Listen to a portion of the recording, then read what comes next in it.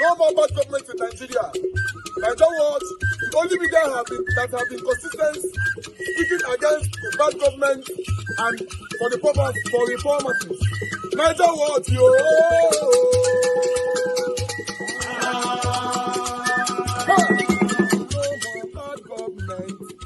No more bad government. Nigeria what? No more bad government. Nigeria what? No more bad government. The only media that have been speaking. No more bad government. The voice of the voiceless. No more bad government.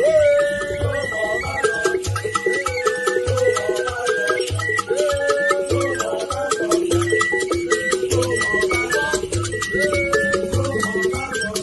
Nigeria what? No more bad government. For the poor. No more bad government. Nigeria what? No more bad government. Nigeria what media? No more bad government. No more bad government. No more bad government. In Nigeria. No more bad government. No more bad government. No more bad government. The only media. No more bad government. The number one media in Nigeria. No more bad government. That have been speaking against government. No more bad government. Nigeria what? No more bad government. Nigeria what you? The voice of the voiceless. The voice of the voiceless.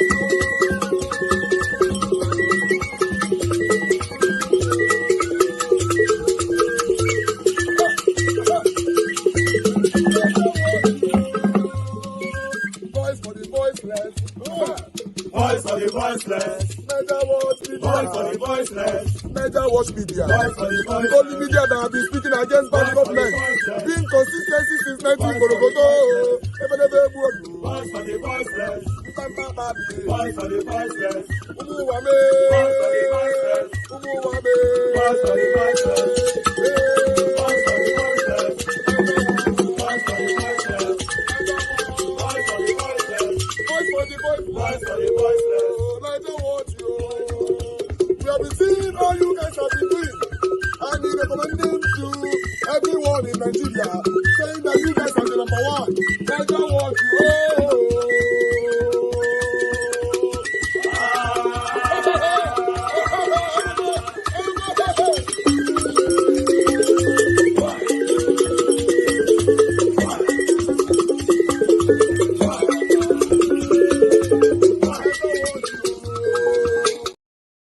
Good morning, sir.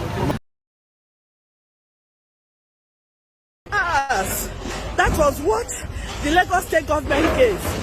2 hours to pack out. And they are here, they are demolishing. Mende Villa. This is in Maryland. 2 hours, oh. Now they give us to take pack out. 2 hours. This is in Nigeria we are in, no. 2 hours they gave to pack out of us. Where do we want to put all these things to? Look, these are our property. Not only us, so many people. The vehicles everywhere. Parking. 2 hours. 2 good hours. Nigeria, my country. People are jackpying. They said they should not jackpy. 2 hours, Lagos State. God God bless you now. God God bless you now. Covered 86 apartments under the Dolphin Estate Bridge, Ikoyi, where tenants paid about 250,000 naira per annum rent. And now the state's commissioner for Environment and Water Resources, Tokunbo Wahab, disclosed this in a video post via his X account on Wednesday. Wahab revealed that the 86 partitioned rooms sized 10 by 10 and 12 by 10.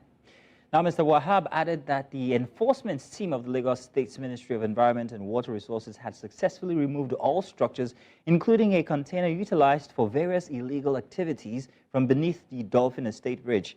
Sharing videos, the commissioner wrote 18 individuals squatting illegally under the bridge leading from Dolphin Estate were arrested yesterday, 30th of April 2024, by the officials of the Lagos State Environment Sanitation Corps. Now, joining us to talk about this instance is our correspondent who was on the ground at the time of the removal of the structures, and that's Marshall Onoye, and he joins us live. News Central's correspondent. Many thanks. Thank you so much for coming on. Welcome. Marshall. You're looking dapper. Is it Sunday? Good to be on your set. Is it Sunday? You came to, as in, take it easy now. Can you see your mate? Can you see? Can you see your mate? It's all good. Good to see you here. Great. Of Lagos State was received by the Lagos State's Commissioner for Environment and Water Resources, Tokunbo Wahab, sent to him by a concerned citizen on Tuesday. Upon receiving the video, the commissioner swung into action, immediately ordering the commander of the enforcement team of the ministry, retired Major O.O. Cole, to move to the location and secure the property from illegal settlers and environmental violators. Arriving at the location the next day, Major Cole and his men were amazed at what they found. Hey, I'm not showing you my ID card. You are living here, are you living here? Yes. A total of 86 rooms partitioned with woods and other materials and a metal container allegedly used for different illegal activities were discovered under the Dolphin Estate Bridge. Tenants here part with the sum of 250,000 naira per annum for the makeshift apartments under the bridge. The occupants have since been evicted and demolition of the apartments long begun. All the sand put under the bridge for a kind of protection, they were excavated and they started putting structures, 86 rooms. You can imagine somebody removing sand that's going to give protection to a facility, a bridge, and putting structure there and collecting money from people. That is sabotage. These occupants are said to have carried on with normal daily life under the bridge with their families, sleeping, cooking, congregating, and some others walking and soliciting for customers, as was the case of the commercial sex workers that were alleged to have run a brothel at the location. This posed an obvious recipe for disaster, as it was discovered that some occupants had gallons of fuel stored up for their generators in these makeshifts constructed majorly with wooded materials. Who collect money from you for this place? Mumpo. Mopo. Ben. Mopo. Yes. How much? 250. And last month we came here, but though the man gave my mom 50,000 naira yesterday, and he said he will see us today. So we don't know, maybe he will come back or not. This is how the residents, the occupants of this illegal shanty that was constructed right under the Dolphin Bridge, were set to be getting access to water which they use to carry out domestic activities and cooking as well. Back at the office, armed with just the payment receipt obtained from one of the tenants, we extracted a phone number believed to be that of the man at the center of it all, simply known as Mopol, whose real name we discovered is Benga Emmanuel Oluwafemi. No estate chairman in Dolphin that will never say that he did not know me. Even there are some people in Lagos State that they are in power in Lagos State, that they live in that place. They know us very well. Blue container, they demolished, they cut this morning. That container has been there for going to 15 years now. That the previous government did it for us here. The person that did this container, first of Kiamu, he was the one passing by. He said, what are we doing here? We said that we are security to the street light here. He said that if we are security, where are you people hiding yourself? If rain is falling, where are you people staying? He said, okay, don't worry, I will complain, I will know what to do. They will come and build little things. I've never refunded any money to anybody, and I don't have ever. If I'm collecting 250,000, I will not be in that place again. Mr. Benga denied collecting money from anyone, contrary to evidence of payment receipts for tenancy obtained from some evicted occupants. The growth of population in metropolitan Lagos has assumed geometrical proportion, and the provision of urban infrastructure and housing to meet this demand is not at a commensurate level. An online report by Business Day in February 2023 says this has resulted in an acute shortage of housing for the teeming population, with Lagos alone accounting for about 5 million deficit, representing 31% of the estimated national housing deficit of 18 million. Lagosians are not likely to have seen the last of such shanties or makeshift apartments, especially under the numerous bridges in Lagos State. Neither have we seen the last of the operations of officers and men from the enforcement team of the State Ministry of Environment, as they hope to carry out more raids and dismantling of illegal settlements in the coming days. For News Central, Marshal Anthony Onoye. Last week, officials of the Lagos State Ministry of Environment uncovered 86 partitioned apartments, complete with tenants, under the Dolphin Bridge here in the heart of the plushy Ikoyi quarters of the state. Several arrests were made, and the officials had gone on to demolish the offensive structures. But is anyone being held responsible? The ministry is also ramping up efforts to upstage occupants of the similar squatter camps in various parts of the state, including abandoned or disused government buildings, as well as those accused of erecting structures on drainage channels. Or for a closer scrutiny of the issues involved here, we're now being joined by Tokunbo Wahab, the Lagos State Commissioner for Environment. We expect that the Honorable Commissioner would also help us shine the light on collaborative effort with other government agencies to improve security around Lagos. Well, good morning, sir. It's a great pleasure to have you on the morning show. Thank you for having me. Very much for joining us. I mean, this is about the second time we've had you on our Sunday morning show. The last time you were here, I mean, we called you the Demolition Man. Yeah. we did call you the Demolition Man. I mean, it's a subject that we are going to engage you on later on the program. I mean, demolition of Mende is on social media right now. It's on the front burner. But let's deal with the issue as I have highlighted in my introduction. Last week, high officials arrested and demolished 86 rooms under the, I believe it's the Osborne Bridge in Ikoyi. Would like to know, I mean, we just really want to know what really happened. How come people were able to, construct rooms under the bridge without the authorities knowing? And how long were they there? I understand that it's, some sort of criminal ring involved. Even a policeman was involved as well. Please walk us through that whole process. And where are the, I don't know if to call them victims at this point? Okay, thank you very much, Moji. Good morning, Sherito and Steve. Good morning. And my pretty lady there. You see, Adeswa, let me walk you through a process. The past few weeks and months, the state made a policy that we shall reclaim all our ungoverned spaces. And we started that with Ijora under bridge after National Theatre. Then we went to Akpogbon, Obalende. Then a whistleblower called our attention last week, Wednesday or about workers there. He was jogging and he had voices under the bridge.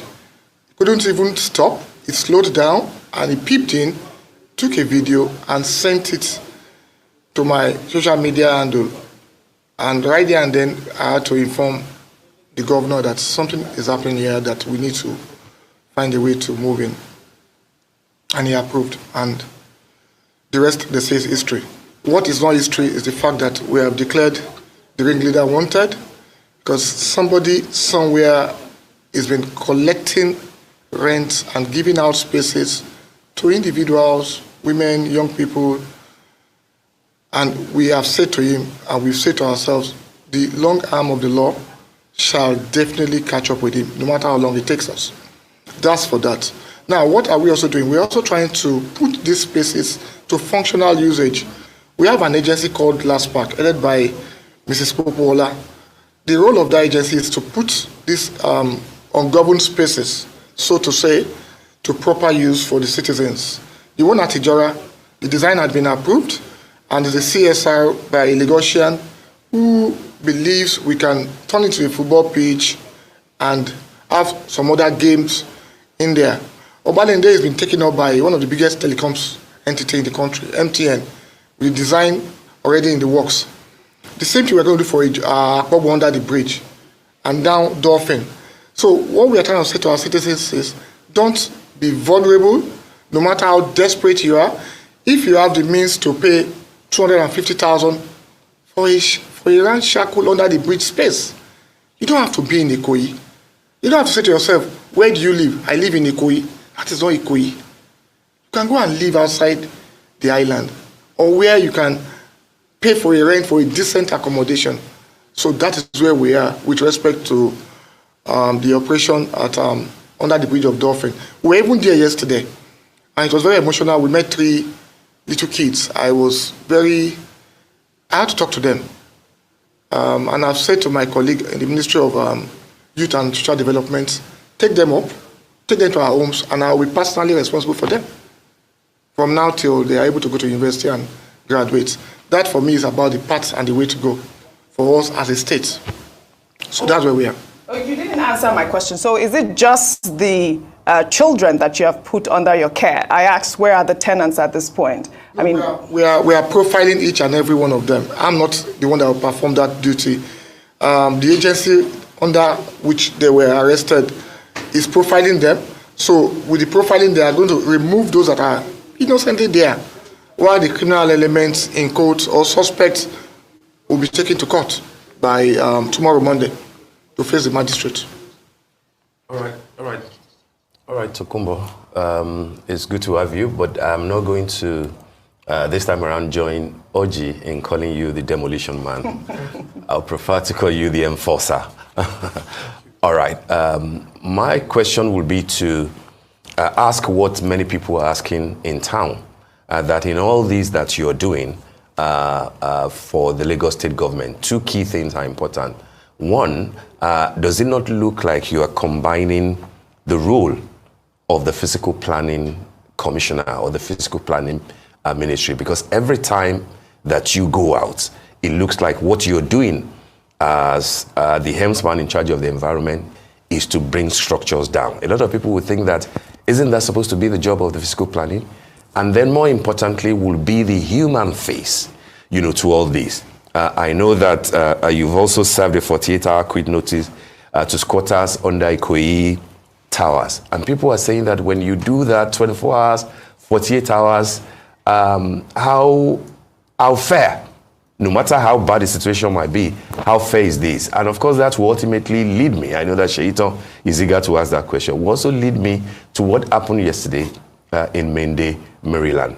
I was touched when I saw the crying lady, who I happen to know, Isabella Adedeji. Tokubo, please hold on a bit. We really have to show something on the Mende demolition before we go on. How come without a notice you come and demolish a property? That is very, very wrong. It's very wrong. No notice, no marking, nothing. It is wrong. I mean, if this is a government that cares, they shouldn't have done this. They shouldn't wait. Even the commissioner also confirmed that we were still engaging. And there was nothing that will be done until we finish the engagement. Why did they go ahead? And the commissioner was trying to stop them from bringing down that wall. Why did they still go ahead to do it? The Lagos State government has come to carry out demolition works. I'll call it demolition works because it is not a lawful demolition of structures. A lawful demolition of structures will only take place when there is a contravention of any of the substantive provisions of the law and when a developer did not obtain the requisite approvals prior to the development of the structures. The Lagos State, they just came with their caterpillar to demolish without demolition notice. And I've been giving them, I went to in 2 years ago, when they came for this demolition, that they want to do this canal, I went to their office at Alausa. I gave them my approval and the paper that I have. They told me it's not going to have any fence. They've seen it when I'm doing it. They come and visit all the time.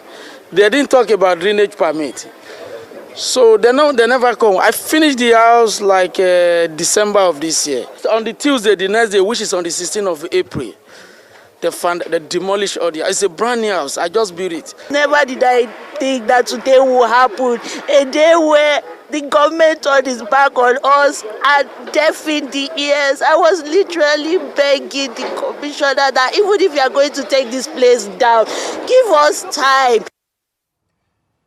All right, Honorable Commissioner Tokunbo, as I was saying, that's the video that I was trying to make reference to, and that was Isabella Adediji there, saying that even if the demolition will have to go on, why can't time be given? Why couldn't you have considered, an extension of time? And I guess that this will be within your purview, given that part of what was discussed there has to do with drainage permits.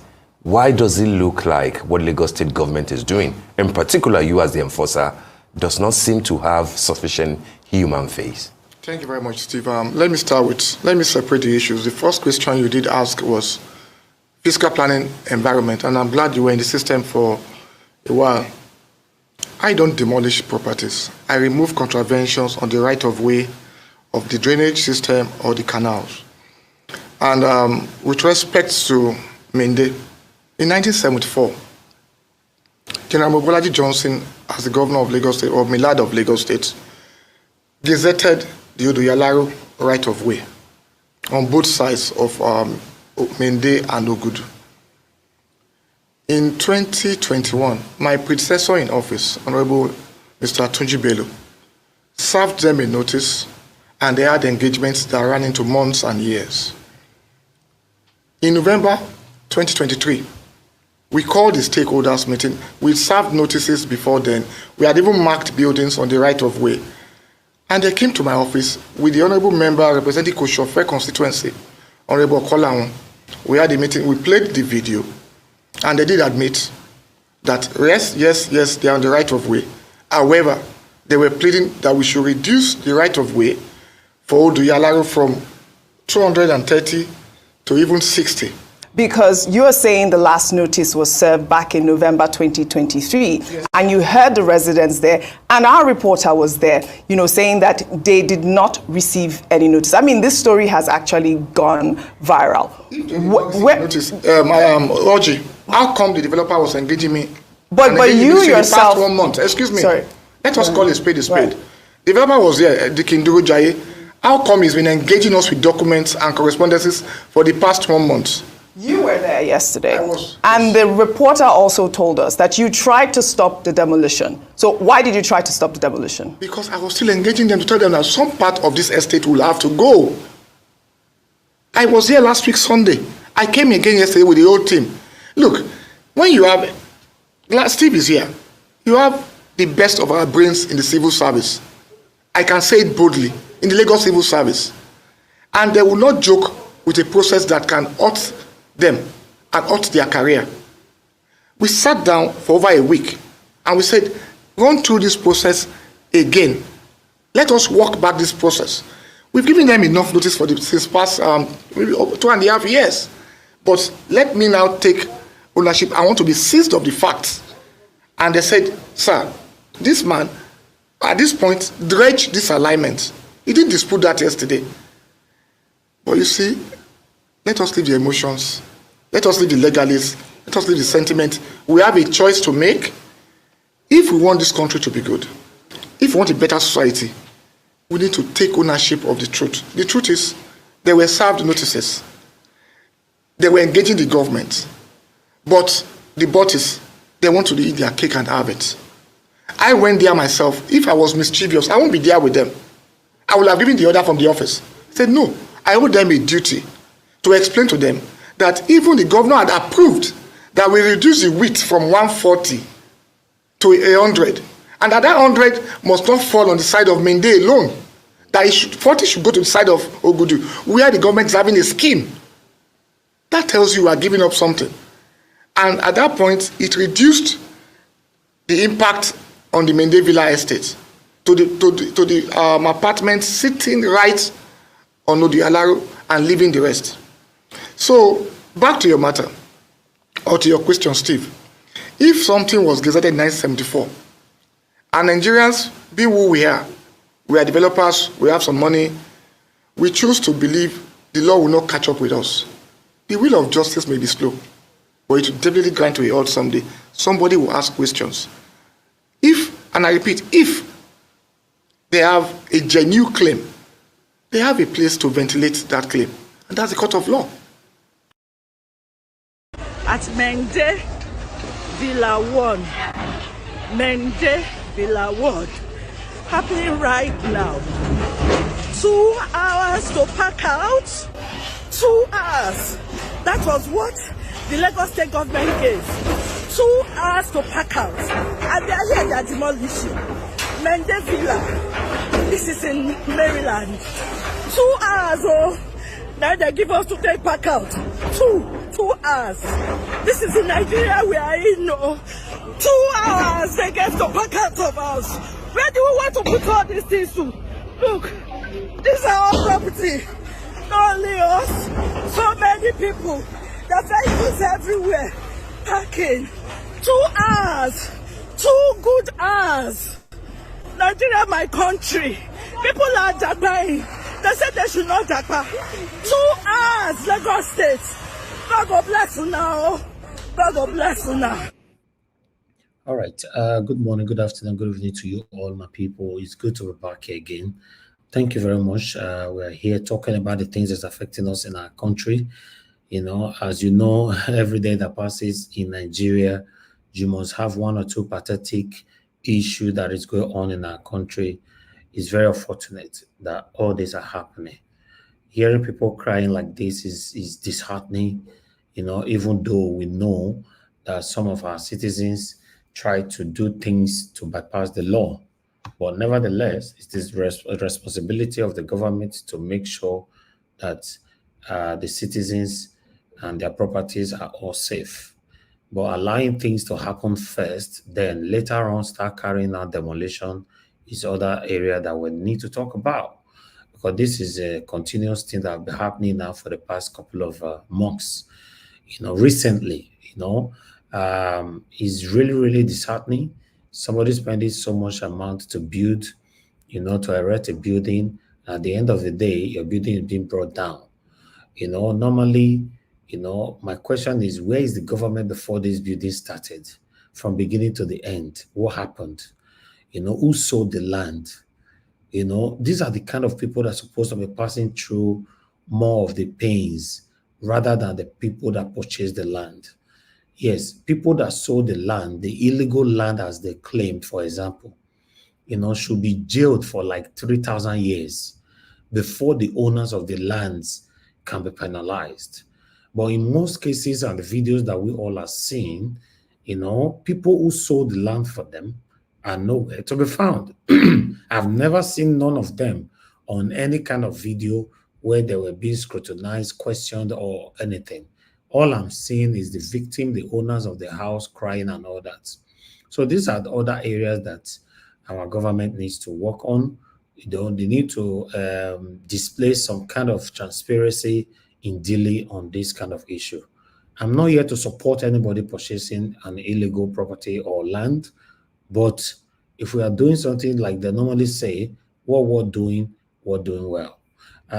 What do I know? We are here to bring everything to your screen, you know, to let you know what is currently going on in our country. Good morning, good afternoon, good evening to every one of you, my people. I appreciate you all. Mother for Mommy Diaspora, good evening to you, Mommy. Thank you very much for all you do. Happy weekend to every one of you. Happy Sunday to you all. I appreciate every one of you right there. Mr. Johnson, Emmanuel, thank you very much, sir. God bless you. Thank you for all you do. CXL, Victor Zakwembele, Liberty Anthony, Victor, Ben Osaon, God bless you all, my people. Mercy Ayo, thank you, Zagovo Konrai, Peggy Modi, God bless you all, my people. Miracle B, thank you very much. Mike Akiambari, thank you. Patricia Nofe, my dear sister, thank you very much. Amaka E, all the way from X. Thank you, my wonderful people right there. Guys, help us to press on the like button, help us to share. Let our voices go far. Okay, let me just post the link now for those of you that want to join this conversation. A link will be posted. Please click on it and let's talk about the things that's affecting you and I together.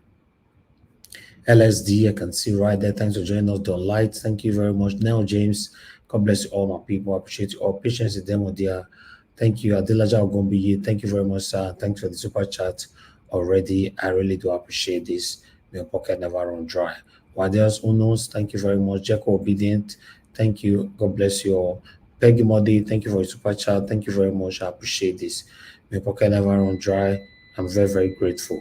Thank you, Alex Ide Ogbontai. Thank you, Michael Okata. Thank you, Wisdom Lucky, and many others, right there. I'll be Ashoko. Good evening to you, madam. Thanks for joining us. I appreciate every one of you right there. Do your part and press on the like button. Messi America, thank you. Thank you very much, Madam Obe Ashoko. Thank you for the super chat as well. I'm grateful. Thank you, thank you, thank you. All right, we have Queen B with us, Rosie Ayosh in the building. Thank you, my people. Mr. Kings, I can see right there. I God will bless you, my people. Just trying to appreciate every one of you before we kickstart. CXL, Faith Wilfred, thank you, my wonderful people, and God will bless you now. We have Peter Inegbe, Washington Omerege, Wabo Felix, and many, many, many more. Shimizi, Asamota Bright, my brother, Peter Ifi, Everest in the building, Friday, Obapolo, and God will bless our people. See my people right there, Francono, Bright Light TV. Thank you, my people. I know I will miss name, but in case I miss your name, I want you to know that I appreciate you. Thank you very much. I want to go Ferdinand. Thank you for the super chat, sir. I appreciate you always. Thanks for all you do. Your pocket never run dry. Thank you very much. Lucky Iyamu, Jaja Paul, thank you. Stephen Gawan, and many others right there. So I'd like us to move on right now. Thank you very much, my people. So as you all can see, that is the situation that we have right there in Lagos right now. Although it was also happening in Edo State one time like that, this land grabbing or building demolition and all that. Yeah, nobody is happy if your building is being brought down. Nobody is happy about it. That's why people need to also be very, very careful when it comes to, you acquiring a property anywhere across Nigeria. I'd like us to take this article. As you can see right there, Yoruba Union accuses Governor Sanwo-Olu of humiliating, displacing, evicting hundreds of Yoruba residents from Lagos. Okay, the group called on Sanwo-Olu to urgently repatriate the people back to Lagos State and provide necessary support for them. So that is it right there. I'm just going to quickly take all the articles so that we can start talking on time. Guys, I want you guys to join us in pressing on that like button. Press on the dollar sign as well. Encourage what we do here. As you can see, the other one right there, lawyer accuses Nigerian police spokesperson of using non-existent law to threaten citizens over social media posts. So that one is there. Everything is happening in Nigeria. Now, Nigeria, is possible. Nothing is impossible in our country. That's why we are here every day. We want to see a better country in our time. Okay, this one's coming from Vanguard. Provide adequate electricity or leave Southeast. IPOB wants EEDC. Yes, no, it shouldn't be just IPOB. It should be all Nigerians across Nigeria to warn all these people that is not giving light, but they are collecting bill every month. It's crazy. By now, we still don't have permanent light in Nigeria. I don't know how we can even explain this. It's just crazy. To be honest, it's really, really, really crazy. But meanwhile, I'd like us to move on.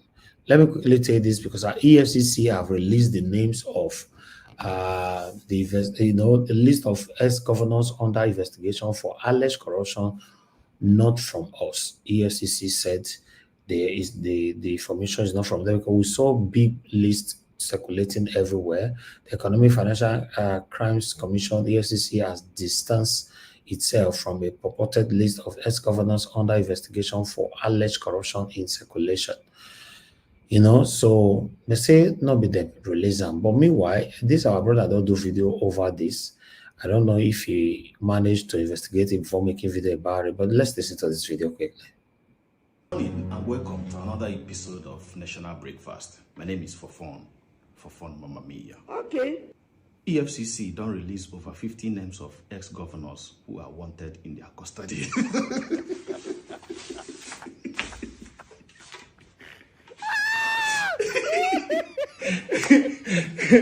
When they talk, say they go release the name, all the ex-governors begin to run around. My name good day.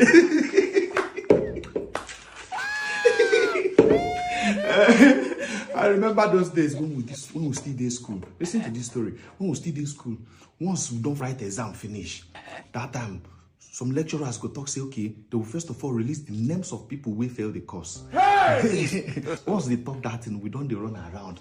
People will not say, no, we must fail. You don't they run around. Then one person with they get A+, go just they walk about. You go come they wonder. No be me and this person did the same class.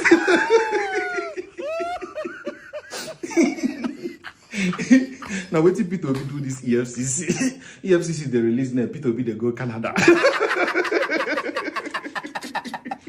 Okay, I thought I should just bring that in. In case you want to watch more, you can go to his channel and listen to that. But still, I like us to do more investigation. I think we discussed this just yesterday here, that when information comes out like this, Nigeria Watch will go extra miles to make sure we find out the authenticity of the information before we pass it on here. But though, if it's coming from our Rise channels, TVC, I don't do any investigation. As long as these guys have projected it, we show it like that. If not a lie, they should go back to those people and query them. You know, thank you very much, my people. I appreciate you all. Okay, I would like us to quickly take on the last two articles that I have for you guys. Akpabio is saying economy situation right now. Akpabio begs Nigerians for patience, says Emefiele left hole in treasury. Now, wow. Emefiele left hole in treasury. And Akpabio and all these people were buying Jeep of almost 200 million naira. So should we now also blame Emefiele for that? Let's just move on and not get straight to what I want to talk about on the matter. I appreciate you all, my people. Now God, God bless you. Now that is all we have for you guys today. For those of you that want to join this conversation today, the link has been posted. Click on it, join us here, and let's talk. I'm going to take calls quickly. For those of you that want to call in, you have just 15 seconds to call in, and so that we can move on. You know, today is Sunday, so depend on the people we have on the panel or people that engage the show that will make us stay that longer. If not, you might be surprised that we will finish this show in the next 20 minutes. So let me take this call quickly. Hello. Your name and where you're calling us from? Hello. Oh, okay, we lost that. Okay, you need to call back. I'm not going to return any call this early stage. So if you are calling, please be quick on that. I appreciate every one of you. As soon as I hear from that commissioner that we're talking about, you know, they're calling Mr. Demolition because, you know, the man looks like somebody that is happy to bring down people's houses without any kind of feelings. You know, according to him, he said we are profiling them when they ask him what happened to the tenant under the bridge that you've demolished their accommodation. Because normally in a country that works, you know, yes, even though you want to go ahead demolishing that properties, it's also your responsibility of the government to provide accommodation for them, either temporarily or anyhow. But unfortunately, none was done. They asked him, so what about the tenants that were there? He said, at the moment we are profiling them. Why you are profiling them? Where are they right now? Where did they sleep right now? Where did they? That's a question that we should be asking these people. You see, Nigeria, hi, our country, my lovely country, Nigeria, is very, very sad. Okay, nobody is calling in right now. Only one person called in, which I cannot return that call. Okay, nevertheless, I'll just take the only person on the panel right now. If you finish talking, I'll end the show. You know, thank you very much, my people. I appreciate every one of you that have supported the channel, and God bless you all. Let me go to the person. Okay, now somebody they call in. You know, I don't know whether some people they often and they walk and watch the program backward. I don't understand. You know, Mr. Shimize, please talk to us. Good evening to you. You have 3 minutes.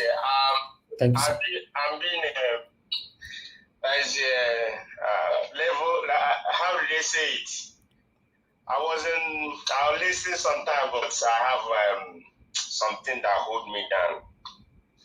That's fine. That's fine. It's good to hear from you, sir. Talk to us. You have 3 minutes, sir. 3 minutes. All right, Niger Watch. keep saying this, Nigeria don't provide for their people. Every other government, let me say, out of Nigeria or right here at US, they have federal housing, even they don't pay.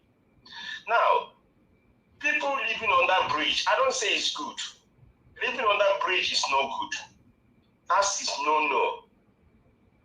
Carry on that demolition, and when you want to do that, first of all, you don't just go there because you're a government. First of all, go and find out. Then not just go just jump in and start demolition. Because okay, that woman with the kids, where are they gonna go? It just provide for them houses before demolishing that place. Okay, where are they? Did you arrest them to put them inside the cell because they commit a crime like living there is not good?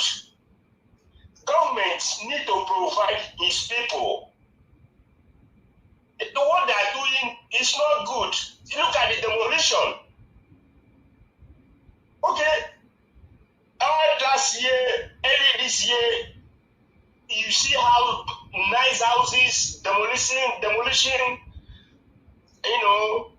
but all of this, do you ever find compensation for those people? You keep demolishing people's stuff. And let me tell you, this honorable minister, I bet you, come 2027, he's going to be a APC candidate for governorship. Just mark today. This man, you're going to see him. And people will come to vote him in. Everyone now is crying. But when the election comes, so all of a sudden they will forget what happened. They will still vote for APC. And APC is dealing with Nigeria, both state and federal. It's not a hard time. People will understand that this APC is evil and a government that don't provide for its people. So you keep on voting them in every year. Okay, all these things you demolish. How cost of living right away? You don't even check that one. That things are tough. People are not eating. People they don't see food, even put food for their table. Then you go ahead and demolish. How do you want those people to go? How do you want them to go in this hard time? Thank you. Government is getting right. Not always. Thank you. Your government will have upper hand. Thank you, sir. Thank you, Nigeria. Thank you, Mr. Chimize. God bless you, sir. Thank you very much. Yes, I hope they can get it right. So if you want to call back now, please, you have 10 seconds if you are listening to me, so that I can move on. If not, I'm going to the panel, right away. Okay, I have a caller now. Hello, thank you very much, sir, for calling in. Please talk to us. Good evening to you. Hello. Good evening and greetings to everybody. Thank you, sir. Go ahead. What is happening in Nigeria sometimes is very, very, very sad.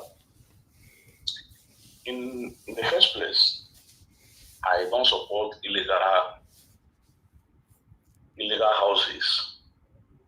But the question one needs to ask is, where is the government? Where is the Commission of Land Housing? Allowing these people to erect those houses. After a house is not something that is built one day or 2 days.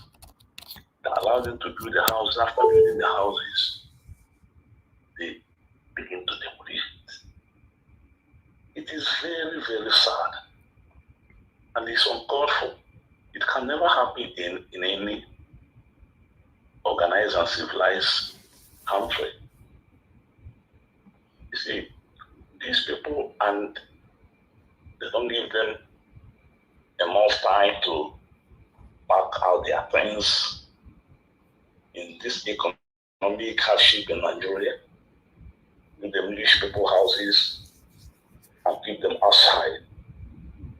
That is very, very bad. This happens every day, every time in Nigeria, mostly in Lagos.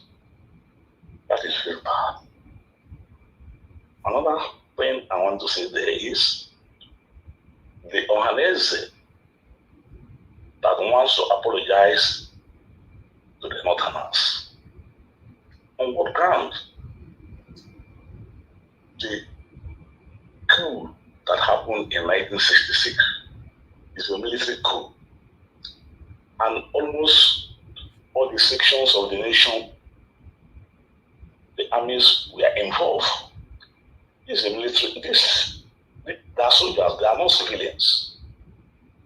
And since then, since 1966, there has been a lot of coups that happened in Nigeria. People were killed, soldiers were killed, civilians were killed. So why are they going to apologize for them? Okay, before 1966, as I have the books I've read, in 1945 in Kano, there were a lot of killings. In 1937 also, as I read, there was a lot of killings, mass killings of Igbos then. So why are they going to apologize? Let Nigeria engage in referendum. Let Nigeria engage themselves in a way of coming together as one United Nations. Thank you. I thank you very much for what you are doing. May God continue to strengthen you and bless you and your family. Amen, sir. Once again. Thank you, sir. Thank you very much. All right, Bright Asamota, brother, thank you very much for calling in. Guys, help us to press on the like and help us to share. Jacko Obedient, thank you very much for the super chat. Peter Ife, thank you very much for the super chat. Your pocket never run dry. I'm very, very grateful. Thank you. Yes, Bright Asamota, my brother, talk to us. Good evening to you. Good evening, Mr. Nigeria. Thank you. Thank you. Happy Sunday, everybody. My special greeting to Mommy Diaspora. Mr. Nigeria, I hope you're fine, and I hope the family, everybody too. Yeah, very good. Thank you for today's sermon. Mr. Nigeria Watch, if a country is at war, there are things that you will see physically that will make you understand that the country is at war. Things like people being displaced, people running away from the country, people don't have money to buy food, shortage of food, diseases, people being unalive in the hospital, people being unalive indiscriminately, the government not being able to take care of the people adequately. Then you have destruction of places, infrastructures, housing, and so on and so forth. That is the Nigeria we see today. If anybody tells you Nigeria is not at war, the person is lying. He's lying. Nigeria is at war. But it is a systematic war that people don't see. We are at war. If you look at the percentage of persons that have left Nigeria since 2000 until date, you will know that the country is at war. Because a country that is not at war, you don't have those kind of flows of people moving from that country towards other direction to survive. How is it possible that I will live in a foreign land and be comfortable, security-wise, and otherwise, I will be so okay that I won't have to fear the government will take it from me. But I'm a foreigner. Then why is it difficult that when I get home, I become scared? I cannot live in my house. There are some persons that have houses in Benin, but they prefer to stay in Lagos. They cannot go to Benin because they are scared.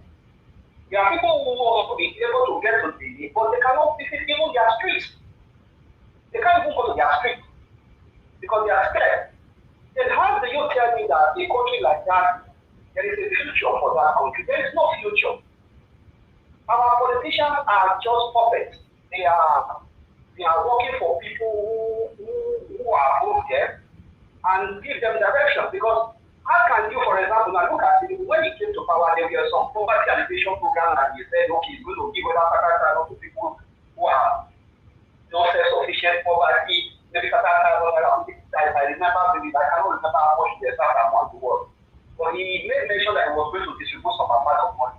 Then you now, after some months, you now find a governor in particular state expelling some group of persons because they are under poverty, they are not okay persons to live in that kind of area they are living, so they have to expel them. This is not the kind of persons that the government is supposed to take care of in the first place. Because it's not a part of their program in the first place. That these are the kind of persons they are supposed to help. Instead of pushing them out of Lagos. Now we have the situation of people now, being living homeless because the government has decided to demolish houses and say, okay, this house was not supposed to be built here in the first place. But if you ask your question, can you today, for some of us that live in London, America, UK, Germany, Italy, and so on, can you today have a building in place in this country that you decide without somebody notifying the authority that somebody is building an illegal structure in place? And this will come after you and ask you who gave you permission to build that. So you expect somebody who has built a foreign land in big open place for maybe 5 years, 6 years. Nobody came to tell you that that place was not supposed to be there. Even though it's the person that paid some people is not supposed to pay, there must be somebody who is accountable that will say no. All right. Thank you. So thank you. Let me hand it there. Thank you, my brother. Thank you very much. Thank you. Yeah. All right. Callers, please let me come back to you guys. Let's move on. Okay, we have another caller that we're calling in. Let me return this call quickly. Bear with me, guys. I appreciate every one of you. Thank you very much. I just hope he's there. Okay, sir. Thank you very much, sir. Yes, sir. Good evening to you. I'm returning your call. Talk to us. Good evening, mommy, and good evening to everyone, the callers and the panelists. I'm very happy this evening that out of the old governors, I was army of them, the army of the nation, Obi was free. Criminal governors, all of them. Deputy Mai is a criminal. You come to abuse our principal because he's not criminal like you. Shame on Deputy Mai, shame on him. His name is a member of EDO2024. Shame on you. I say this again. I say our principal is a clear man. We will continue to follow him. The whole Nigeria will continue to support Obi because Obi is a honest and sincere person. I love him. I dedicate my life to him. I will serve him. I will serve him. It's not my God, though. I have God. I have Allah. But Obi, I'm looking at my second God. I'm ready to worship Obi because he's honest and sincere. The man who has a heart for Nigeria, who want to help Nigerians, not a useless criminal army robbers like David Mani, who come to accuse our principal. Show me him. Very, Mr. Nigeria, I'm sorry. Because if I use some word here, you will say it's wrong. I leave it at that. Thank you. Thank you, sir. Thank you very much, sir. All right. Let me see. It looks like somebody else was calling in, right? Is anybody there? Okay, we'll come back to the other second. Okay, let me move on to the panel. I appreciate you all, my people. Thank you very much, Jeko Obedient, for the super chat. Thank you. I really do appreciate you. I appreciate every one of you that have supported the channel today, and then those of you that just joined us as well. I appreciate you all. Okay, let me call on the first person. We have only 2 persons on the panel, so I'll call on the first person, which is Mr. Joseph Owonsu. Thank you very much, Mr. Joseph Owonsu. Please talk to us, sir. Are you there? We can't hear you. Hold on. You can hear me now? Yeah, I can hear you now, sir. Good evening to you, Okay, sir. thank you.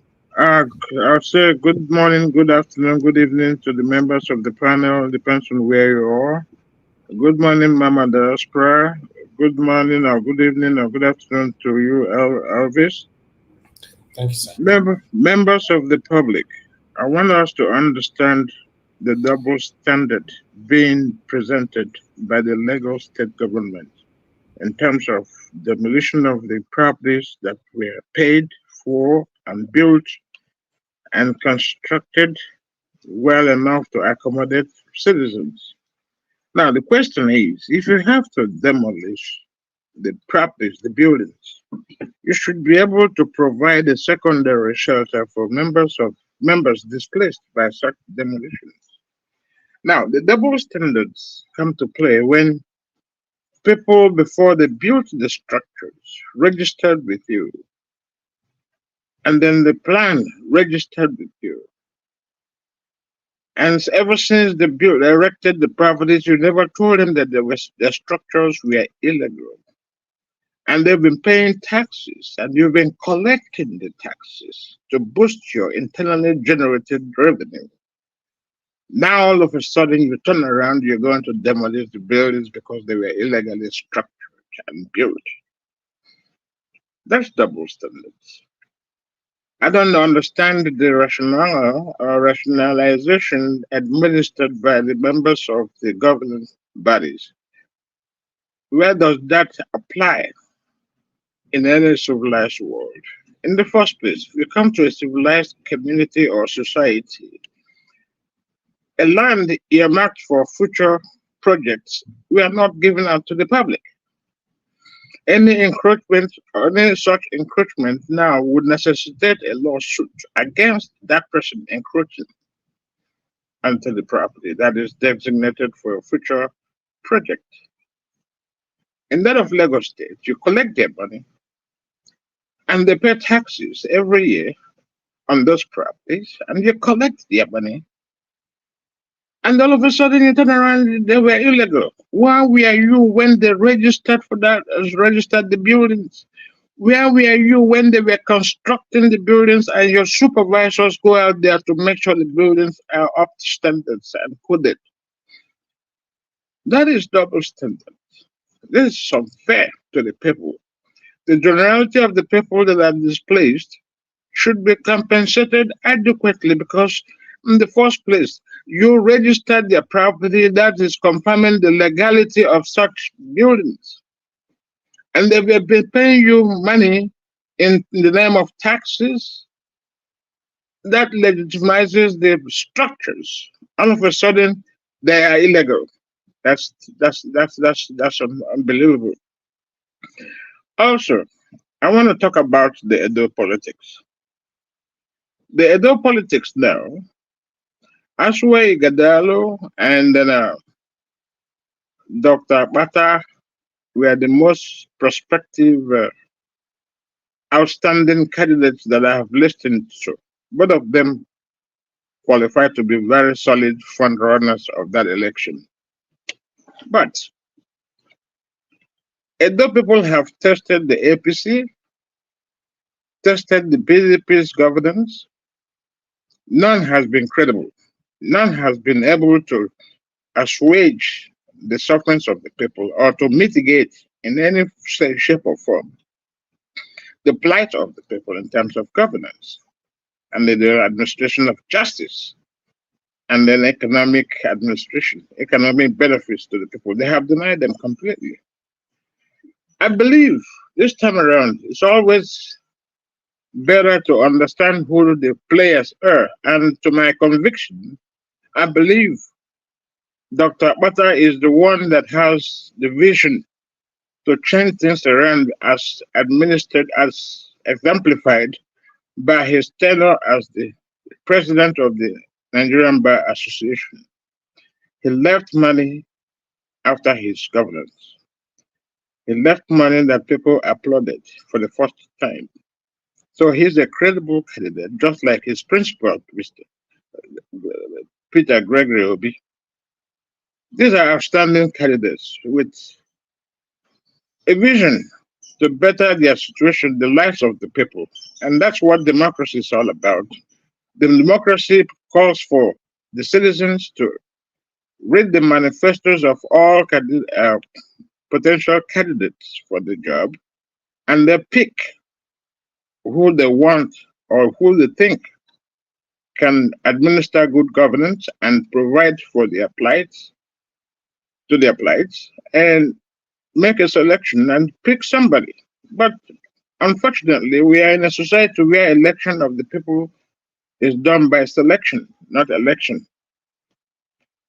Well, that is what it is. My humble opinion is that this other man should be, Dr. Pata should be encouraged by the people of Edolites. Persuade the people if you can to get him in. Let's see if we can replicate the type of governance Dr. Alex Oti is providing the Abia people. And also, before I continue, I would like to look at what do you call it? Ohanes and Debo going to plead with the Northerners about what happened during the war. It's bad. It shouldn't have been, because the coup was a coup orchestrated, planned and orchestrated by Nigerian armed forces. People from all ethnic backgrounds were involved. But unfortunately, during the war, they branded it an Igbo war. And they unleashed the kind of bitterness, the kind of ethnic cleansing that overwhelmed the Igbos. And millions of people died. And there was no recompense after this, the end of the war. There's no way the 3 L's mentioned in the surrendering package and then the speech, welcoming speech by Gowan, that they should reconcile the people, rehabilitate the people, and then reconstruct the places where there was extreme damage by the war. None of this happened. And now why would you want to turn around and go apologize to them? That is unbelievable. That is also the cause for the master's slave mentality. The Northerners are the masters, and the slaves are the people from the South. Like what is happening today. The Northerners said they will never vote for, what's his name, Abado, because it does not fulfill their interest. That's unfortunate. Nigerians are suffering. Nigerians are suffering, which includes both the Northerners, the Westerners, the Easterners, and the Northerners, and the East, whatever. Everyone is suffering the pangs of poor governance. And today, we should not apologize to them for anything. Rather, they have killed us numerous times. Have they come openly to apologize to us for killing us? Any little provocation, they will take to the streets, and the purest victims are people from the South. Who don't speak Hausa, you are automatically a victim. It doesn't matter whether you are from Benue State or Plateau State, you don't speak Hausa, you're one of the victims. They have never apologized. Look at what is happening in Benue today. People are being killed indiscriminately under the guise of what? Headsmen, farmers, people clashing over land possession and all that. So that's wrong. The government is one-sided. Just like the kind of sentencing that was inflicted on this young bank manager, 121 years imprisonment, because he's from the East, from the South. If it were from the North, they would have swept it under the carpet. Look at today. So many Boko Haram sponsors. Clear to every man, child, and every person that they are sponsoring, creating mayhem in the country. They are being forgiven. The prosecution is never forthcoming and will never come, because they are the untouchables. The untouchable means that they cannot be prosecuted. MFLA left a big hole in the treasury, they said. What about Buhari, who gave him orders to do what he did? Nobody's mentioning his name because he's from the north. That's injustice displayed. And not only that, let's look at the other way. The governor, the blame game continues. Buhari left an empty treasury to the incoming government, and that's been the excuse. The second excuse that MF left a big hole in the treasury. Come on, it's a blame game. They didn't know the job. They didn't know the job. They didn't know how to administer good governance to the benefit of the masses. They neglected all those things.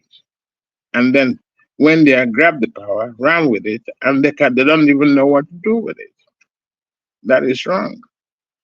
I don't know what else I want to say, but what I can say is that all Nigeria needs is good governance. Edolites, please. I am an Igbo man.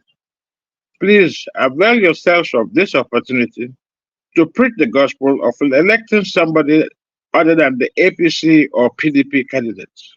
Let's try those people and see what they can do. At least good governance has been so far been exemplified by Dr. Alex Oti in Abia State. Let's see if Apata can follow suit or replicate what he's doing, or even do better. Let us be a competition among the governors to administer good quality governance to the people. Thank you very much for letting me know. I yield my position. Thank you. Thank you very much, sir. That was a wonderful submission. Thank you, Mr. Joseph. Also, I appreciate you, sir. Thank you. You're welcome. Okay, I would like us to move on to Mr. Jonathan. Mr. Jonathan, you are the second person on the panel. Thank you very much, sir, for joining us, for your consistency. Thanks for all the people. Please talk to us. Yeah, Mr. Elvis, good evening there. How are you today? I'm fine, no, thank you, sir. Thank you very much. Happy Sunday, and greetings to you. Greetings to my fellow panelists, or those that are here. I greet you all, and those on the comment section, those that are listening and watching. God bless you all. Welcome. In fact, I decided to join the panel today just on this Lagos State thing, this Lagos State demolition, the ongoing so-called illegal building demolition. I call it so-called because it is not to them. These buildings were not illegal 5 years ago. They were not illegal 4 years ago, 3 years ago. In fact, they were not illegal in 2023, close to the election. But now they are illegal. That is why I call them so-called illegal. You see, that is what we're seeing. And now I heard the commissioner talking about if people are not okay with it, they should go to court. You see that? Go to court. Go to where? A non-existent judicial system. That's where they are directing them to. The court where they know that they have their allies seated, waiting. A court where they know that there is no justice. A court where they know that the people that they are melting this acts to have no capacity to go. Majority of them cannot.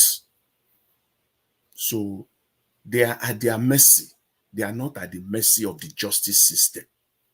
They are at the mercy of these oppressors. So you can see the conundrum there. These people are sucked. They are sucked in. There is no way out for them. See, this man, I listened to him, this commissioner, and by extension, his principal, Lagos State Governor. These people are acting as if Lagos State is a normal state. That's whenever I see that in Nigeria, I is it, I don't know whether to cry or to laugh. Sometimes I laugh myself out. Sometimes I weep for my country, for Lagos State, where I grew up, where I was born, bread and butter, where I grew up. I laugh. Sometimes you just want to shed tears. It's acting.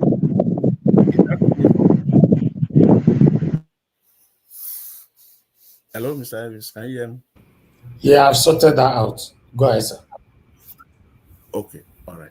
So they are acting as if it is normal, as if everything is normal, as if Lagos State is a normal state. And that is pretentious. They are pretending. I want to believe that they are pretending. I don't think that with their full head intact that they are doing this, unknowingly. No, you have sound mind because you are educated. You are an adult. Even take education aside, you have a sound and a perfect mind. So this act to me is something that is being done, in a very merciless. This is no mercy.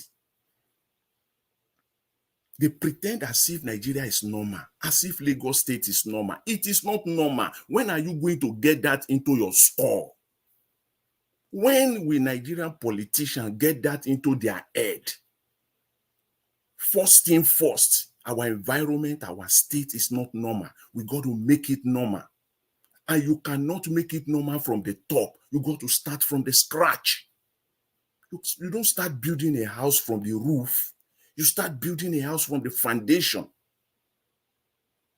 So when you start comparing Lagos, look, see the idiocracy, don't let me use some words here that will be offensive. Comparing the homeless people in Lagos to the homeless people in Los Angeles, California, in the city of London, in other major Western cities, comparing the two together. How? For crying out loud. Because that's why I said, because these people, you've traveled out. Some of you even have lived in the Western countries. It's not that you've traveled there as a tourist and come back. No, you studied. In fact, some of you live most of your life so far in Western countries. Are you sitting down there comparing the homelessness that we see in New York or in LA or in London or in Birmingham?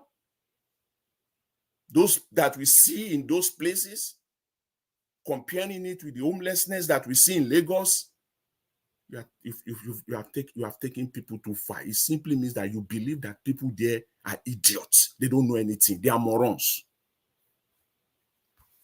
Government in those places, they have done what they need to do. You see the people that you see, homeless people that you see in LA, in London, you go to, I've been to places, even in Sydney, Australia, you will go there, in Melbourne, you will see homeless people. See all these people, government have done what they need to do. Anybody that you see in Western country or any Western country that is homeless, it is by their own making. It is by their own making. That is why you and I, immigrants, can come to this country and they will be living better. You will see that you that you are not born, you just came there at the age of 35, at the age of 40. And you get into the system, you integrate yourself into the system, and you are living a better life.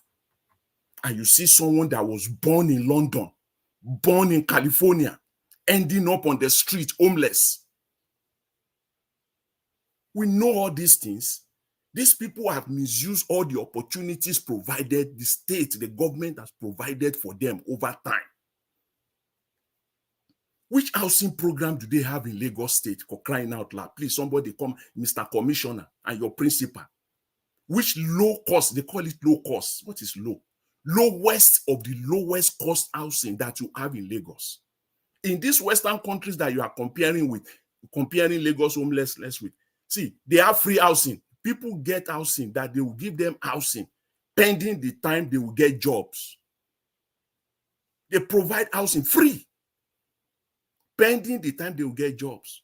Even those that get jobs, they still provide them. If you are underemployed, they are employed, but the salary is not enough. Government support them.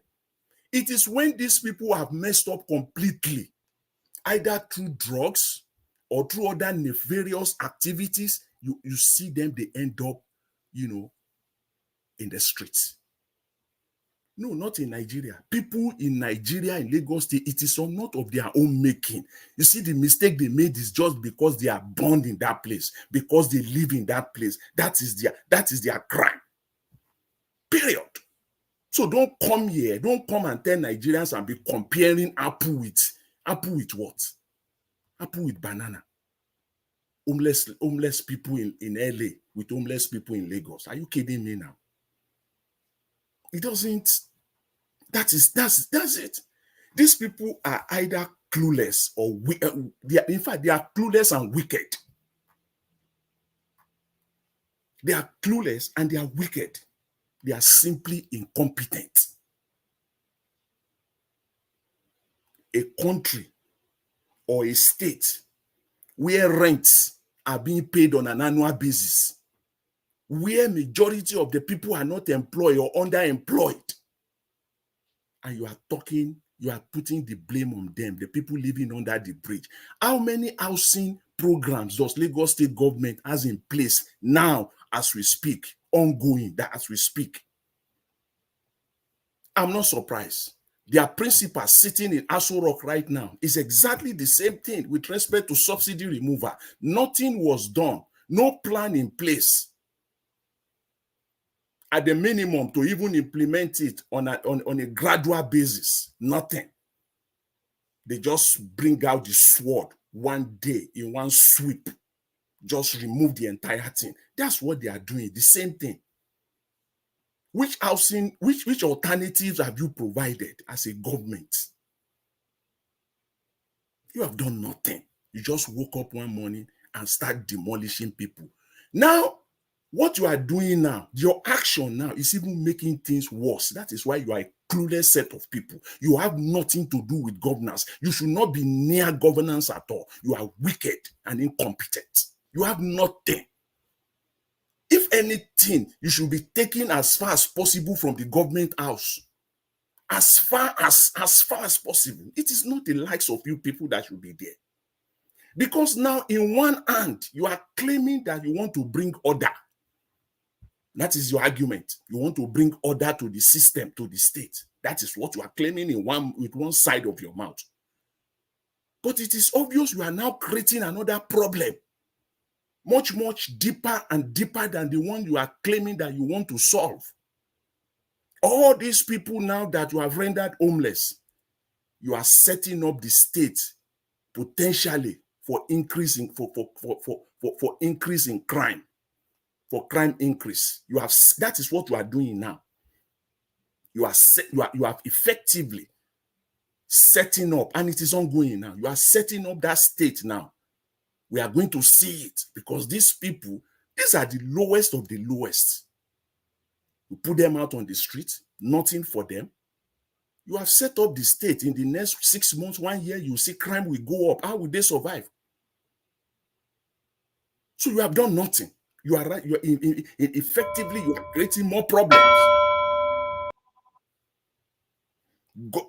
Thank you very much, Mr. Evis. Government. See, let me conclude by this and say this straight to these people in Lagos State and their principal, the governor. Government have the audacity and the right, the audacity and the power to exercise this kind of policy only when government has done our own part effectively. That is when you have the audacity and the power to exercise such rights. Mr. Elvis, I will leave it at that for now because this is a serious matter. I can take a longer time to discuss. I really appreciate it. Thank you very much. Thanks, everyone. Thank you, Mr. Jonathan. Thank you, sir. I wish it was just you and I on the panel. I'd have allowed you to hit on this topic properly. Trust me. Thank you for saying it how it is. Guys, press on the like button. Like call on Madam Patricia. Thank you very much, ma, for joining us. Good evening to you. Please talk to us, then we'll come to our GAC outside. Thank you very much, ma. Good evening, Mr. Elvis. Good evening, ma. Thank you for the opportunity again.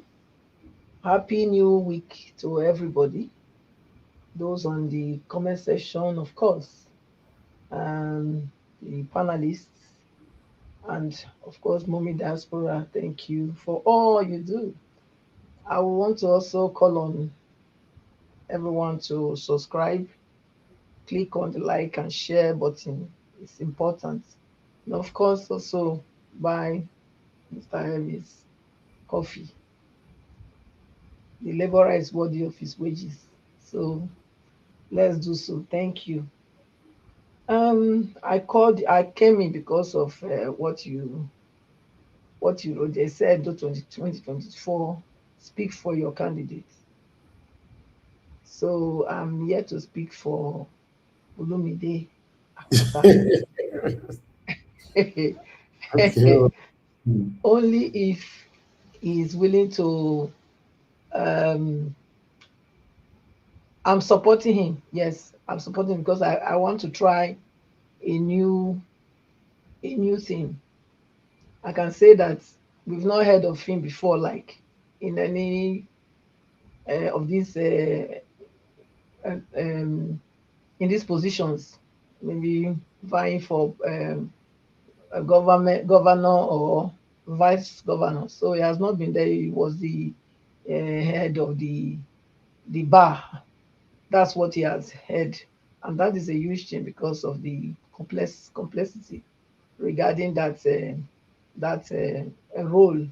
Knowing that Nigeria is huge, it's a multicultural um, um, country.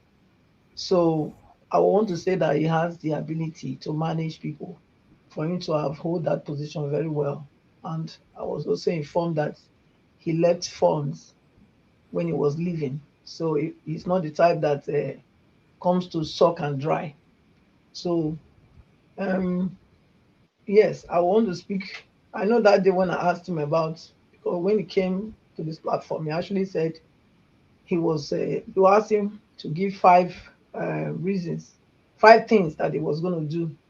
And one of them was that he was going to make sure that every local government in the state has primary health care center.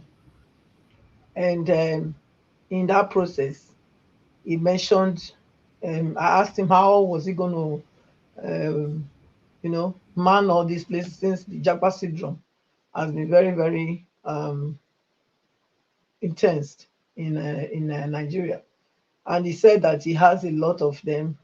He has a lot of, I think he mentioned about, can't remember, but a couple of hundreds of doctors on his phone that he has contact with that are still in the country that will be taking over, willing to take such roles. And also, he then mentioned Gavi, Bill Gates, Bill and Melinda Foundation. So, and he said those ones too. I'm against that.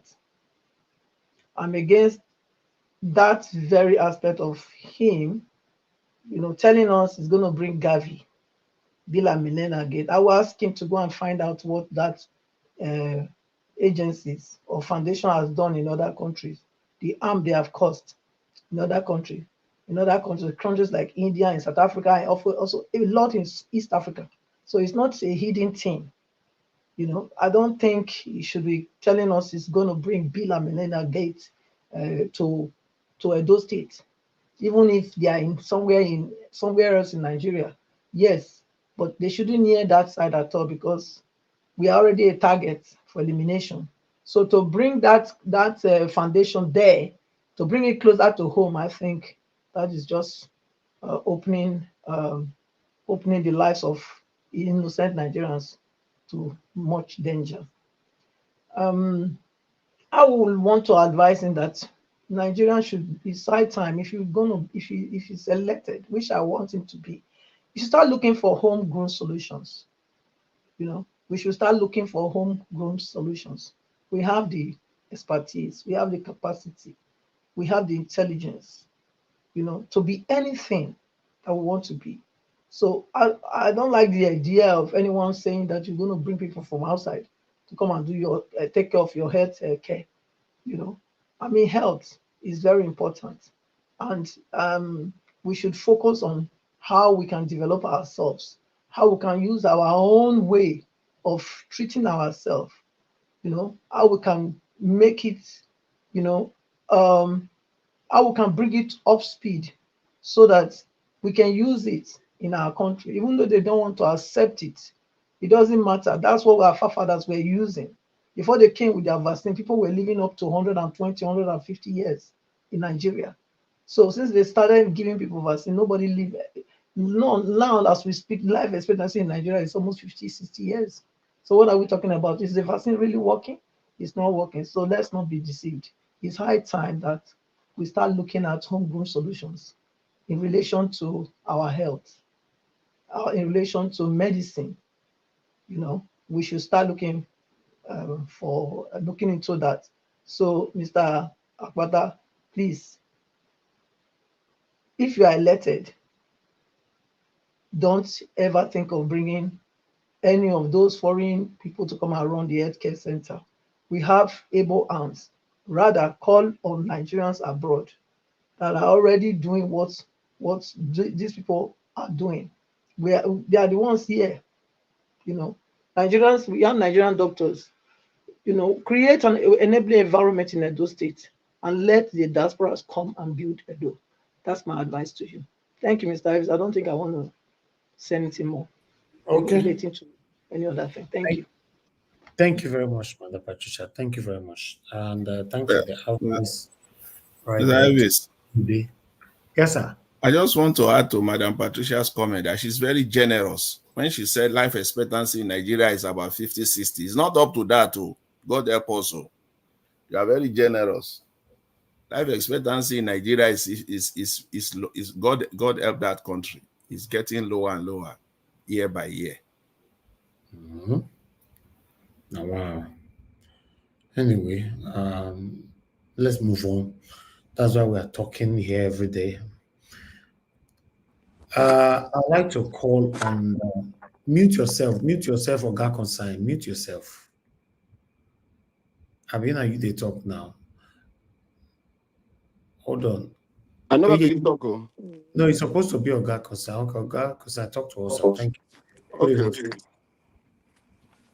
Good day, Mr. Davis. Good day, other panelists. Good day, my diaspora, commentators, and all the rest. I want to thank everybody. May God bless everyone. It's unfortunate, what is really happening in Nigeria. Well, first of all, I want to talk about the day election. The first panelist, what he said is also my position. I've already said this before, so about 2 occasions I said this. Let the Edo people try to elect somebody who is not from APC or PDP. At least let them see, because the only thing in this life that is permanent is change. If they can do that, I think it will help the state. Because when you go to all these parties, APD and PDP, APC and the PDP, they're almost the same. You see, they are fatherism, godfatherism, and so on and so forth. So if they can elect another neutral person, that will be helpful. Nobody came into this world to know everything. See, leadership also, some people, God made them to have that wisdom to pioneer things. God gave many people different gifts.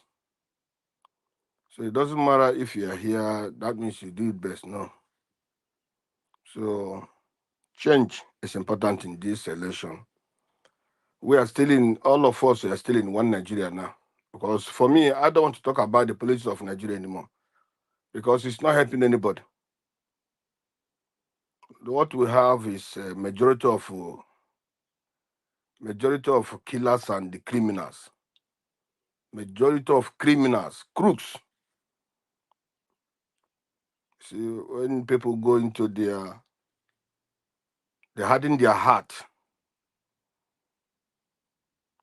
and start suffering everything that the country have, taking it abroad.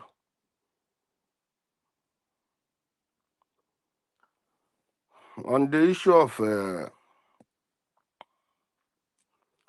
what is happening these days about this demolition that is taking place in Lagos, it's very, very unfortunate. Boko Haram is killing. We say it's Fulanese. Now in Lagos, Lagos is the headquarters of Yoruba land. Lagos is also the former capital of Nigeria. But such atrocity is being committed and people are keeping quiet. It doesn't matter who is the owner of those houses. What matters is having a human face, whatever anybody is doing. You don't go and start demolishing people's houses. First was market, after the election, beating, buying, different type of discrimination, from there to demolition of houses. How many houses will be demolished and no new ones have been erected? If you want to demolish people's house, you give them time, pay them compensation, ask them to build a house is not even, when somebody have money, it doesn't take a year to build a good house. And this issue of canal and no canal, this government saw that those people are building these houses on canals. And even at that, there's canal, no canal. Why the people who sold this land, is it not your Yorubas that sold this land? Which ethnicity again is Lagos people? It's Yorubas. They say this land, if whether they know that this place is not a place to build house or not, but they sell it to people. Why did they do that? And those people are not arrested.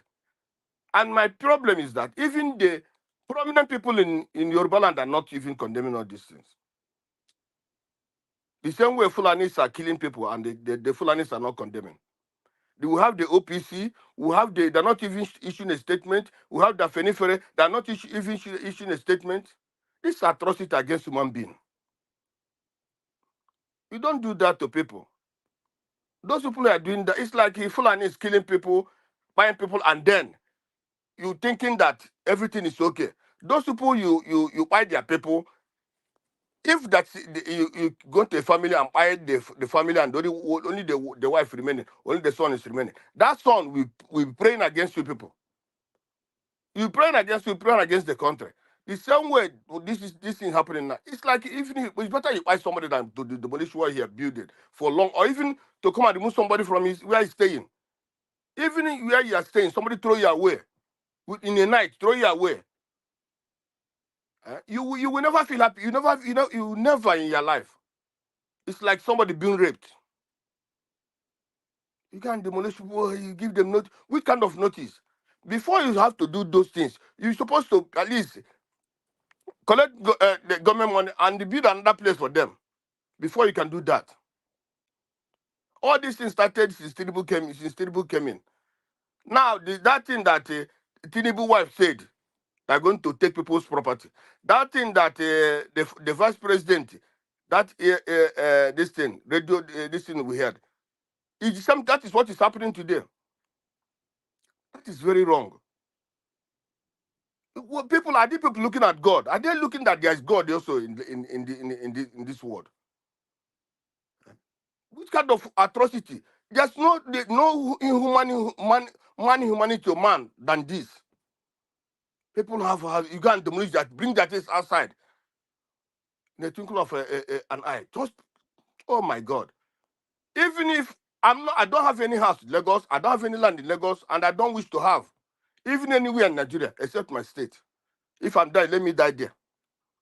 Because all these things we'll see after the war, what happened. It's something is like what is happening now. That somebody, the first person said, or somebody who called on the news, he said Nigeria is at war. This is Nigeria is at war. Anybody, you know what you can do, start doing. The Southwest must remember that that the British handed over Nigeria to Fulanis.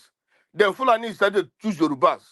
If Yoruba today they want to Nigeria to be good, honestly, they will do it because they're second in population in Nigeria.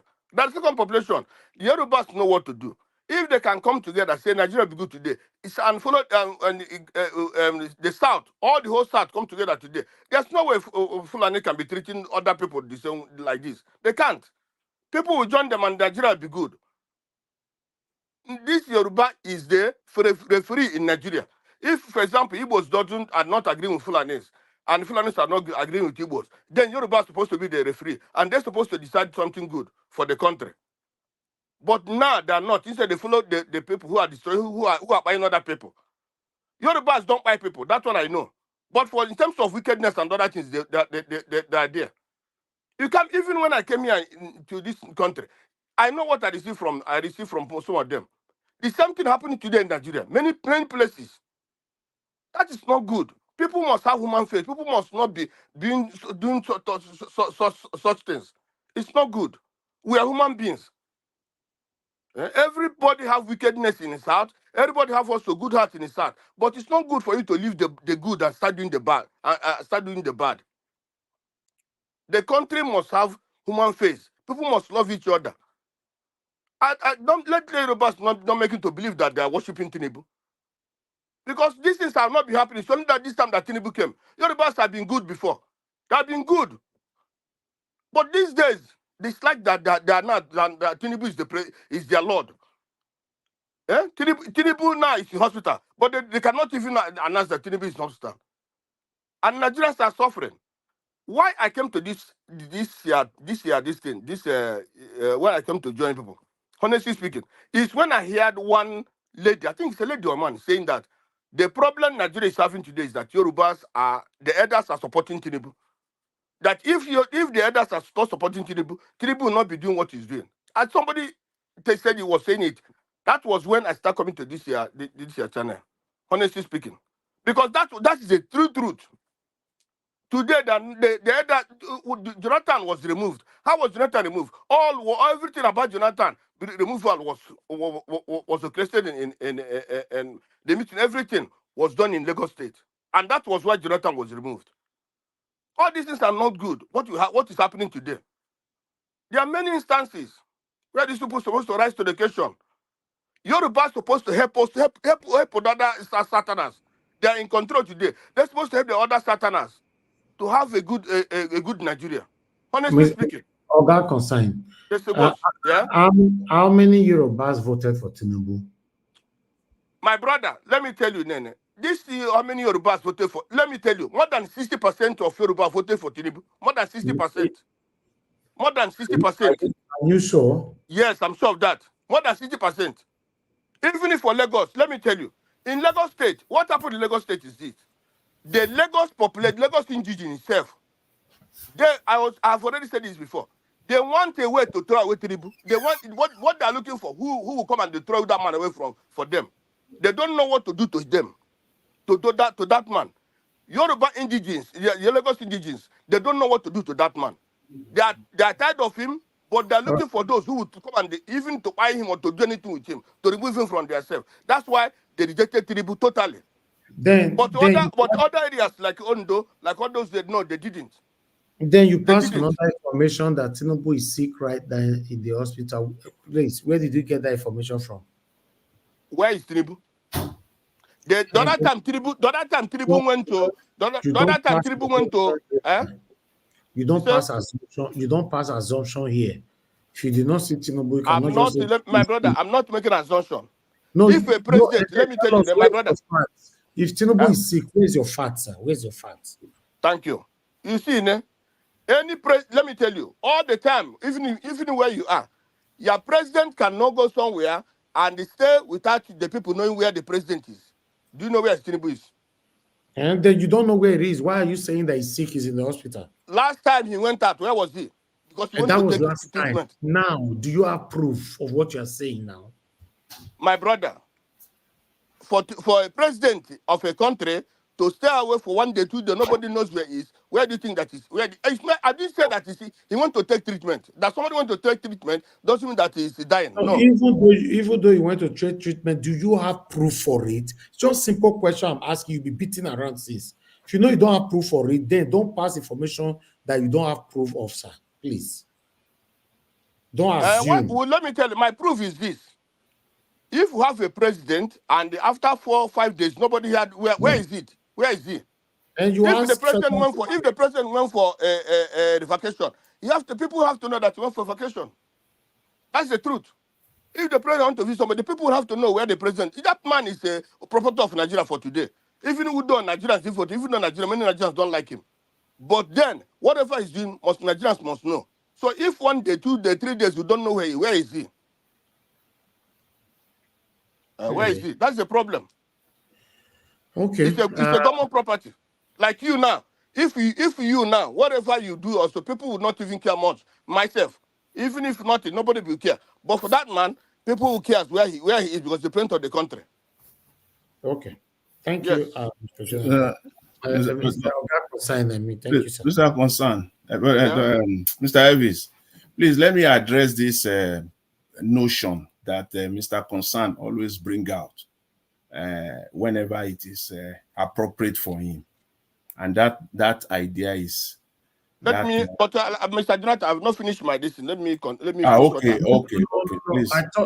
I have told you to end now. You'll be talking for the past 12 minutes. Okay, round up in 1 minute. Round up in 1 minute. No problem. Let Jonathan continue. Let him say. Yeah, I just want to. It's just an observation here, and I need to correct that. Majority of Yorubas did not vote for Mr. Tinubu. I don't know how difficult that is for anybody. Look at the numbers. In Southwest, Lagos State was the most difficult state to rig because of the cosmopolitan nature of Lagos. Very difficult to rig. So if you say majority of Yorubas voted for Mr. Tinubu, then stop saying that INEC rigged the election. Accept the number of INEC. You cannot in one mouth saying that majority of Yorubas voted for Tinubu and in another mouth saying that INEC rigged it. You are following the number of INEC. So let's stay with the number of INEC for your position to be sustainable. Majority of Yorubas did not vote. Go state by state. Osun State, Ekiti State. If you accept the number of INEC, then say that I accept the number of INEC. Then majority of Yoruba voted. But don't say that you don't accept the number of INEC. It is only in the numbers from Lagos is clear. Oyo State, Ogun State, Ondo and Ekiti. These are the places where they perpetrated the rigging because it was convenient for them to do so. So I must make that clear. Thank you. Thank you. Okay, Mr. Davis, let me also stop coming. You see, 30 seconds you answer. If I said, let me that my 1 minute now. You said give 1 minute before. If for example, only I said about 60%. If the 60% of people of Yoruba people voted for Tinubu, it can't make Tinubu to win. It can't because LP have about almost even the part of the Hausa land, part of Edo and the other areas. So it cannot make Tinubu to win, okay? But what I'm telling you today, my brother, is whether they, like Lagos, I said earlier, Lagos people want a who can throw that man away for them. So that is why he fell woefully in Lagos. But other areas in Yoruba land, most of them voted. Understand? So if I say 60%, I didn't say 100%. I didn't say 100%. Yeah. Oga Concern said that most Yorubas would like to throw Tinubu away from there. He actually said that. Yeah, anyway. In Lagos State, mostly in Lagos State, they want to throw him away because the man has dealt with them very well. He have dealt with those Lagos people very well. Only that they don't know how to deal with him because he has his criminals everywhere. He has his criminals surrounding them. Thank you, sir. Thank you very much, Mr. Nicholas Ignovia on the backstage, please. I would like to see who is behind that. Turn on your camera so we see who is behind Nicholas. I'm not sure I'm familiar with that name. Please do that so that we can accept you to the screen. All right. Let me pick this call while we wait for you to turn on your camera. Thank you very much. Love of God is my strength. Thanks, madam, for calling in. Good evening to you. Please talk to us. Good evening to you. Please talk to us. Thank you, ma'am. Yeah, thank you. Now, that was just give me a little time, maybe 4 minutes. I beg you. Go ahead. Never ask for it, please. Thank you very much. You see, I watched all the video that you showed about it. Thank you, Nicholas. You can off your camera now. Huh? Mr. Nicholas, you can off your camera. Thank you. Go ahead, man. Thank you. Okay. Yeah, please, I just want to greet everybody on the panel and comment section. Happy Sunday to every one of us. And I want to say happy Sunday to Mommy Diaspora. Happy Sunday. Thank you. God be with you, ma, for us in Jesus' name. Amen. Now, just quickly, I noticed some few things I want to talk about, and I want to bring out a solution for how we are going to help ourselves in Nigeria. It might be that I'm saying it here, but maybe someone will hear about it and will start looking of how to help ourselves out of this situation. We have been talking, we need to try and talk about how we are going to help ourselves.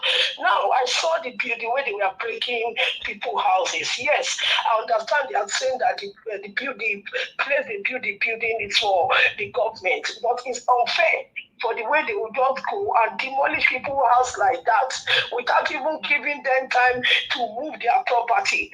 And families are involved. They've got children and everything.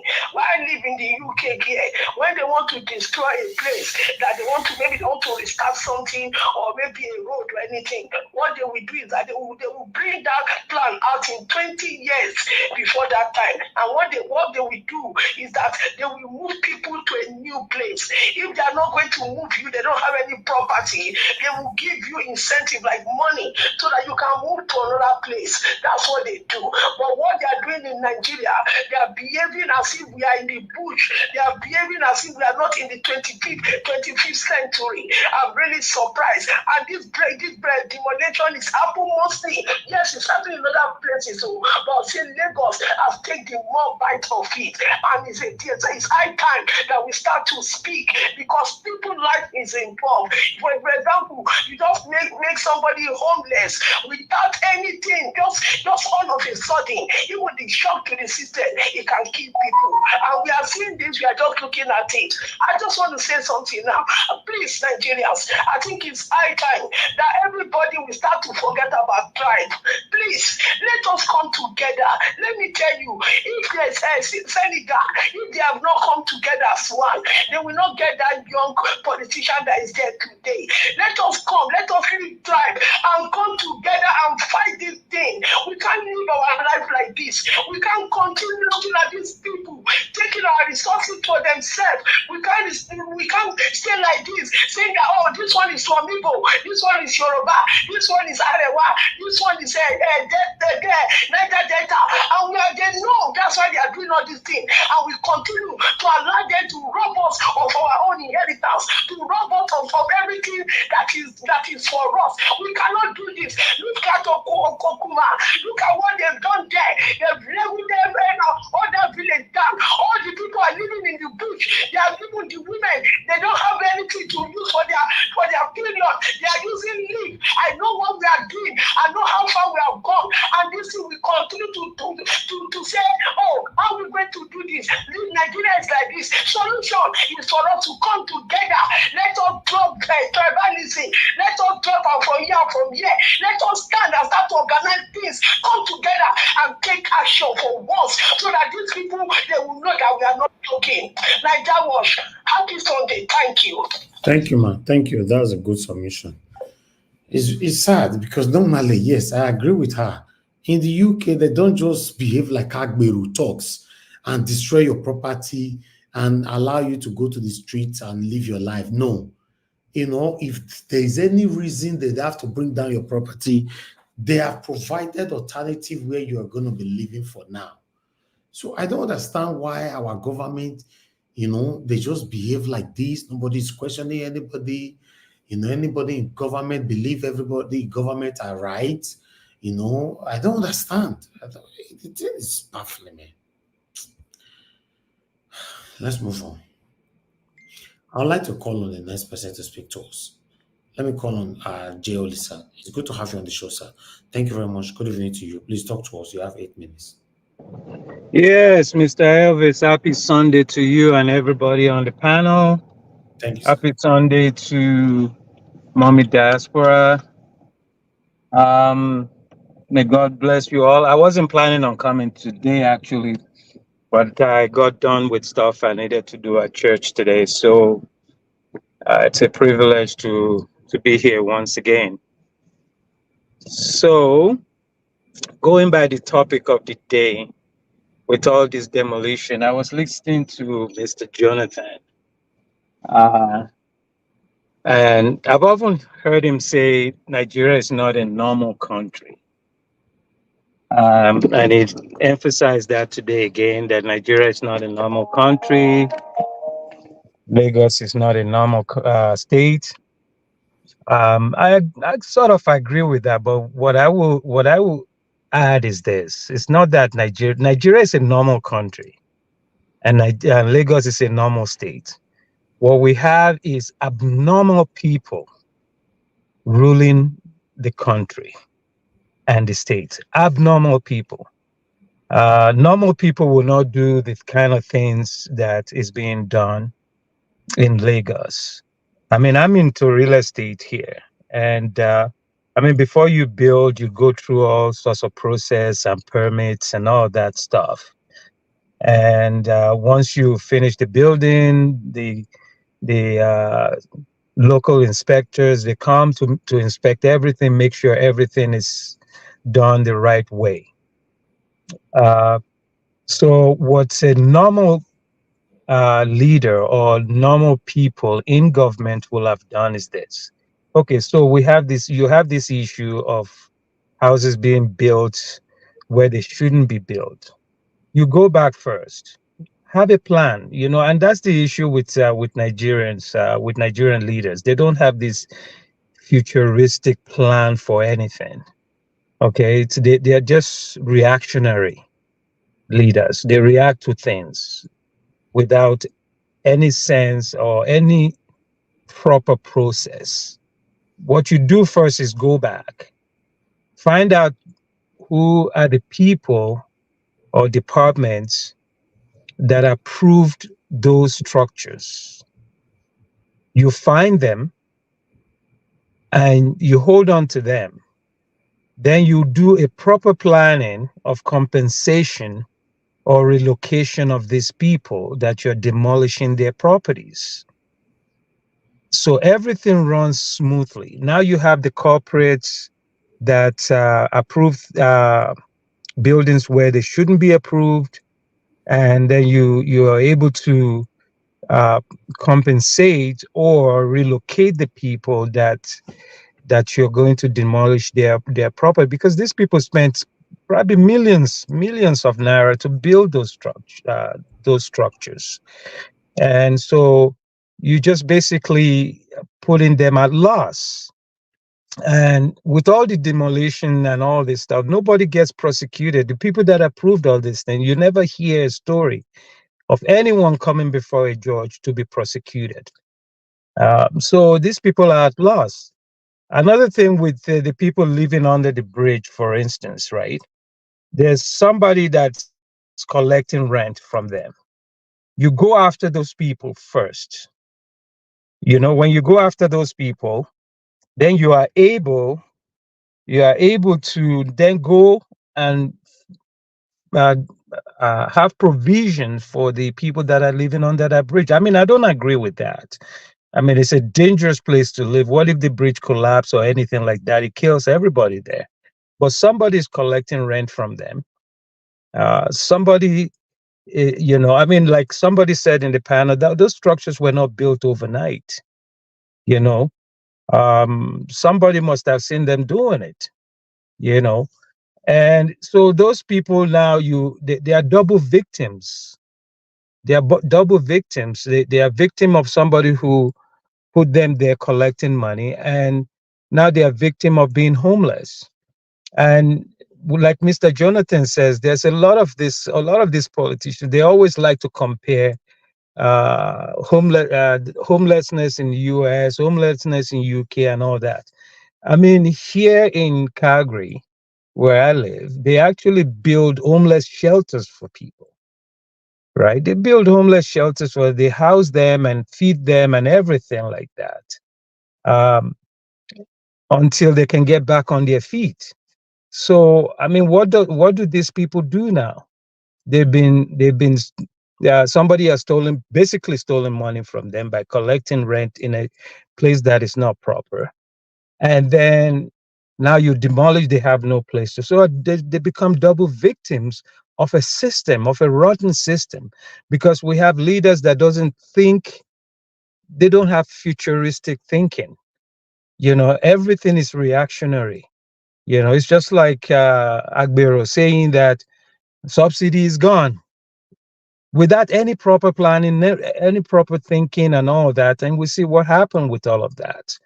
So until governments start thinking beyond today, have a 10-year, 20-year, 30-year plan for infrastructures and all that stuff, then you won't have all these issues. Because they don't, they just go there, steal whatever they want to steal, pose as being in charge and everything like that. And that just doesn't make sense. So that is it with that. With the Edo thing, I go back to the Edo thing, and I agree with Madam Patricia. I mean, Edo people should please, please, please, please. Your candidate is Olumide Akpata. I mean, I'm not one that I'm involved in politics here. I actually campaigned for and did a lot of door knocking and all that. I worked with the current vice deputy speaker of the House of Assembly here in Alberta, right? And you have to study your candidate very well. You have to look at people that actually speaks to you more than just giving you big words and all that kind of stuff. And I mean, credentials is good, but how is this person with me one-on-one? How is this person going to be with me one-on-one? Somebody who can stand and talk to you like a normal person, not because he's well educated and you're not.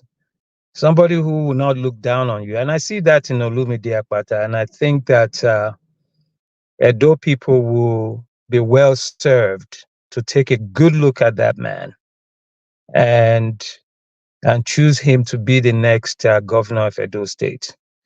So I'll round up like that, Mr. Evans, and hopefully I'll have a chance to say something later on. Thank you. All right, Mr. J, God bless you, sir. Thanks for your submission. It's good to have you on the show again today. All right, let me quickly go to the next person. Okay, we lost Menosa right there. Okay, on this panel, if you join us, you must have patience to wait before we get to your turn. But meanwhile, I supposed to prioritize it because it looks like it was your first time. Okay, I'd like us to move on. Let me, Honorable Sam. Thank you, sir, for joining us. Good evening to you, sir. Please, I'd like you to talk to us. Thank you very much, Mr. Najawash. Thank you. I want to say good evening from Nigeria, to be precise, from Benin City, Edo State. I want to appreciate or thank everyone, the panelists and the viewers, wherever you are viewing or listening to us from. I appreciate you. I believe we all want the best for our nation, Nigeria. Let me join voice with what is being said with regards to the demolition exercise that took place in the Lagos State. I believe the government, before they embark on that, they have their own reasons for doing it. But I keep saying, whatever the reasons are, you are there for the people. You are there, the people elected you. You are there to represent the people. You are not there to inflict pains on the people. If you listen to one of the videos that was held, the woman was saying they gave them notice for just 2 hours. I wouldn't know how far is that true, because I felt you give somebody notice 2 hours. If that statement is true, it means the aim of the government was to inflict pains on the residents, the people living in those properties. Because I still find it difficult to believe that the government will give a notice of 2 hours and come with a bulldozer and start destroying people's properties. I still believe that human beings will have a right to sue. Government can be sued if what they are saying is right. Yes, the government may have their own reasons for demolition. Either they are saying the land belongs to the government, or is in the driveway, or whatever is obstructing whatever. But I still believe that those buildings didn't just come overnight. If you look at Lagos State, if Lagos State was being taken over by a new government, either a new party, a new government, we can say yes, probably the past government didn't have the political will to do what was right. Probably those buildings were not ought not to be there, and the government as at then just uses negative influence to allocate lands that ought not to be allocated.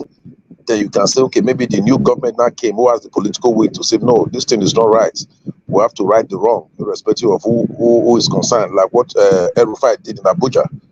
But in this case, Lagos State is still the same government. It's still the same party that's still ruling. My question is that where were they when these buildings were being erected? If you look at it, it's not a developing area. You didn't see bushes around. The whole area is occupied by buildings. The question is that where were they when those buildings were being erected? Why didn't they put a stop order to those facilities? Is it now that people are not living there? They've been living there for ages. You just come overnight and tell them to leave? Yes, I know there's a provision for what we call a land use decree. The government can say they want to take over a land for a particular reasons. In doing it, what we call compensation, there must be negotiation between the people, the owners of the land, and the people, and the government rather. You pay them compensation, or you relocate them to an appropriate place. Not just look at those women with their properties outside. What if it rains? Even if it do not rain, where are they packing those things to? You know, to me, it pains me that we have such a government who will not even care how their people feel. Personally, each time I see buildings being destroyed, I'm not that happy. I'm not that happy at all, especially when when people are already living inside the building. If it's a new developing area, people are there, they've just started building, people are not staying there, yeah. But not when people are already living inside the building. Personally, I'm not happy. I wouldn't know the actual reason why the government of that state did what they did. Personally, I don't quite subscribe to the method or the approach that was used. Having said that, coming back to our state, Edo State is a very, very important state in Nigeria. Reason we call it the heartbeat of the nation. Over the years, we've had successive governments that have ruled. Yeah, people talk about PDP, APC, Labour. If you look at the political architecture of Edo State, you find out that the people, they are all the same. We are all the same because I'm a politician, so I wouldn't want to exempt myself. I've had the opportunity to be in APC, I've had the opportunity to be in PDP. I've had the opportunity to interact with people who are in Labour Party. Most of them, even in Labour Party in my state, some of them were in APC or PDP. They didn't just come from any other place. They are still the same people recycling. We are recycling ourselves, let me put it that way. I don't want to exempt myself. But we've come to the point in Edo State whereby we should go beyond party lines. We don't want to, let's not use party to begin to deceive ourselves.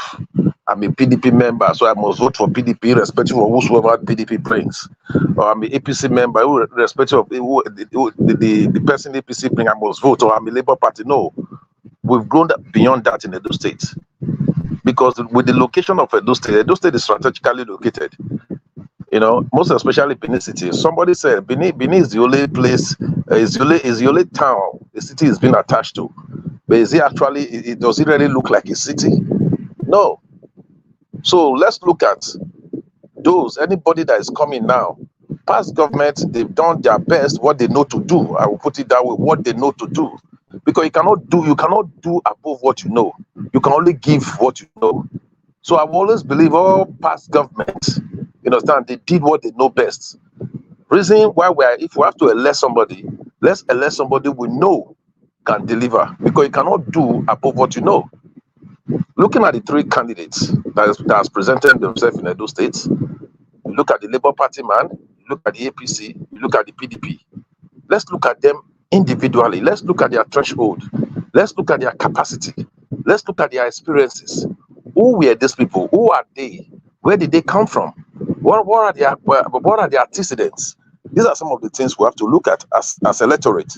Because if we do not get it this time around, we shouldn't experiment. We should not get it. We all Edo people will suffer it again.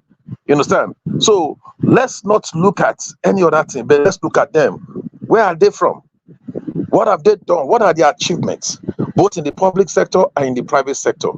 You understand? What are their experiences? You know, personally, I've taken pain to look at all these candidates, irrespective of the party I belong to. And I've come to the conclusion, among all of them, that Barrister Aswa Ighodalo still remains the best.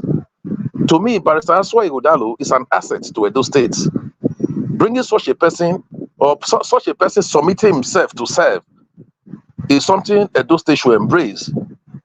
Because if you have to look at his antecedents, before putting more on him, the other two, where are they from? Let me start from the Labour Party. The only experience he has told us he has is that he was the president of NBA, Nigeria Bar Association. It's an association for just 2 years. Is that enough to come and govern the state as complex as the Edo State? The answer is typically no. Then let's look at the other one of the APC. I don't even want to, because if we have to just go into deep into that one, you'll be amazed some of the things we will say. Because he has not actually presented himself here, sometimes I want to restrict myself to not to go into it. Where has he been before now? He has lived all his life in Jos. How did he acquire? What has he done? What are his antecedents? What has he done that got him to where he is today? No records. You know, so we cannot entrust Edo State to such a person. Look at the video that is trending around. As a senator, he even said it with his own lips that when they were electing the Senate president, they asked him who is he going to vote. They said, no, you want to go and consult with this leader. If you look, senator, you want to go and consult first before you know what to do. You don't know, you are not consulting with your constituents. You say you want to go and consult with one leader, not your constituents. Those that the constituency that elected you. To me, that statement alone is enough to invalidate him and say, no, these are not the type of people we want, who cannot take decision on their own or take decision based on from their constituents. You know, look at the other thing that the leaders, I will not forget. If I forget you, my God will not forgive me. I will not forget you. I will carry all of you along. What are we talking about? Dividing the Commonwealth of Edo State among yourselves? We should go beyond that. We should go beyond that. Then let's go back to Dr. Aswa Ighodalo. This is a man that built this law firm from the crash. Bawa and Ighodalo law firm is one of the top 3 law firm, biggest law firm in Nigeria. And nobody has come to say no, because it's no, even all the lawyers, they've attested to that. It's one of the biggest law, one of the top 5 in Africa. At the time, it was rated as one of the best 10 in the world. So to me, when I was reading all this thing, I was glad that we have somebody from Edo State who has been able to build a law firm to be rated in, I think it was 2015 rating, among the top 10 law firm in the world, built by an Edo man. To me, I was glad. This is the man who has been chairman for Sterling Bank, chairman for Dangote, chairman for different organizations, chairman or director, both locally, internationally. He has been tested in different ways. He has volunteered to even serve, to give his advisory role, even in the Edo State government. During his tenure there, it was not just full-time, it was just come and give us advice on this aspect, because he has been a consultant. So, to me, such a person, Edo State should rally round. Let's not miss him. Let's rally round to ensure, because he has got the capacity. This is the man that can say, okay, in solid minerals, these are what we can do in solid minerals.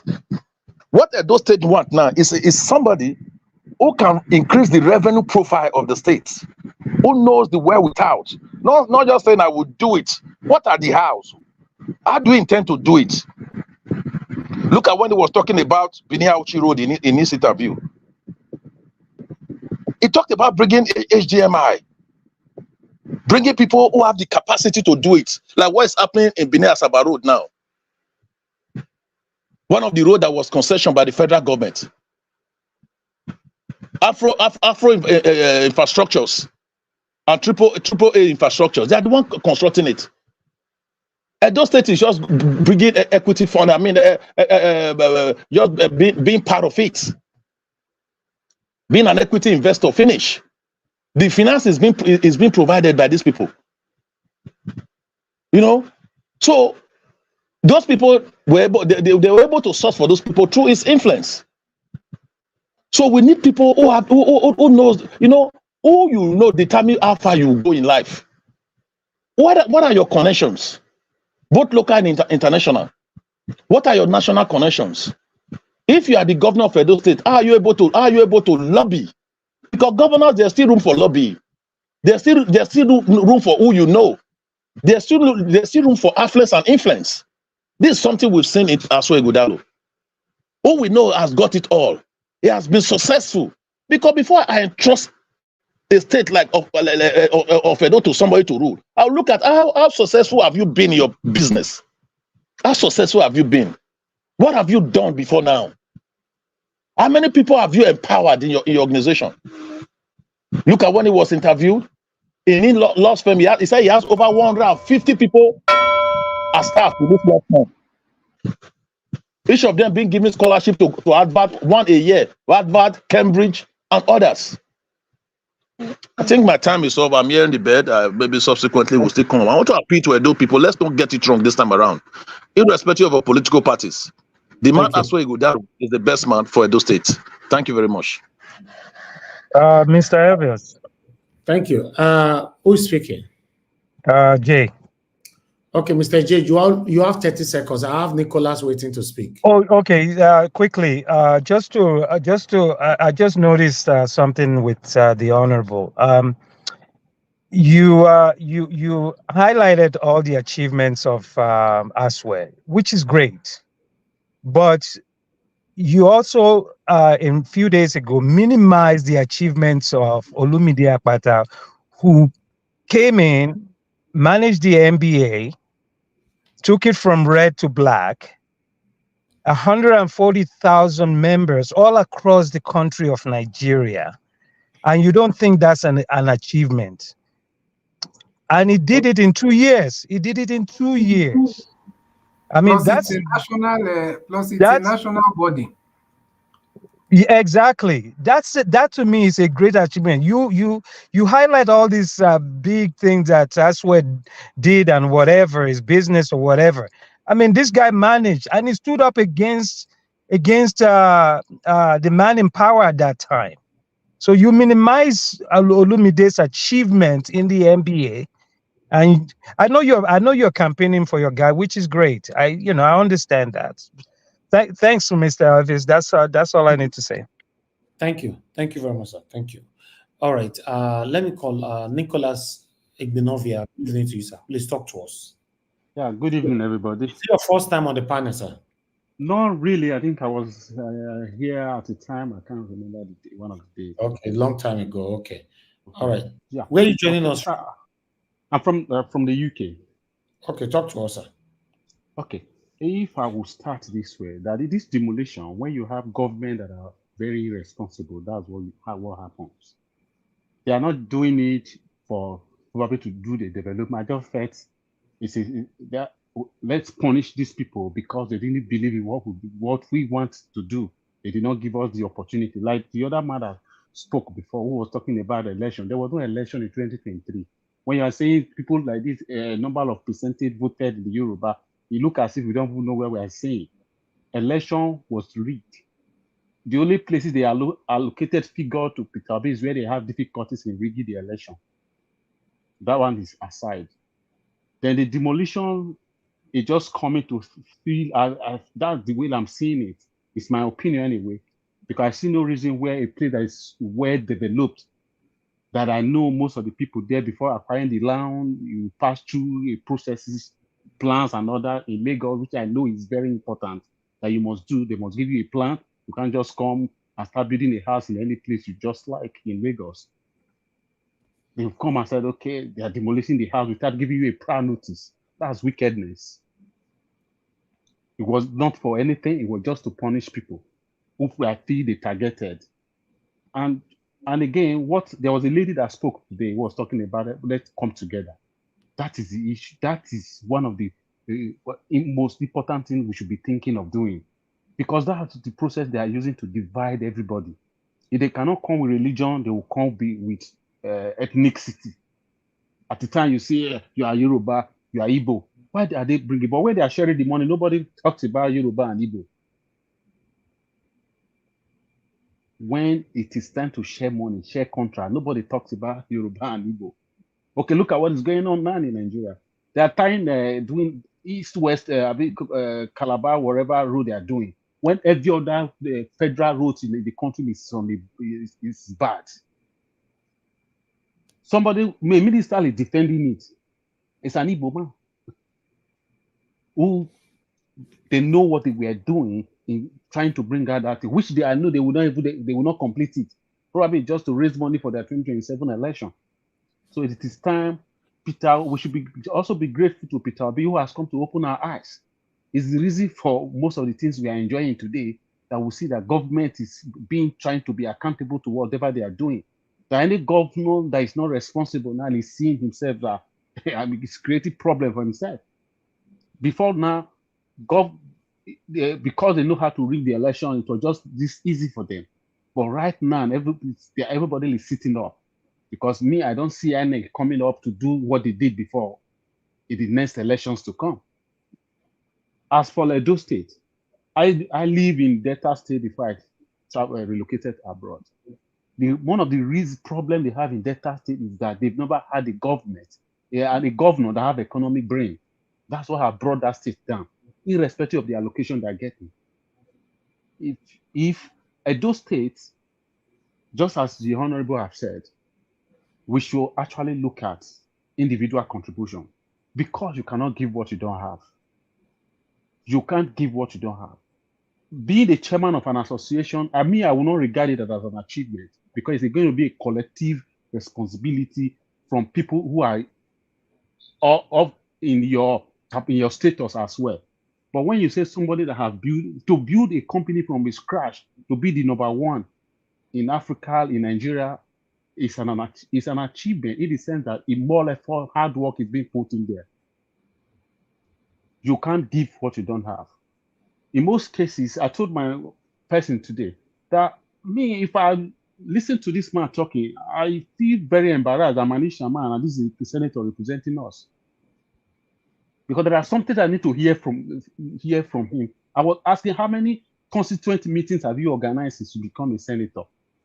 How can you be campaigning with a federal road? It should be tell us, if you want to tell us what you want to do for the Edo, that's what I should be expecting from you, not things that are not relevant. So I pray that Edo should open an eye to look at individual in these elections so that we don't miss it, because this is 21st century. Every state right now is trying to see how they can build their states, not these transactional politicians coming into power to do whatever they want to do. And that's one of the challenges we are having in PDP in Edo State, that most of the people trying to create a fashion, they've seen it that intellectual people are coming into politics. They are not comfortable with it. It's one of the biggest problems. For what I've seen in Delta State, allocation comes, they will tell you, you'll be seeing the sharing to leaders, why the state is suffering. Pensioners, because I was in the bank in Delta State, pensioners that have retired 13, 15 years ago, some of them, money has not been paid in Delta State. Edo State today, I can tell you that I don't think any pensioner is still struggling. Most of the pensioners, their pay is up to date as we speak. So that's a plus. So we should go in that direction. Look at somebody that has capacity. Is very important when it comes to choosing a leader. Governance is not a child's play in this dispensation we are today. Look at what Hotel is doing. That's a challenge. So bringing anybody that don't have that capacity, that don't have that exposure to rule Edo State is going to draw us back. It will draw us back. So that's where we are looking at.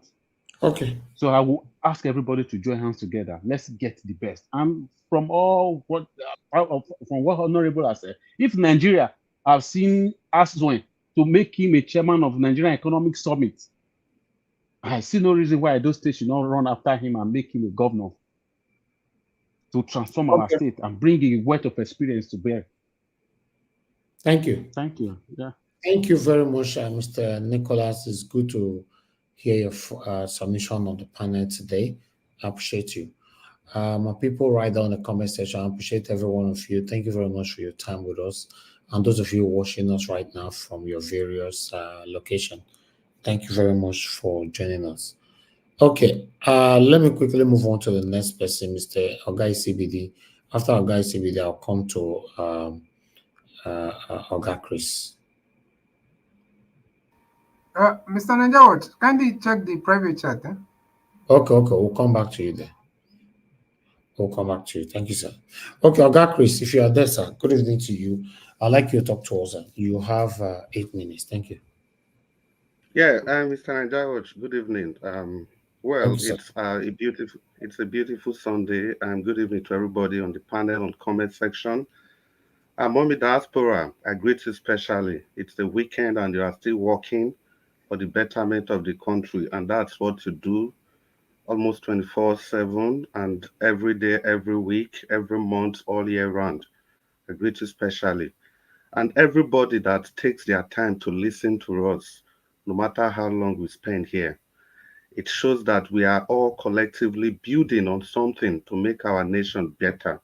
Some of us can come to the panel, some can listen, some can call in, some can be on the comment section. We are all doing the same thing. Some can just listen and not say anything, but they take the argument from here to the different places they go. We are all doing the same thing. We are fighting for the nation. Well, I don't know. Concerning the demolition, I think it just saddens my heart that unfortunately, the black race, this is just who we are. Because this is some of the argument that some of us have been putting forward here. Now, we can't keep blaming the West for the devilish attitude of the black man. Yes, they've done their own and they've gone. It's not only we they colonized Singapore. Today, Singaporean passport is the strongest in the whole world. But what's actually our problem is the lack of love for each other. The tribalism, ethnicity, religion, everything. That is what our problem revolves around. Because even if you want to demolish a house, where were you when those houses were being built? And let's take the statistics of those houses that are being demolished. We know the politics around that. So for me, we need to do better. We need to do better. Take the coastal highway, for example, 700-kilometer stretch, and they've not bothered to think of how they can fix amenities around that place. For God's sake, that place is a 700-kilometer stretch. Why are you starting from the 1.5 kilometers where businesses are? You said this project is going to last for 5 years. Okay. So why not start from the other places and tell the people that are occupying that choice area that you are giving them 2-3 years to carefully leave that place? But no, you have a road that's 700 kilometers long, then you want to go and start in the 1.45 kilometers where you have businesses flourishing. And in that same area, there's no pipe-borne water. Then you turn around, you come and tell me that the white man is your problem. Please, let's think again. I think concerning the demolition that's still going on, it's the same thing. We can't talk about politics. We can't really separate these issues, because the same thing has also happened in Edo State. Demolitions. When you offend the government in power, they come with demolition. And it's not far from what the Lagos State government is doing. Albeit, I don't believe that it was only 2 hours notice that we are giving to those people. I can't believe that any government is as devilish as that. I'm sure they must have had more time. But be that as it may, throwing those people out in the street, how does it feel like? Women, children, what impression are you going to leave in the minds of those children? Tomorrow, those children grow up, they don't care about Nigeria, and you are accusing them that they should love their country. Whereas their best memory of what their country holds is that their country was cruel to them, cruel to their family. Their country couldn't protect them when they needed the protection of their country most. I would just try to draw a parallel in Edo State. Is it not the same demolition that has gone on in Edo State? Demolition anytime they like, whenever it suits them. Even when they are aware when these houses are being built, you don't do anything. Even if you need to do anything, people go to court to stop you. You refuse to listen to court processes.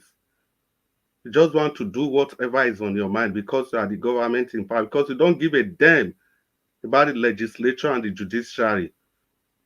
In that vein, fellow citizens of Edo State, I want to call on you all as we approach this governorship election. It is crucial to consider the candidates carefully, like Honorable Sam said, of the PDP and previously of the APC. Let's look at the candidates. First and foremost, here on this platform, we've agreed that to a large extent, arguably, that the current administration of Obaseki has failed. The level, the degree of describing how it has failed is still at best conjectural. Some of us believe it has failed woefully. Some of us believe that it has just failed. The adjective you use doesn't matter.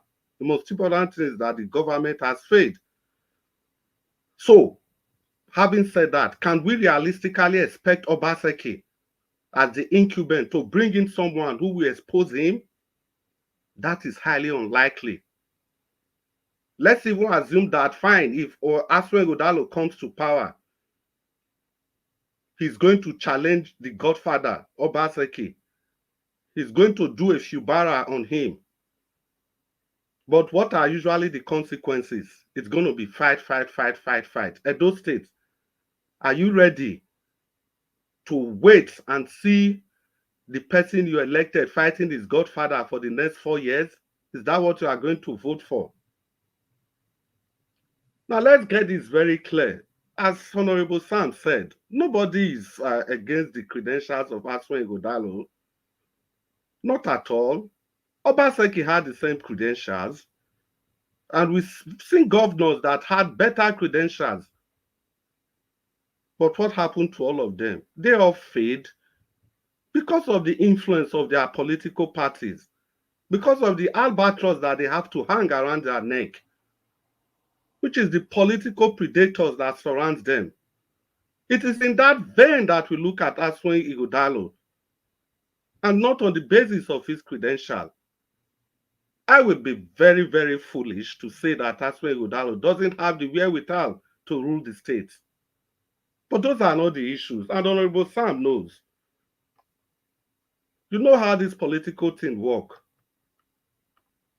Now, let's even look at this. Honorable Sam, a member of the PDP, has openly told us here, not up to 10 minutes, that the PDP and the APC has failed. And that this is not the Benin City. He knows this is not how Benin City should be. And it is the PDP and the APC that has been ruling the state. He just acknowledged that. So Honorable Sam is telling you people that the alternative is not PDP, it's not APC, but the LP. And that person is Barrister Olumide Akpata. Akpata represents a fresh start, untainted by political maneuvers of the past. He offers a vision of progress and unity, free from the constraint of party politics, which is the core of what we are talking about. Benin City, our beloved capital, and the entire Edo State deserve better than what it currently looks like. Mark you, they are not my words, they are the words of Honorable Sam, who agreed that he has been a member of the PDP and the APC, the two parties that has been in charge of the state. I've been misquoted, please. Oh, we are left with Labour and Akpata. That is what we are left with. We are left with Labour and Akpata. Akpata is the candidate who can deliver the change we desperately need. All right, off your mic, sir. Can I finish? Our new brother from Vancouver. You have 1 minute left. Yes, I'm rounding up in 30 seconds. Our new brother from Vancouver, thank you very much for noticing that Akpata is just down to earth. Those were the things we were championing on this panel before he finally came by himself. And when he came, like they said in genetics, he bred true to type. He bred true to type. Mr. Chris, okay. your new brother is from Calgary, not from Okay, Calgary, sorry. So people, do you want to continue down the same path of disappointment and division? Or do you want to embrace a new era of hope and prosperity? The choice is clear. Choose Olumide Akpata for a brighter future for our state. Mr. Naija Watch, I cannot thank you enough for the opportunity to contribute to national discourse vis-a-vis the issues in Edo State. Thank you, sir. Thank you. Mr. Elvis, I must add one thing to what Mr. Chris said. Quickly, sir, 10 seconds. Quickly, to Honorable, you look at, you said that law firm, Aswell built big law firm. Okay, he did. So did Akpata. And you can look that up. He built his law firm from bottom to top in Nigeria. And they even have senior advocates in his firm as well. So he's accomplished almost exactly the same thing that Aswell has accomplished in the legal world. Okay, thanks. That's what. Please, can I quickly add something, please? Oh, please, quickly. We need to move. Okay, Mr. J, thank you for that argument. You see, we are not giving these guys any opportunity. Now, Olumide Akpata said when he finished, he joined his cousin, who already has a law firm, but they together built that law firm. So if I had come with that argument, I'm sure the PDP people would say that Sam Aswell Godalo started his own. But they forget to tell us that Olumide Akpata's law firm also have over 100 barristers. They have SAN as well. So please. Thank you. Thank you, everybody. Thank you. Mr. Naija Watch, I just kept quiet when they were talking because I don't like interjecting somebody. I want to correct an impression. Mr. Chris spoke eloquently, and I appreciated the way he presented this matter. I appreciate you very well. The issue of saying I said APC, PDP, they failed, they should give it to Labour. I never said so. What I said is that we can get a better Benin-City. We can get a better Benin-City. Before now, if you look at the infrastructure currently going on in Benin-City now, it was not there. You understand? We believe somebody can come and build on the existing structures, modern structures that is coming up in Benin-City now, so that Benin-City again can be looked at as a major city in Nigeria. That's what I was driving at. Thank you very much. Thank you, everybody. Please, we need to move on. Thank you. We have a full backstage as well that they need to swap. So let's just move on. I appreciate every one of you right there. The last person on the panel before I start swapping from the backstage is Abdul Malik. Mr. Abdul, it's good to have you on the show. You have 8 minutes. Please talk to us, sir. Good evening to you. Yeah. The panel. We are here again today. Thank you. This woman that the Demolition house in Lagos State, what are the procedure? I don't understand.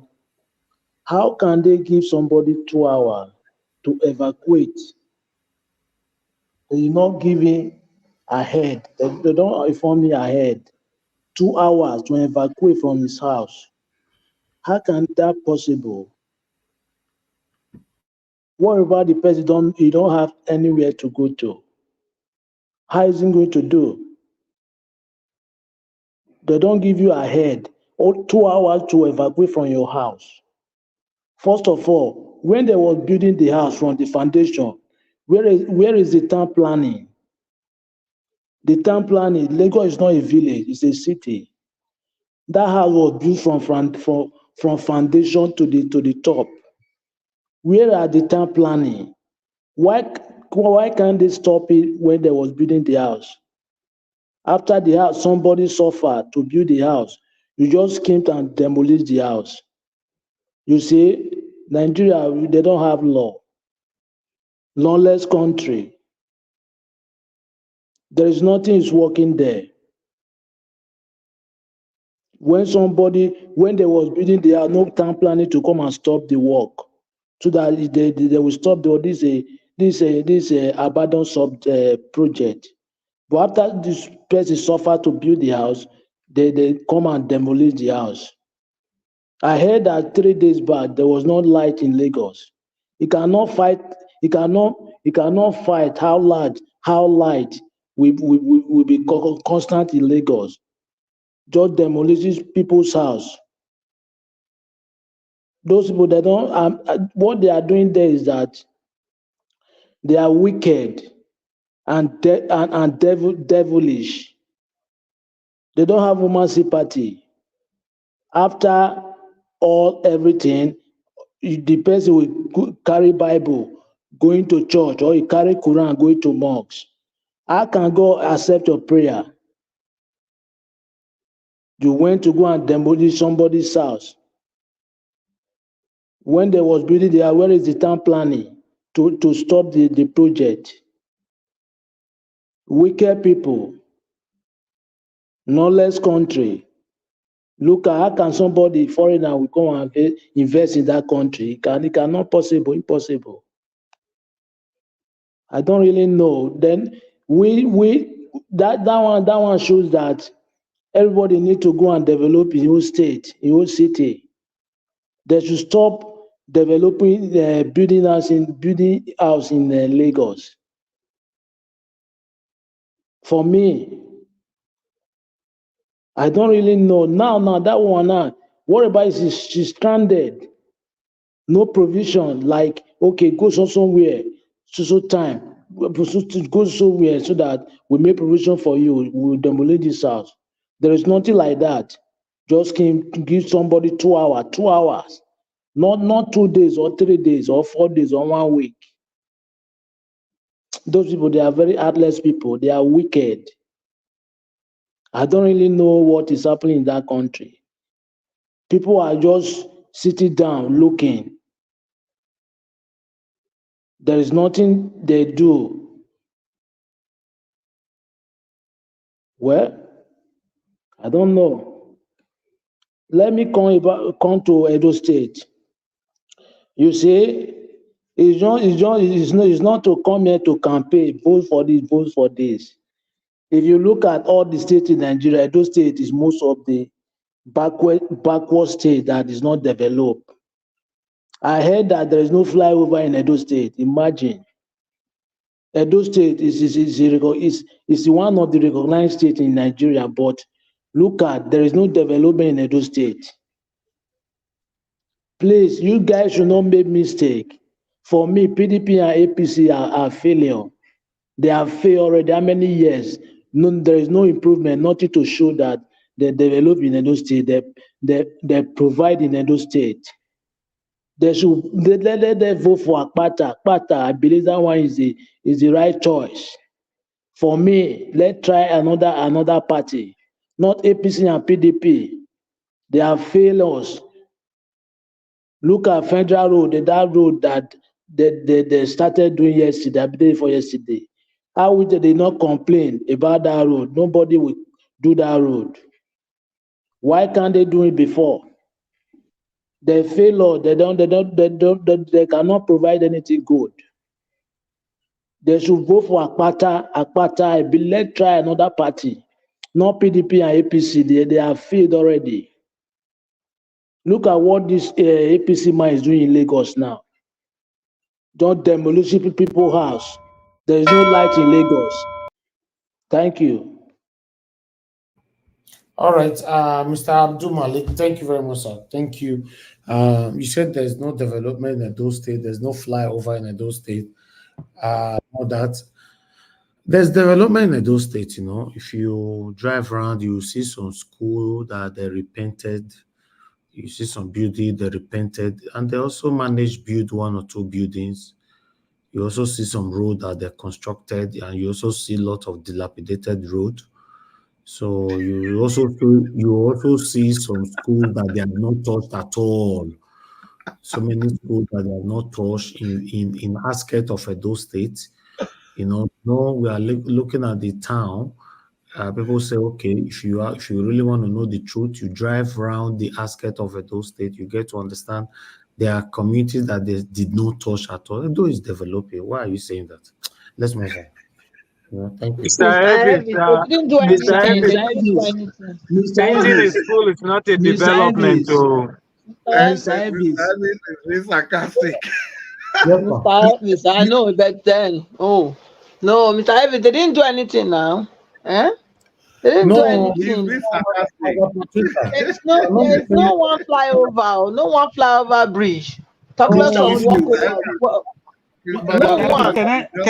Can I, I don't know, can I answer that flyover issue? Can I talk about the flyover? Please, let me quickly, let me talk about the flyover. Please, let me talk about the flyover. Flyover is not a development. Flyover are even means of government wasting money. Why are you doing flyover when all the connecting roads to tie? Why is the reason for flyover is to make sure there's a flow of vehicles, right? Not to create a traffic. When you have connecting road to tie, you're doing flyover. Just the way the Wiki were doing in Port Harcourt. How many jobs has the flyover created? We don't just do flyover. How will you be doing flyover because you're in government? You want to be doing flyover. That's development. That's not what we are working. Well, that's not what we want in Edo State. We want I'm not talking about only we're not talking about only flyover. Edo State has the best road network. What we need to do is so what would you do about flyover in Edo State? Well, there are a lot of places where traffic really jam up, you know, and you Not really in need Edo State. Not in Edo State. There is places in Edo State. Yes, there is. There is places in Edo State. Do you live in Edo State? What you are asking whether I live in Edo State? Of course I do. We have the best road network. You don't have roads. You don't have roads. We have. I'm the one telling you. Edo State has the best road network in Nigeria. Edo State have the best road network. If we can repair our road, we don't actually need flyovers. We don't need flyover. If all our roads are well repaired and well constructed, we don't really need flyovers. Hello, look at. I have something to say, Mr. Evans. I have something to say. Look at what Honorable said now. If we can repair our road, what is holding them not to repair the road? Yeah, see, it's a continual process. Is it not a shame? Wait. Is it not a shame? Big shame. Is it not a big shame? What is holding them? Okay. No, it's not a process. It's very easy. It's very easy to construct road. It's not a big deal. Thank you, Mr. Adu. Thank you, everybody. Let me quickly bring somebody in, you know, so that someone else can speak. So for now, yes, are you ready now, sir? Yes, I can just quickly. Then maybe after that you can also take me out. Okay, wonderful. Go ahead, sir. Thank you. Good evening. Yeah. Good evening. Greetings to everybody, the panelists, the commentators, from the diaspora, everybody listening to us. Yes, it's a very interesting topic. I think I joined when I was listening to the brother Concern, speaking, and you know, I think we should be, as much as all these things going on is hurting us. But I also appreciate the fact that he was careful with his words in some, you know, in a lot of areas, you know, so that we don't make it look like, you know, we are using one man's ambition and his group of boys or minions. We should not let that make us to now generalize or look at the whole people in a certain way, because and you know, this demolition. Well, you see, even that bridge. Someone mentioned that bridge. under the bridge that they discovered 86 rooms. I think if we are to ask ourselves, who has the capacity to do something like that? Just convert a public bridge or state bridge to houses. Obviously, it's all these people that call themselves Omonile or something like that, you know, these people. So it's just the same people because all of us, there's no way they will say they don't know what has been going on. They've never had anything, you know. So who has been collecting rent? Because I'm sure those people are not living for free. You will find out that it's all this Agbero and all those MC Oluero type of people, you know. So they are just the ones that will be doing all this. And it's quite unfortunate. The demolition of houses, you know, is not about demolishing houses or demolishing structures. What are they doing? Because I even did a little research. I even checked on Google. I want to know what is Lagos State? Why are they demolishing buildings? You just ask Google. There's no answer. The only thing I saw, one of the answer I saw is that Lagos State government have complained that these houses are built, they are illegal buildings, something like that, illegal buildings. Now, legality can be used in, it can be used even to do something evil. The term legal and illegal, because anything can be illegal. And if for those people that have done law, I don't know, I'm sure that they know that if they want to get you right now, they can just look for something that is not by in the books and say you are guilty of that. But have you been committing a crime, or have you been doing something wrong, or maybe harming people or destroying lives? No. So if you want to destroy houses, what are you doing? Are they telling us that, okay, those buildings, after bringing it down, they are going to, what are they going to do with those spaces? So if there's something, for example, one thing I would always support, to be honest with you, but also with compensation, is if they are bringing down houses in waterways, for example, you know, there are some places that people should not build houses, to be frank. But even at that, you cannot just point fingers at those people that built the house, because those lands, those people will tell you how much they paid for those houses. They will even show you documents. So the corruption is deep rooted, and it's just quite unfortunate that when these things start happening, they only um, come after the build, you know, the people that have bought properties and have built houses. They can't look inward, they can't punish themselves.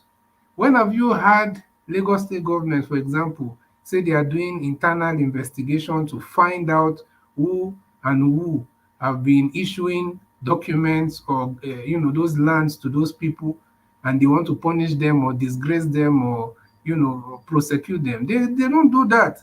So they will cover their own backsides, then they will go and punish the citizens, ordinary citizens. That's to show you how one-sided and how corrupt the system is.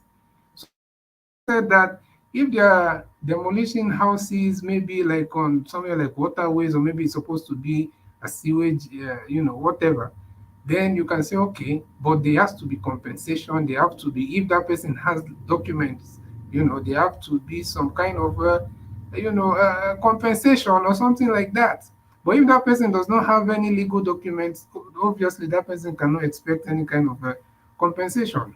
And having said that, it's still important to know that there's still a tribal, and we want to deal with these people to side to all this.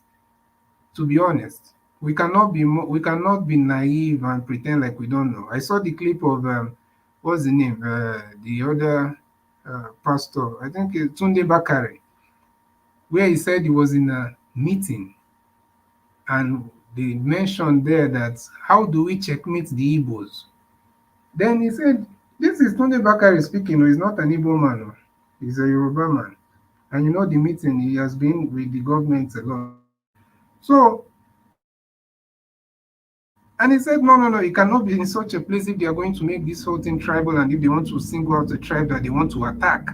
So And you know, with everything we have been seeing, I'm not saying that it's only Igbos that have been affected, but definitely, you know, they carry more of all this kind of, you know, they bear the brunt of these things more, you know. So it's just quite unfortunate, like the brother mentioned, uh, you know, if you have a 700-kilometer road and you want to start from zero, let's say 0 meters or something, and you're starting from where important businesses that employs close to 5,000, 4,000, and 4,000 something people of Lagos. That's where you start to destroy all their, you know, their source of livelihood, kind of, you know. It's quite unfortunate. And like someone said, no matter what you're doing, the government is for the people. So you have to rule with sensitivity and not just to be demolishing houses for the sake of demolition. Show people why you're demolishing. Show people the houses, where exactly are they, and what space is that. You know, that what is supposed to be in that space. You know, and there should be transparency. And if they are prosecuting people or, you know, punishing people, then they should punish even themselves, because they are the ones that have been in charge of all those things, giving people documents of land that they know that they will still come back to take. You know, so that's just, they have to be honest with themselves. All You right, know, thank that's you. what I can do. Thank you. Thank you. Mr. Please, Elvis, can I ask one question? No, we don't have time. We No, have no. just one question. I just want to ask one question. I don't know if anybody can answer Okay, me go later on. ahead, sir. Go ahead. Does anybody remember Jakonde Estate? Those are low-cost housing that Jakonde built. Is the current government in Lagos doing anything like that? Because it will help all these people that they're displacing. Jakonde Estate is in mainland, isn't it? Yeah, it's in mainland Lagos. Yeah. Yeah, I know. He built a lot of those. He built some in Isolo as well and stuff like that. So I'm not sure if the current government in Lagos or any government after Jakonde has been doing such things, because that will help the people. My mother bought one of those, and I lived in one of those growing up. So Okay. Thank you, sir. Thank you. Thank you. Okay. I appreciate your guys' CBD, so I'll remove you now so that other person can come in, as we agreed earlier on. Thank you very much for your time with us. Okay. Yes. Thank you, sir. Okay, let me bring someone from the backstage in quickly. You know, Mr. Odua. Mr. Odua, thank you very much, sir, for joining us. Good evening to you. Please, you have 8 minutes. Talk to us. Okay, Mr. Odua, you are not there. Hello. Okay, thank you. Thank you, Mr. Najawash. Thank you, sir. Good evening, all the panelists. Hello, can you hear me? Mr. Odua, go ahead, sir. Okay, thank you, Mr. Moderator, commenters, listeners, and viewers. Happy Sunday to all. Well, as the topic said, the illegal building or illegal demolition. Well, anyway, I did not watch the video, but if it is that houses under the bridge, for me, if it is those houses so under the bridge that those police are they demolish, I will not call it illegal demolition, and it is good and something that's supposed to be done. But the only problem I have with this, Mr. Dua, it's not that one. It's not that one. These are new buildings that demolition, people's houses. It's not that one. Okay. If not that, and that is why I said I don't really know. If not that, but I will still say the purpose of demolitions and calling illegal building or illegal structures, it is because the people who are occupying these positions of the so-called country Nigeria are not fit to be a leaders. Because I will use Edo State as an example. When I was small, there was a name that I used to hear, BDPA.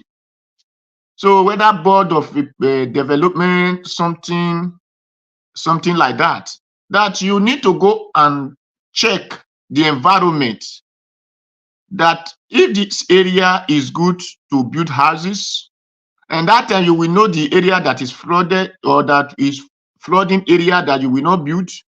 You will know the area that is government allocated areas, and you will now know the area that is for the populace.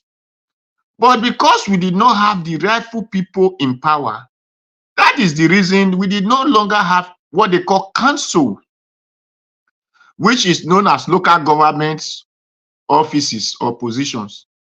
Because the people who occupy so-called positions are not duly wise, knowledgeable, understanding, and fit to be a leader. Because that is why they are rulers and criminals. That is why when they enter there, they start misbehaving. They will start stealing the money of development, the money that people will have used to survive. They will start packing it into their own pockets. Some put inside tank, some take to another countries where their own people will be suffering. Lagos, as I know, was once headquarters of the country. At least if anybody want to build, it will have consult the, if I don't know the name, they call it in Lagos, the BDPA, known as the Environment Development Associations. But what we do, it is because the country we are nowhere structured. And the people that occupy the position wrote a nonsense, which they are calling constitutions, that none of Nigerians even know how the constitution look like. They are not taught in school. No governor will ever come out and be addressing his people. Nobody in position will ever come out and address their own people and tell them this is how things supposed to be, or this things how things are not supposed to be. Only what they just concerned when they want to talk to people is when they will be asking, vote for me, vote for me. So that is why we are saying today, because I know that communities just wake up and start selling land without even making a better plan for themselves. And in ignorance, Nigeria will just rush into those areas and start buying and say, this place is developing, and we just start building. Then at the end of the time, a person who feel is authorized by one paper known as constitution or another, we start misbehaving. If everybody were consulted, I believe nobody will build house illegally. And I believe nobody will come and demolish those houses, call it illegal. But nobody consulted. The community doesn't know their work. The council is not functioning, so they did not know their work. The local government is not functioning, so they did not know their work. So the builders who just go there and buy did not even know their right from their left. So those are why today we are witnessing those things. So I wish the right people who have the wisdom and knowledge of and understanding of leading occupy positions in this country, then things will go well. So nobody will build illegally. Because before you build house, like I will use Edo State as example. When my sister wanted to build house in Aduwawa, there was a day I went to those areas. I found that they were painting people's blocks with red paint, and they put FMH, Federal Ministry Housing. So, and they put bad. I went home and said, Auntie, this area is not going area, because the day a person who know what is good and right to be done will come, all these houses in this area will be demolished. That time they will start blaming that person who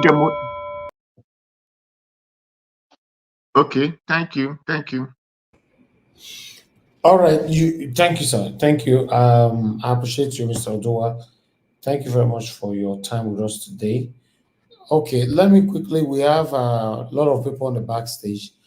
Give us a mandate, moderator, and all that. So let's move on. Let me swap somebody else again quickly so that I'll put Oga Concern in the backstage for now. Give us a mandate. Give us a mandate. It's good to have you on the show. Good evening to you, sir. Please talk to us. You have 8 minutes. Okay, you are not there. Can you hear me? Yes, I can hear you. Go ahead, sir. Thank you. Okay. Good evening to you and to all of the panelists. Hopefully everyone is enjoying their weekend. Everything is going okay with everyone. Comment section greetings to everyone. Panelists greetings. Nigerians all over the world, greetings to you and your family.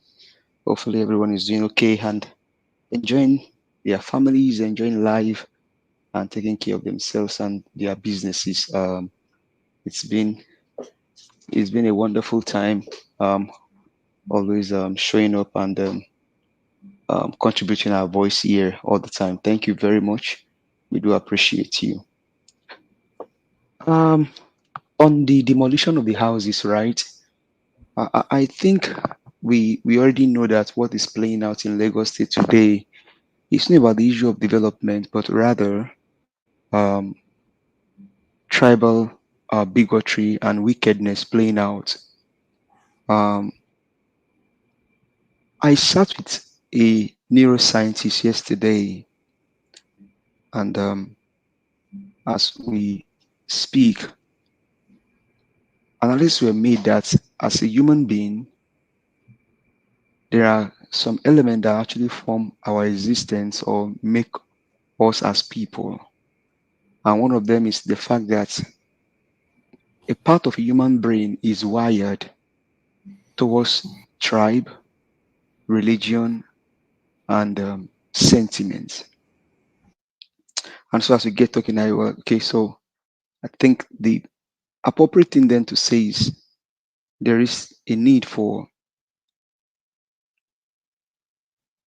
a mind renewal. And once I said that word, the neuroscientist said, oh, that's the word. The issue that is playing out today in Lagos and across the um, northern region and then the south part of Nigeria is tribalism,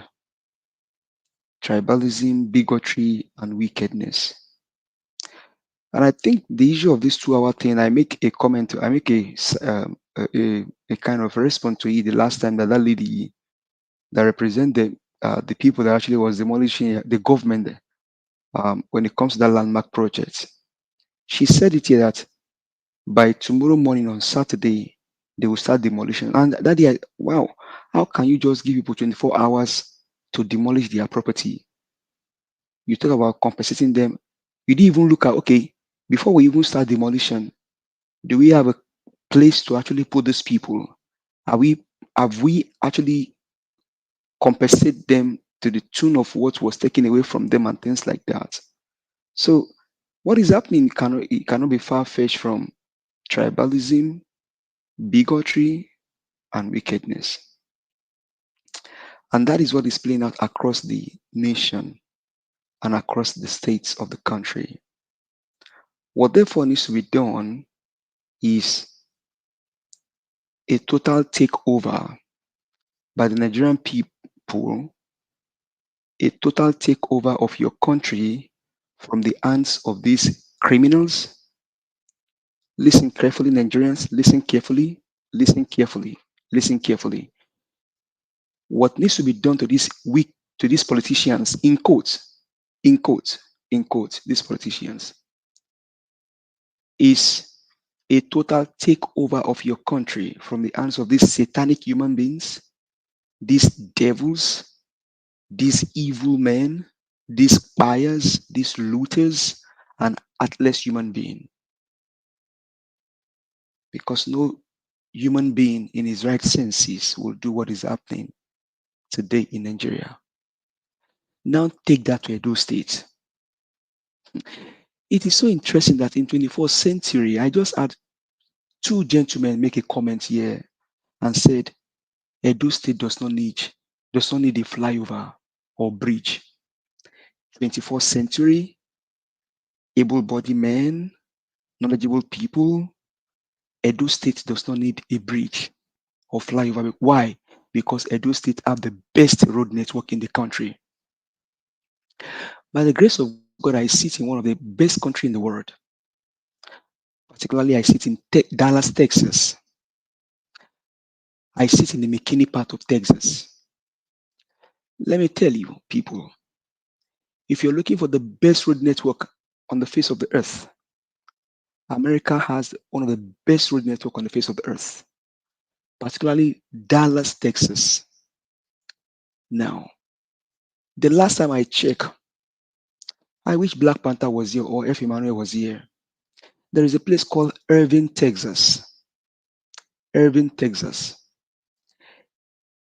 Mr. Elvis, maybe you can Google it. There's a big bridge construction going on in that place. If you see the bridges, you will be shocked.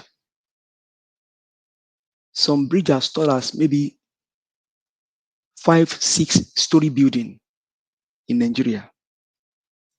Most of this, they went to Houston, Texas. As far as the road network is bad in Houston, Texas, they still have bridges. I think Manamita referenced some of our bridges here some times ago. That is how countries and nations develop. But in Edo State, they don't need bridge, they don't need flyover. Why? Because they have the best road network in 21st century, said by able-bodied people. Oh my God. How did we get here?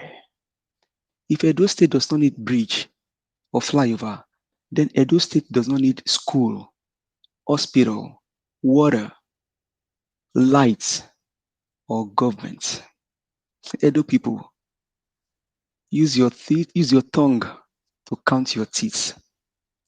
I'll keep telling you, politics is emotional. You cannot separate politics from your life because we all are political animals. And so we speak truth to power, and I'll continue to speak truth to power. I don't care who you are, where you come from, I will tell you how it is. To solve your problem in Edo State is to vote for Barrister Olumide Akpata. O is for outstanding, A is for accountability. Outstanding in the fact that he outstand them all. Because you cannot tell me that somebody calls himself a doctor and we continue from where somebody failed. A doctor will continue from where somebody failed. That means he will continue to build on failure. Barrister Olumide Akpata is the answer to your solution. Vote him and you will know peace in Edo State. He told you how he will care for his people, how he will bring back the economy of Edo State. He told you that if you don't, and what they said earlier, the Edo State does not need bridge or flyover, is lack of empathy, lack of love, lack of compassion, lack of integrity for the people. Barrister Olumide Akpata said, if you don't have love, compassion, empathy, integrity, and accountability, you don't need to smell government. He told you and he told me that I will care for my people with empathy, with love, with compassion, with integrity and accountability. Edo State Nigerians, open your eyes and do the needful. Barrister Olumide Akpata, for Governor of Edo State. Thank you. I yield the floor. All right. Thank you. Give us a mandate. I appreciate you, my brother. Thank you. The last person on the panel to speak is Mandarita. Mandarita, it's good to have you on the show. Good evening to you, man. Please talk to us. Mr. Elvis, can the next person speak before I speak? Because I'm doing something. That's fine. Thank you. When you are ready, let us know. Thank you. All right. Thanks. All right. I appreciate every one of you, my people. For now, everybody. Mr. Elvis, can I just allow me to speak for 30 seconds or 20? As a refuter, please. Okay. 20 seconds. Thank you very much. I want to, first of all, I want to thank good evening or whatever your day is, Mr. Mandate. Give us a mandate. I greet you from Benin. The issue of bridge, definitely every state, every nation would need a bridge, over, flyover, whatever. What we actually said is this: looking at the lean resources of Edo State, it's of recent, the revenue profile for Edo State IGRO is being worked upon. Rather than what we are saying is that rather than spending, you know what, to build a flyover now, definitely is capital intensive. Due to the lean resources we have, rather than using it to be talking about bridge where which you cannot do with the little resources we have. The best thing to do is to work on our roads, which we all agree that Benin City still has one of the best road network in Nigeria. We are straight argument to Nigeria. At the time we are doing comparison, it can't begin to compare Nigeria with America. They are not. They are two apart. You know, they are two apart. That's what we are saying. We are not saying that those states do not need flyover. If we have enough resources to do it, we will. But for now, the resources is not enough for us to do that. Rather, we can still work on the existing roads. When the money comes, we'll build flyovers. That's what we are saying. Thank you very much. Thank you. Mr. Elvis, can I rebut Mr. Elvis before I leave? Hello. I was talking, please. Thank you. Honorable, you did not say Edo State did not need flyover, not we did not say. Nicholas said Edo State don't need flyover. I said it 3 times. Edo State don't need flyover. So if you would have just said you did not say, not we did not say. You cannot defend something that delivered. Okay, that's what I said. Man, sorry, but for that, that's what I meant. Okay. And All right. 10 seconds. Go ahead quickly. Yes, Edolites and Nigerians, don't be deceived. And first and foremost, you see, every 4 days, there's a certain market at Ipoba Hill, Rama Park. That place is jam-packed. Every 4 days, that place actually needs a flyover. And secondly, the issue of saying that Edo State don't have enough resources, it's a lie from the pits of hell. Compare what Edo State and Ebonyi gets. As devilish as as uncompassionate as David Umahi. David Umahi built flyovers. He built a university teaching hospital from scratch. He built many gigantic structures. So if we cannot compare those states with Texas, we can at least compare with Ebonyi, the weakest of the states in the southeast. Edo State gets more than Ebonyi. Edo State is in the oil mineral producing zone. Ebonyi is not. And there is no real project that the governor embarked on. Whereas Dave Umahi of Ebonyi State, he built structures. What did the Edo State governor do? What did he do? He has been renovating Samogbemudia Stadium, the stadium that Igbenedion renovated. His godfather Adam Shomole renovated. He came and he renovated same. Whereas Dave Umahi of Ebonyi State, a poor state, built a teaching hospital from scratch, built many flyovers, and we get more revenue from more than Ebonyi State. And you tell me Edo State doesn't have enough resources? Ikpoba Hill is just one example. Ikpoba Hill does need a flyover. Thank you. All right. Thank Mr. you very Elvis, much. can you give me 10 seconds, please? But you just finished talking now. Yeah, that's a rebuter now. Okay. Edo State does not have enough money to build projects, but they have enough money to loot and to steal from the coffers. And that's why they are trying in all possible means to bring in their surrogates. You cannot compare Edo State with America, but you can compare them when it comes to politics. Edo State, open your eyes. Olumide Ozaibovo Apata is your governor. Thank you. Mr. Elvis, I'm ready. Okay, moderator. Okay, go ahead. I wanted to have a final submission now, since you're ready. Yes. Thank you. Yes. Good afternoon, everybody. Mr. Elvis, thank you so much. God bless you. My lovely mommy diaspora, I love you very much. My respectable papas and madams in the panel. Good afternoon, and my Canadian brother that just joined from Calgary. Good evening or good afternoon. There is 4:51 my time here. It's unfortunate that I wasn't in the program when Olumide Akpata came. And I really wanted to be there, but Mr. Elvis, you know everything. And I have been listening very keenly to, everyone speaking, and I would say I'm quite impressed. Ask your question now. I did, yes, but passing the question and being there and speaking to the person is different, So, because I know from history how some people think. They will say, "Oh, she's been talking." The day the candidates come, she's nowhere to be seen. So that's what I'm trying to. I don't owe anybody an explanation, but this is me. I just say it the way it is. Yes, so I'm just going to start, Mr. Elvis, please, because I'm going to declare who I'm supporting, and I'm going to tell you why. So that please just give me, with all due respect to everybody, just give me the permission. I'm just asking, just give me like a couple of minutes extra from my normal time. But I will start quickly with the demolition of houses. Now, I'm going to say a conspiracy theory. This is what I think. We know for sure that people have been saying that the man from Babylon doesn't forgive. And if you look at what's happening since May 29th, with what's happening with the demolition in Lagos, INEC results has to do with it. Yes, INEC results has to do with this. When somebody who doesn't forgive, it's not necessarily about forgiving. Somebody whose character is just the way it is. You understand? They take their time when they want to pay back, irrespective about tribe, religion, or profession. They will get their pound of flesh.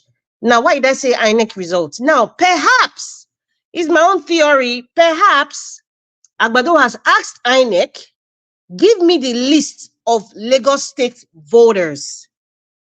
I want to know how many people voted for me in what areas. And then I'm going to do something about those areas that didn't want me or didn't vote for me. Now, unfortunately, the people who didn't vote for him based on the results of the INEC, because he has the raw paper. Yes, they have the raw data. They know Peter Obi won the election, but this is Lagos State now, this recent development, and trust government. Government would fight you to the last. They can create position. Government can create anything in the constitution and just even go to the State House of Assembly and say, okay, put this into law. That's how powerful government can be. They can bring development. They can bring that you're under the waterways or under the pipes, something just to do what they want to do. That's what I think is going on in Lagos State. This is just this area that what they call it, the area in Maryland, where they are doing this demolition now. The other day was, I think it was Ajao Estate. They said it was under the FAN FAAN land, or there are pipes there. Now it's the Maryland area. That's what's going on. And I can assure you, there's another area that's going to experience what these people in Maryland are experiencing. It's the INEC result. This man has sat down and read the results of every polling unit in Lagos and has known which area to pinpoint for development and make sure those people are cleared out of it because he wants his pound of flesh. That's my theory on that. I'm not going to go further. People have said stuff about C of O, blah, blah, blah, who sold the land, or Monile and all that. People have said what they want to say, but that's just my theory in the demolition of the land. You can check it out, or maybe you can just be studying what's going on. INEC, you will never get the full results. Even if you go to their website, you will not, but he has the raw result. He has it. So he knows the people that voted for him and who didn't. Moving along, I think it was this lady who called. I like her so much. The love God, my strength. She said something about, the United Kingdom, they won't just place people, displace people. See, the work of government, any government who cares and loves people, the last thing they want to do is cause pain for their people. United Kingdom, I see, is a welfare state. That's what I call it personally. Is a welfare state. But Nigeria is a jungle. In a jungle, there's nothing like love. The food chain doesn't add love to it. It's a jungle. It's dog eat dog, like survival of the fittest. So that's just the way Nigeria is going. Nigeria is a jungle.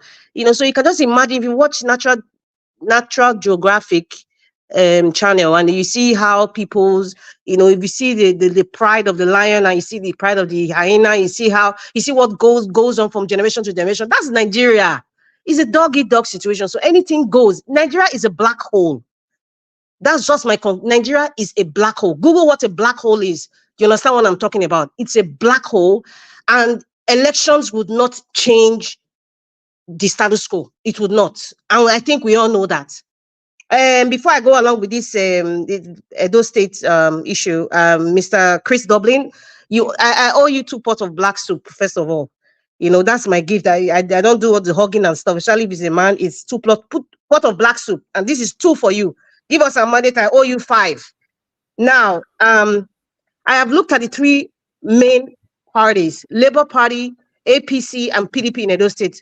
With due respect to the other parties, the reality is that those are the parties that we are looking at. Those are the three major parties in Edo State. And I kid you not, Labour Party, the opposition that you should be scared of is the APC, not the PDP. The opposition Labour Party has the major opposition. It's not the PDP. PDP is going nowhere. We don't do respect to all the people from PDP. Labour Party, your opposition, the APC. Why did I say so? I've said it before. The joker of this game, the determinant of who will become the governor of Edo State will be the votes from Edo North. Edo Central and Edo South is already split. This is my own theory, and it is what it is. I'm just saying you what is in my mind. And the fear is that because, take it or leave it, Adam Shoshomele has a lot of influence in Edo North. So that's why I said APC is the contending party with the label, not PDP. Don't bother about PDP. Because at the end of the day, whether you are from Eastern Central, Edo North or South, you need the collation of the votes from the entire state. That's what some people don't understand. It's not just about Benin, or you see what the frenzy or the lies going across all the media rugrats in the media, talking all sorts of propaganda and trying to think that, oh, it's just Benin City. Do you know what's going on in Edo Central? Do you know what's happening in Edo North?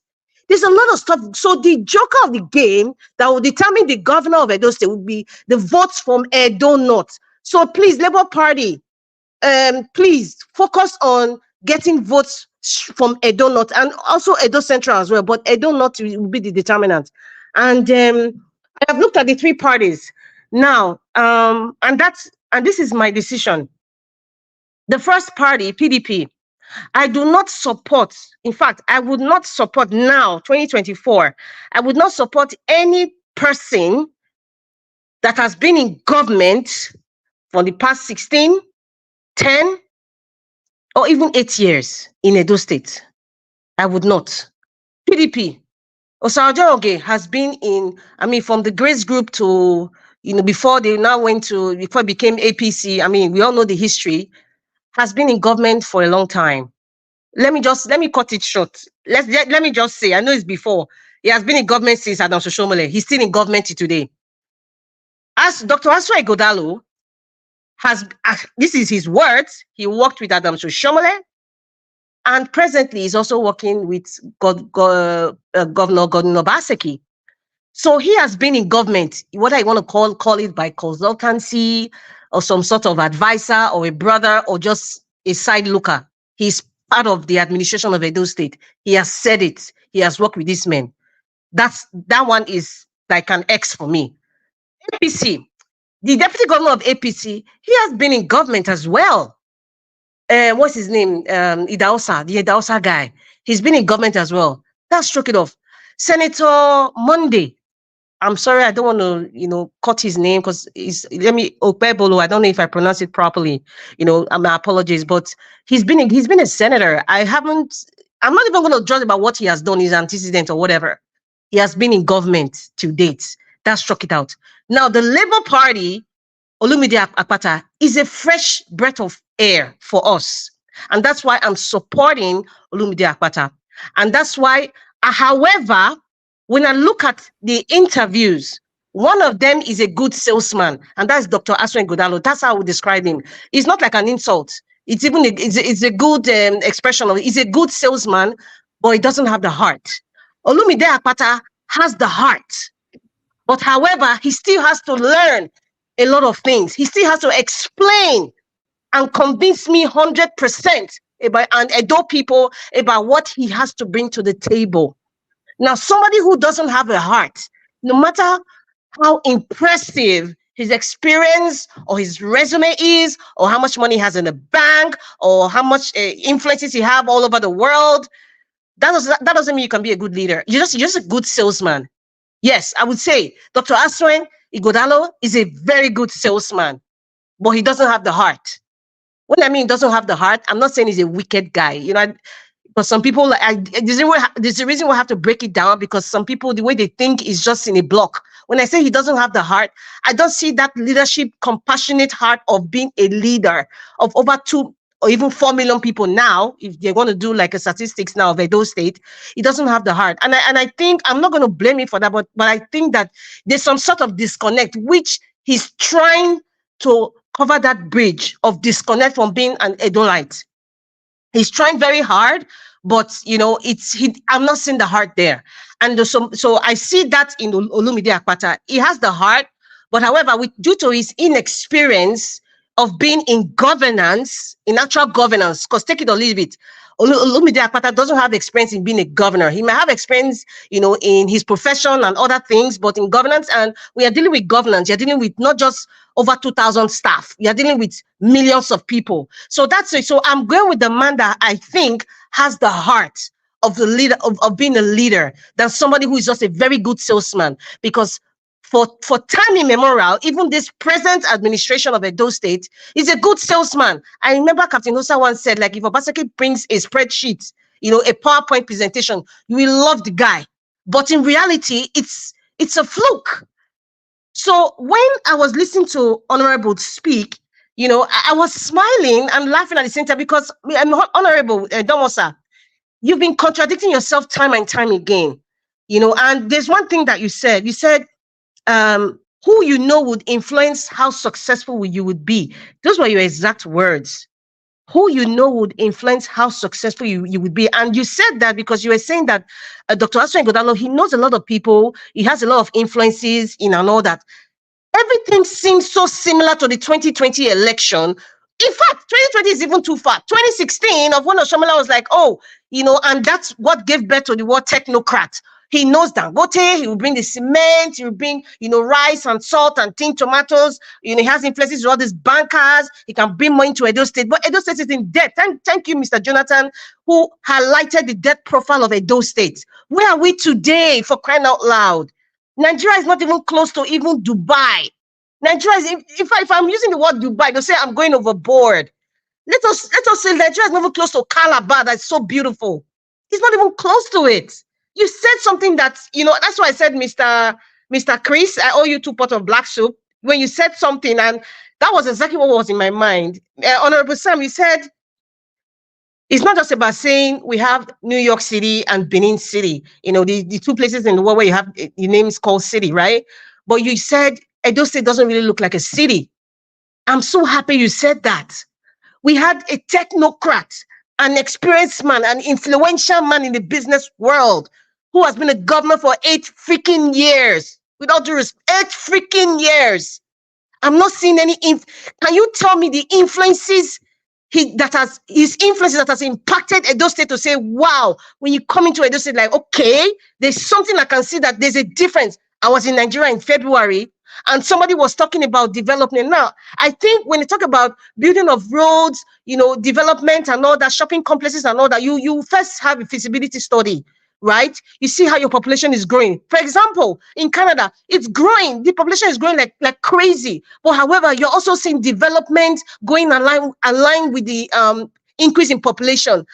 When I went to, if you notice, Honorable Sam, I know some of you who are in Edo State, listen to me.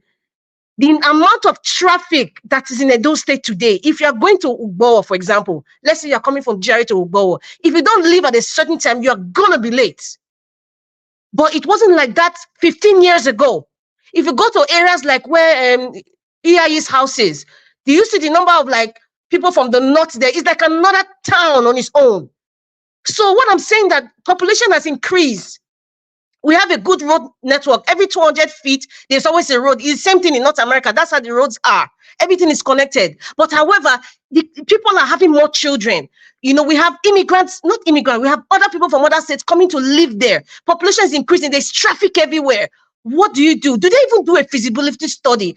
I don't understand the kind of, every candidate that come here, because I'm not a friend to anybody. I'm not here to be friends or to love any candidate. I'm not here for it at all. If Olumide Akpata messes up, I will tell him, sir, you are messing up. You're not my friend. We are employing you. So that's what I'm saying. Every candidate that comes to the show, Mr. Elvis, I'm saying it now. One of the major questions we should ask them, how do you see Edo State in the next 20 years? What I want to see that person's vision. I want to know if that leader is really a visionary leader. Ask them, how do you see Edo State in 20 years from now? They shouldn't give any lackluster common thing that we hear. I want to see your thinking cap. I want to see what kind of person you are. The kind of vision. What do you, how do you see Edo State in 20 years' time? Somebody who was a technocrat for 8 years. What was his vision? I don't think anybody asked him that question. And nobody should come and tell me, please, that these men, they have money, you know, they don't need, they don't say money, they don't need, what they call it, the pension and all that. Let me tell you something, people. Jeff Bezos, he needs money. Warren Buffett, he needs money. Mark Zuckerberg, he needs money. So nobody should tell me that they have so much money, they're not interested. Remi Tinubu told us we're already rich. We don't need Nigerians' money. Where are we today? They are busy acquiring and acquiring and acquiring and acquiring. Governor Baseki is busy acquiring. People think that we are stupid. Some people just do things and just think that people are not watching. I don't think they really realize this is a tech age. This is a Gen Z age where people have access to data. They have access to people. People are watching you. People are keeping records. I don't know where we are going, but that is my theory. The theory I've said, but I've told you the candidate I'm supporting now. Like I said, these are the things that I think Olumide Akpata is lacking, you know, in his presentation. Perhaps he needs to learn more, study more, and really understand what he's getting into. However, the other man is a salesman, and the other man is just coming to cover up for his friend. You said he was chairman of Sterling Bank. Well, and he was also a consultant. However, when they were doing this teacher training thing in Edo State, how much was for consultancy fee Obaseki put out there? We didn't see the books. I keep laughing because when you talk about, okay, it was a consultant, so how much was he paid? How much was he paid as a consultant? Can he be honest to tell us how much of Governor Baseki paid him to be a consultant to what? Okay, Alago Davos Summit. How much was paid to him as a consultant for the past 8 years? Or let's extend it to Adam Toshomole. How much was he paid for that? You think it was free? So that's why I said he's a great salesman. Yes. With all these influences and whatever he had all over the world, good for him. But how did he impact it on his homeland? How? Don't tell me Ewohimi is not just Edo State. Yeah, sorry, it's not just, you know, if you really want to spread your tentacles and, you know, you really want to, you know, help people, you know, you've gotten to the peak of your career and, okay, let me see what I can do. I don't know. I haven't heard anything apart from he built a school where he has some people under some scholarship. And I know the organization, the NGO he belongs to, you know, where they give scholarship to people. But, you know, that doesn't cut it down for me. He's a salesman. And when I say he's a salesman, I know what I'm saying. He's not just I'm not talking about selling fridge or anything. He's a salesman. And I'm sure some of you there know what I mean. He's a very good salesman, but he cannot be a good, I don't think, with all due respect to him, I don't think he has all the charisma and everything, but he doesn't have the heart. He doesn't have the heart to be the governor of Edo State. That's my point, Mr. Elvis. Thank you very much. Mr. Elvis, before Madam Rita goes, please, can I just say one or two things concerning what she said? She spoke eloquently, and I quite appreciate the way she spoke. Okay, go ahead, 30 seconds. I want her to expatiate. Thank you very much, Madam Rita Adams. I'm very impressed with what you said. Having somebody like you at the background, wanting the best for Edo State, it gladdens my heart as an Edo State man. I'm so glad when you call Aswa Igudaro as a salesman, a very good salesman. A very good salesman, it means he can sell Edo State, he can market Edo State, and present Edo State in a way that it ought to be. I'm glad you repeated it severally that it's a good salesman, and everybody will need a good salesman in a firm. To have a good salesman in your firm, it means it's something very laudable. You said something that it does not have a heart. I'm still trying to understand what you meant by it does not have a heart, that Olumide has a heart. I don't want the viewers to misconstrue you. I don't want you to be misconstrued, but you just said it again. You contradicted yourself that he has an NGO whereby he's helping people, yet you say it does not have a heart. Somebody that does not have a heart has been the chairman for different organizations. He has been successful. He has managed people in his law firm. He has over 150 people in his law firm. He has been giving scholarship to people to go for Harvard, Cambridge University, Harvard University on a yearly basis. Yet you say you do not have a heart.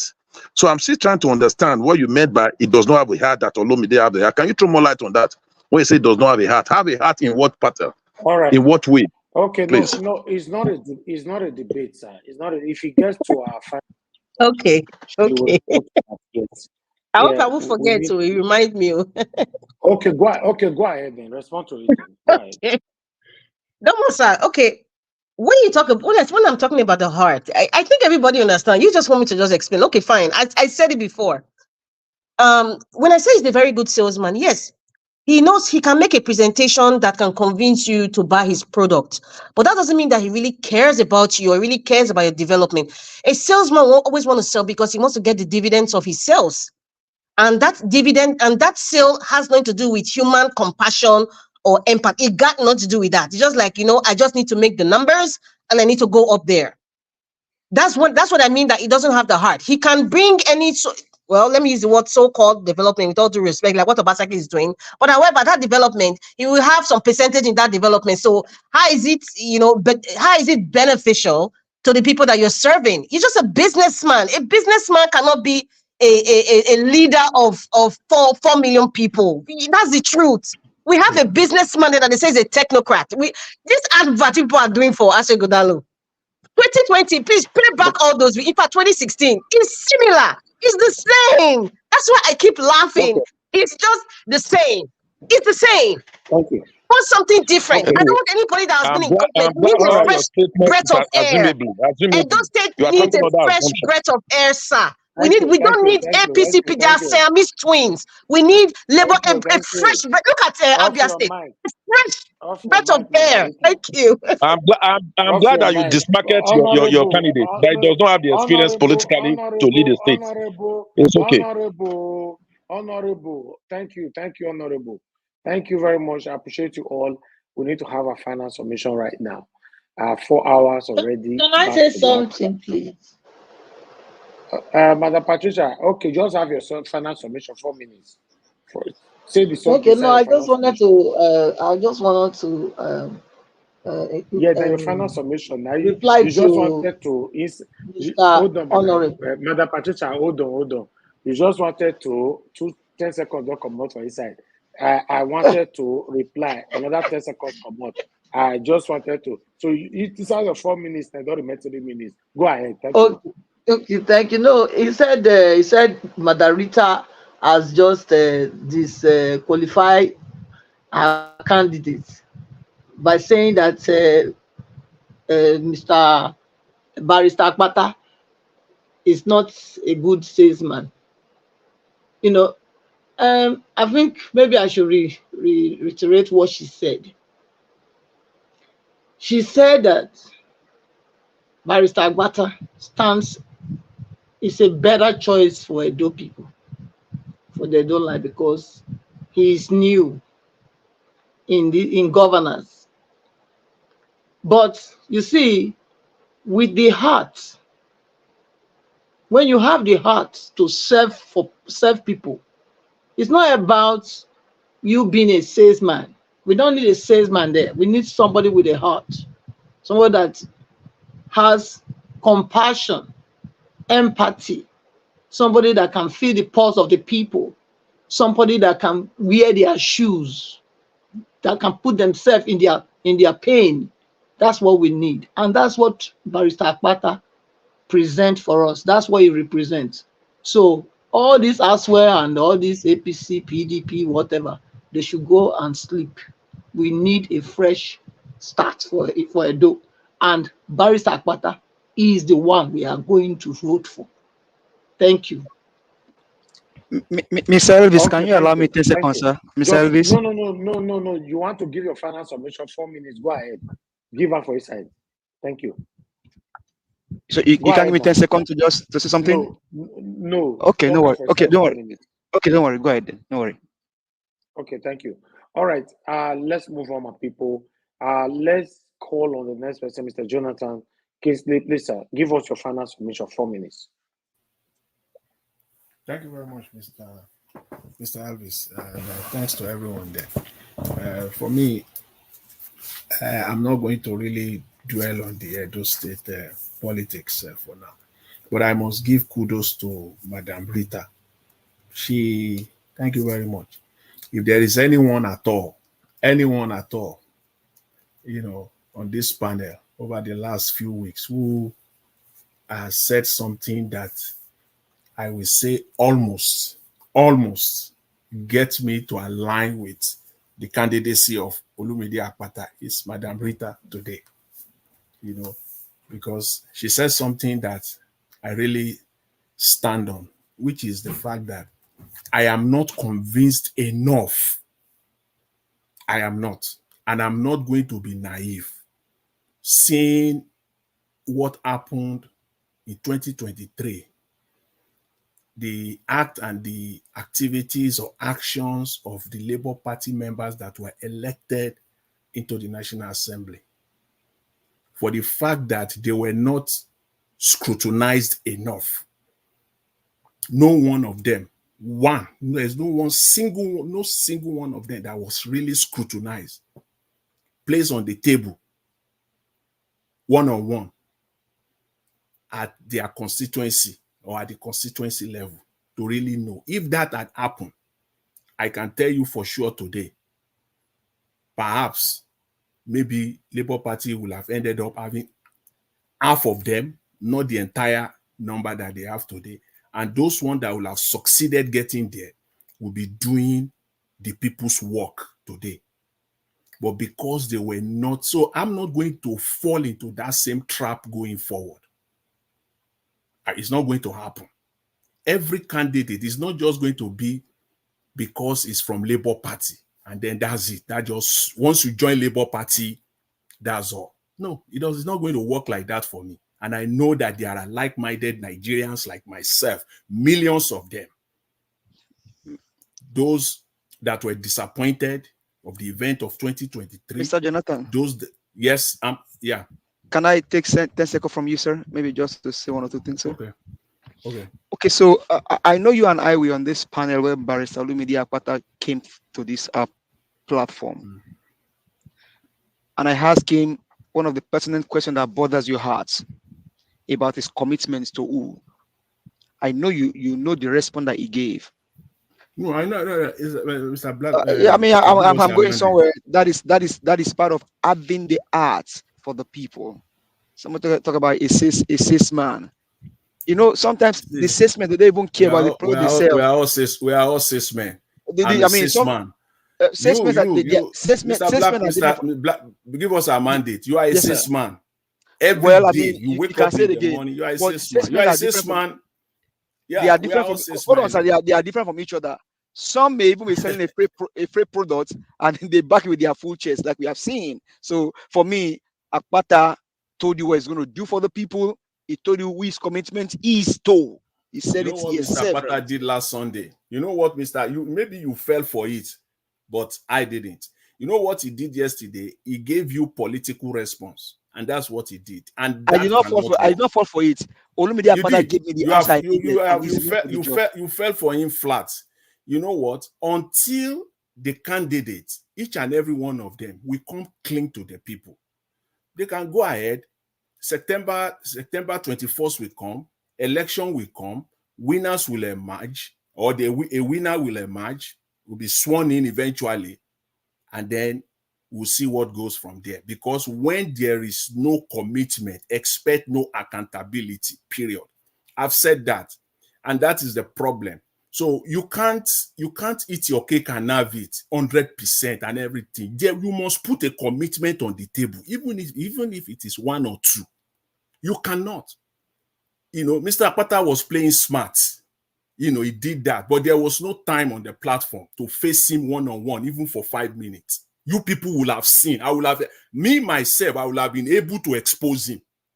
That today, probably your position will change. But we didn't have that time.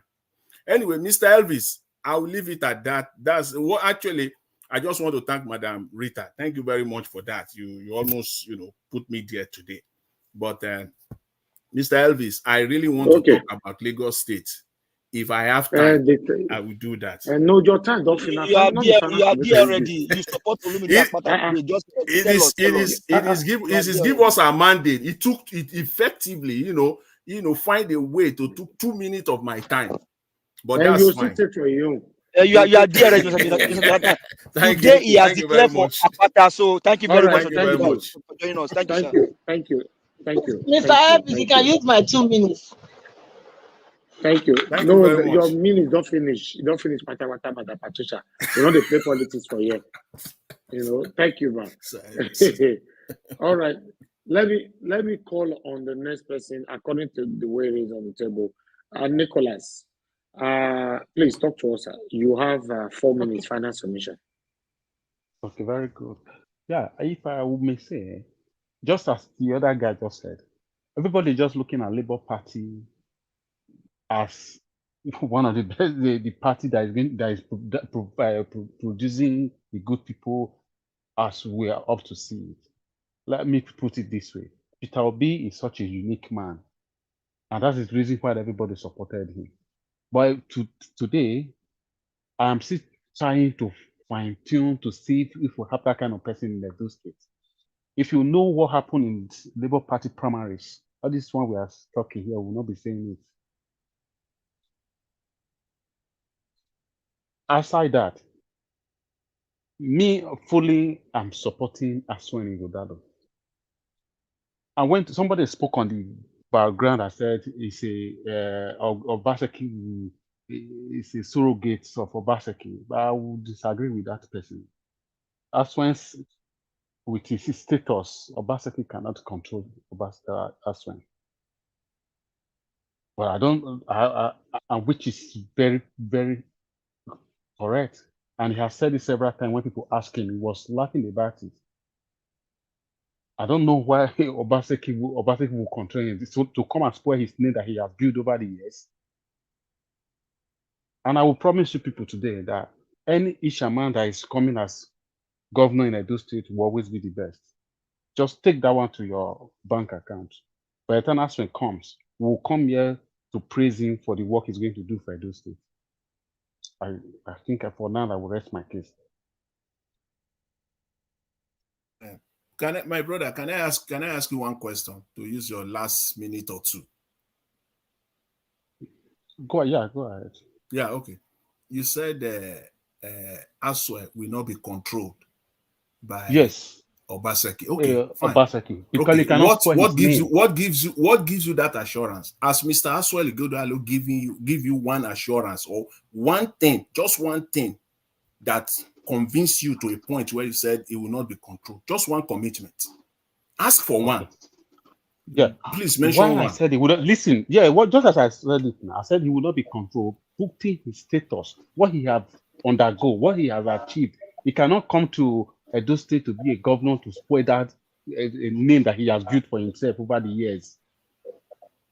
For him to be being appointed, making chairman, most of all the places that he's working of that making him a director, if he doesn't have a good name that he's going to protect, that will not happen. So that name, he will continue to protect that name that he has, that he has built over the years with hard labor, with so much effort. Wait, my brother. So it is personal now. It is only for us. What about the Edo people? What about the Edo citizens? What commitment are they getting for the Edo people? Not about him now, because we're talking about him and him alone, personal to him. What you didn't get me correctly. What I have told you, that Aswen is going to do the great work for Edo. That after 4 years, we will beg him to continue as a governor for us in Edo State. Excuse me, sir. With the consultancy, because somebody has said he was a consultant. A very good consultant will make a good administrator do well in Edo State. I'm sorry to say, with all due respect to him, that wasn't good consulting. It doesn't work that way. I can consult for you. Whatever he can for you to implement it. Of course, that's an easy answer. That's an easy answer. Excuse me, sir, that's a very easy. Anybody can say that. To say that, it depends on the person that will make the decision. They want to follow the advice I gave them. That's an easy answer. How it works. That's how it Oh, works. I please. consult for you. It is left for you to implement it or not. I can't force you to do what you don't want to do. All right. Thank you. We'll continue the consultation later. Thank you very much, my people. Okay, let me call on the next person. Mr. Chris, give us your final submission, sir. 4 minutes. Okay, Mr. Nanjawaj, and thank you very much for the opportunity to recapitulate. First and foremost, there's no way I cannot thank Madam Rita for joining the fray, and Mr. Jonathan. You guys are really welcome. You know, I think it's a pleasure. You are a good salesman. Don't put me in a box. Don't put me inside the box that I am not. We have two ladies in the house, and it's not surprising that both ladies are rooting for Olumide Akpata. And we know women are compassionate. They know what compassion means. And that brings me to the issue of compassion. You know, that was the question I asked Olumide Akpata when he was on this show. I asked him, sir, what are you going to do differently from what Obaseki is currently doing, from what past administration have done? And he said he's going to govern the state with a human face, with compassion. You know, I think that's what other administrations have been lacking. So, and Mr. Jonathan, do you realize that immediately after you gave that debt profile of Edo State, days later, Olumide Akpata himself, he tweeted and corroborated what you said, that how is the next governor going to deal with a debt burden of 600 billion naira? So my good people listening, to Honorable Sam that said we don't have that amount of money to build flyover. So you ask yourself, for a governor that took the debt profile to 600 billion naira, what did he use the funds for? These are questions that should be asked. What do 600 billion? What did they use it for? Do you have a record that says that he's the one that put that debt profile there? Borrow the money, yes. That's the total debt profile for those states. No, I don't have the record. It's not the my one. Goodness. Nigerian debt profile. Nigerian debt. Okay. And Mr. Sam, Honorable Sam, I did. I borrowed the money on behalf of Edo State. Okay. So let's not play politics with these things. Before, your argument was that when we talked about this, your first argument initially was that the figures were not correct. I remember clearly. Now the argument is that if I have records to show that he was the one that borrowed the funds, that is laughable. Okay? I said Obaseki did not borrow the 600. It's combination. What did he meet when he came? What was the debt profile, and where did he take the debt profile to? Go and look at the debt profile of America. So let's not go there. Let's not go there. If you want us to go there, I can prevent parts. With America. When Mr. Mandate, look at the debt profile of Lagos State. Edo State with America. America is over 400 million people. Come on, Honorable Sam, man. Come on, sir. Come on, man. Look at the debt profile of Kaduna State. 1 minute to Chris. They are taking my time. This is, yeah. And I must land. Then go explain tire, Mr. Chris. Then go explain tire. You can see, when give us our mandate, compared the roads in Edo State with those of Texas, Honorable Sam said it should the roads were not good then. They not get good road then. When we are talking about debt profile, all of a sudden he wants to compare 5.5 million people with 230 million people. Did you guys see the hypocrisy that the PDP and the APC smacks of? Well, I'll just move on. Let's not forget that this debt profile is there. And there is also this fund that Wike told the whole world that was given to the oil mineral producing states. See, today, Obaseki never mentioned a word about that fund. So the good people of Edo State, brothers and sisters, ladies and gentlemen, permit me to add boys and girls. The issues before you are clear. It is a choice between sticking to the old guns that has driven Edo State aground, or changing direction and deciding to take the bull by the horn and move your state to the place where your state ought to be in the Committee of States in Nigeria, please, let's use our vote wisely. Vote for Olumide Akpata, vote for change, vote for peace, vote for progress, vote for prosperity, vote for the rule of law, vote for respect for traditional institutions. Don't take traditional institutions out of this politics, so please. Mr. Nicholas, I think you do well to stop intervening, okay? It's becoming too much. You guys have been just curtailing my train of thought. You interjected when I was talking as well. Yeah. Edo State, vote wisely. Vote wisely. Yes, vote against bad governance. Vote against godfatherism. Thank you. Now we have voted wisely, sir. Thank you. Don't talk and read 7 times.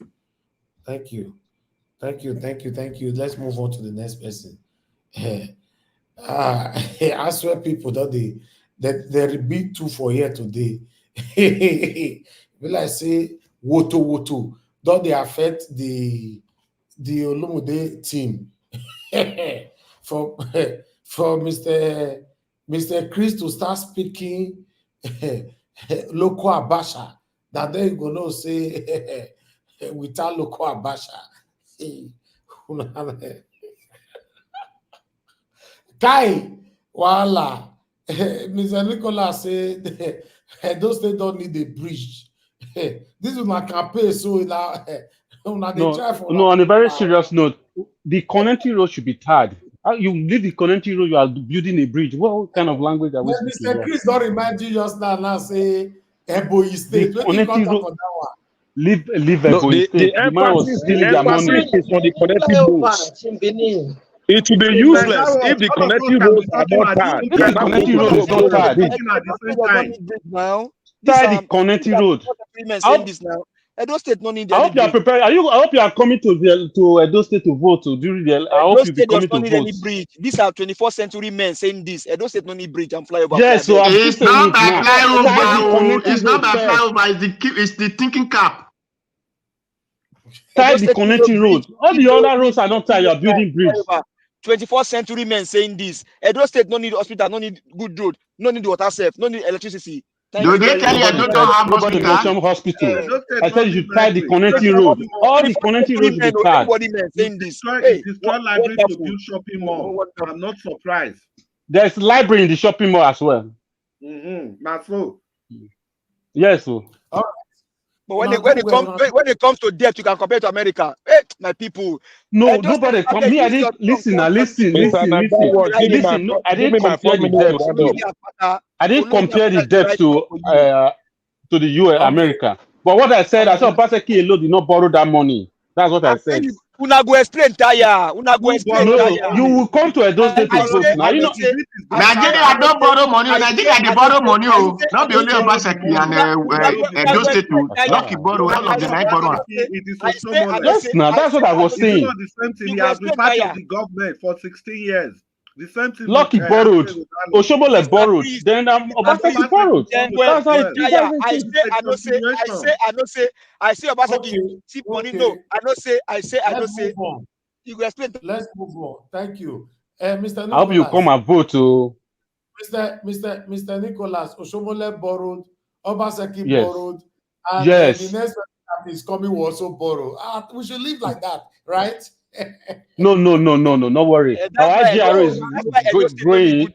No need flyover and bridge too. The next thing I said the connecting road should be tied. Need flyover.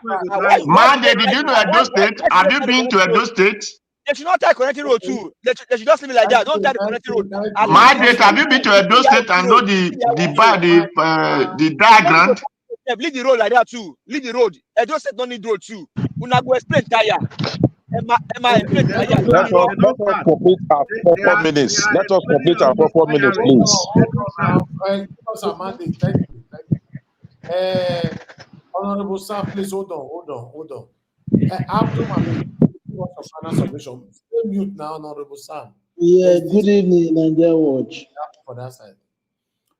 Yeah, good evening. You have 4 minutes. I remain 3 minutes. You don't use 1 minute to say good evening. Thank you. Go ahead, sir. Yeah, good evening, Nigeria Watch. I don't know why we guys are somehow we are not saying the truth. We come on here, we lied, understand? Mr. Alex, he live in Benin. He always say that when rain fall in Benin, everywhere flooding. Everywhere flooding, understand? Where is the road? Even the road you guys are talking, there is no road. When rain fall, everywhere flooding. We should talk the truth. We should not come to air and lie. This is the problem we had in Nigeria. Even though we see black, we call it white. It's not right and it's not good. That's why we are going back in that country. Sentiment and ethnicity. For me, they should vote for Olumide Akpata because it's a change. It's a new under development. Let's change PDP and APC. They have ruled for how many years? No improvement. All they are doing is to steal money, to thief. That is just it. How many years back? Only Oyegu free education for citizens of Edo State. Since then, nobody did it. They don't do anything. They are just stealing money there. Edo State is very backward compared to other states like Niger Delta State, like Port Harcourt, even Warri, better than Edo State. And Edo State was a former Bende state. They are just fraud. They are just propaganda. They looting our money. Thank you. That is all I want to say. All right. Thank you very much, Mr. Abdul. It's good to have you on the show. Thank you, sir. Okay, let me come to give us a mandate. Give us a mandate. Give us a final submission. 4 minutes. Give us a mandate. You are not there. Okay, I'll move on to the next person. You might not have the opportunity to speak later. I'm here, Mr. Elvis. Please. I'm here, Mr. Elvis. Well, I mean, I'm actually in the middle of something. I won't be able to say much. What I can say is vote Olumide Akpata for transparency, accountability, and for good governance. Leave all of the lies and the bigotry. Edo State no need a bridge and flyovers. And Edo State no need good road. But we need Olumide Akpata. Thank you very much. All right. Thank you, Give us a mandate for making that very short. That's good. Okay, let me come to the next person here. Mr. Oduwa, give us a final submission, 4 minutes. Thank you. I thought it was honorable before me. Anyway, thank you. I have to say something here because the day that Sam Aswell came to this show, I was not opportune to ask him a question. But this is the question that I have asked Olumide Akpata. Don't start with that your thing again. Hey, don't interject me. Hey, don't take my time. Don't start. Okay, you see, he's taking my time, so you have to cut it off. Then I asked a question. Okpila factory was built by Bermudia, which Edo people will have invested their money and be using and be gaining profit for it. Because we did not have people who think for Edo people, someone came as Adam Hoshemole and gave it to Dangote and Wasuko. I asked, how will you retrieve it for us? How will you retrieve it? He said, I'm not concerned whoever that take over a property. All is just concerned is the tax that the person will pay.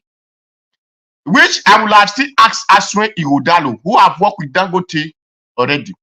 But that's why I did not ask him question. The question that people ask him, what is the mind you have for Edo State? He said, I will work with Edo State people. Any government of me is going to be of the Edo State. Edo person, wherever you are in the world, whatever you learn, ready to come home and join me to use it to build Edo State. So if people say did not have the mind of the empathy or sympathy for the people, anybody who said And my people, wherever you are, come and join me to build our state. Automatically shows that that person have the mind of the people. Just like the Indians, wherever Indian was, they came back home and built Indian. That is why today the world are enjoying Indian things. So if my people decide to say because of English or whatsoever, me, I'm a do South. I'm a do South, but I support Aswen Ighodalo with the wisdom and what he project before us. But one thing I'm afraid of is the PDP party that he belongs to. If they will allow him to work, except if he will have his own mind to say whether PDP want it or not, I will do it for my Edo people. Thank you and God bless. All right, thank you. Mr. Jonathan, I mean to say you don't sleep. Yeah, I'm here. I want to ask Mr. Odua. He said something. He said that anybody that said any politician that call on the people, the diasporans, to come home and work is a reflection of a good candidate. Seems that you are just following Nigerian politics. That is the way. That one is not a new thing. All of them have been saying that since 1960. It did not mean only diaspora. Anywhere you are in the world, whether you are in the Edo, you are anywhere, whatever you have in your brain, come and use it. Join me to build the Edo state. I heard you. I said that one. Mr. Jonathan, you deposited. He has said his own. Now let us respect Eshoda's view. That he has said this is his view. Right. You said yours. See, that is the reason why it is called a panel. You don't just come and say people you wait for your 4 minutes. You wait if you're a recruiter, you wait for your 4 minutes already. But because it is 4 minutes. Okay, thank you. Let me answer that.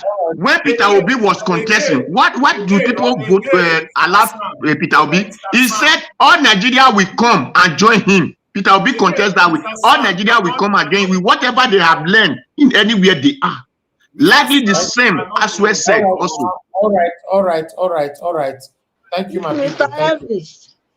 All right, ma'am. Mr. Elvis, please, can you not replay, bring back that Mr.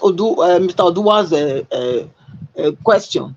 Because it's lying. That was not what Barrister Olumide said. So he's been repeating this thing since then up to now. And let the other team fight back.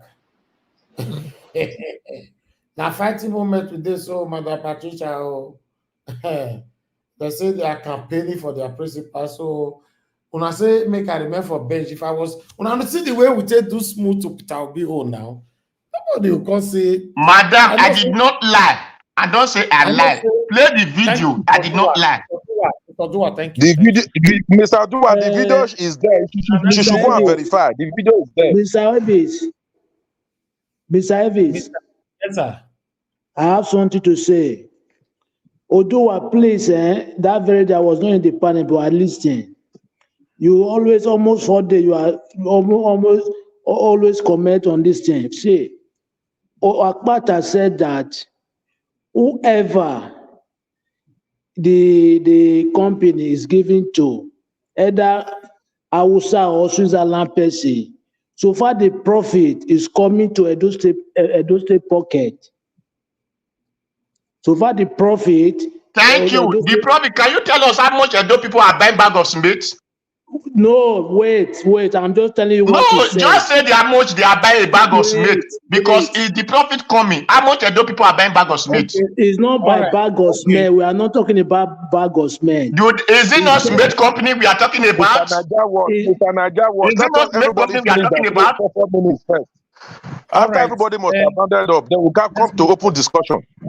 No, there's no open discussion at all. I'm rounding up. Let us finish so that we'll go on this weekend. Thank you. Exactly. Thank you. The habit of always unmuting, talk. It be like say the thing don't start again.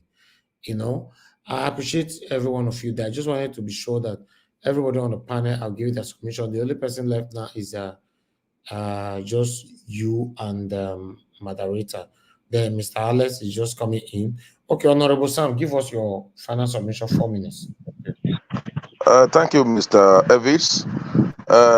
Mr. Odua has been able to prove beyond reasonable doubt that my candidate, Dr.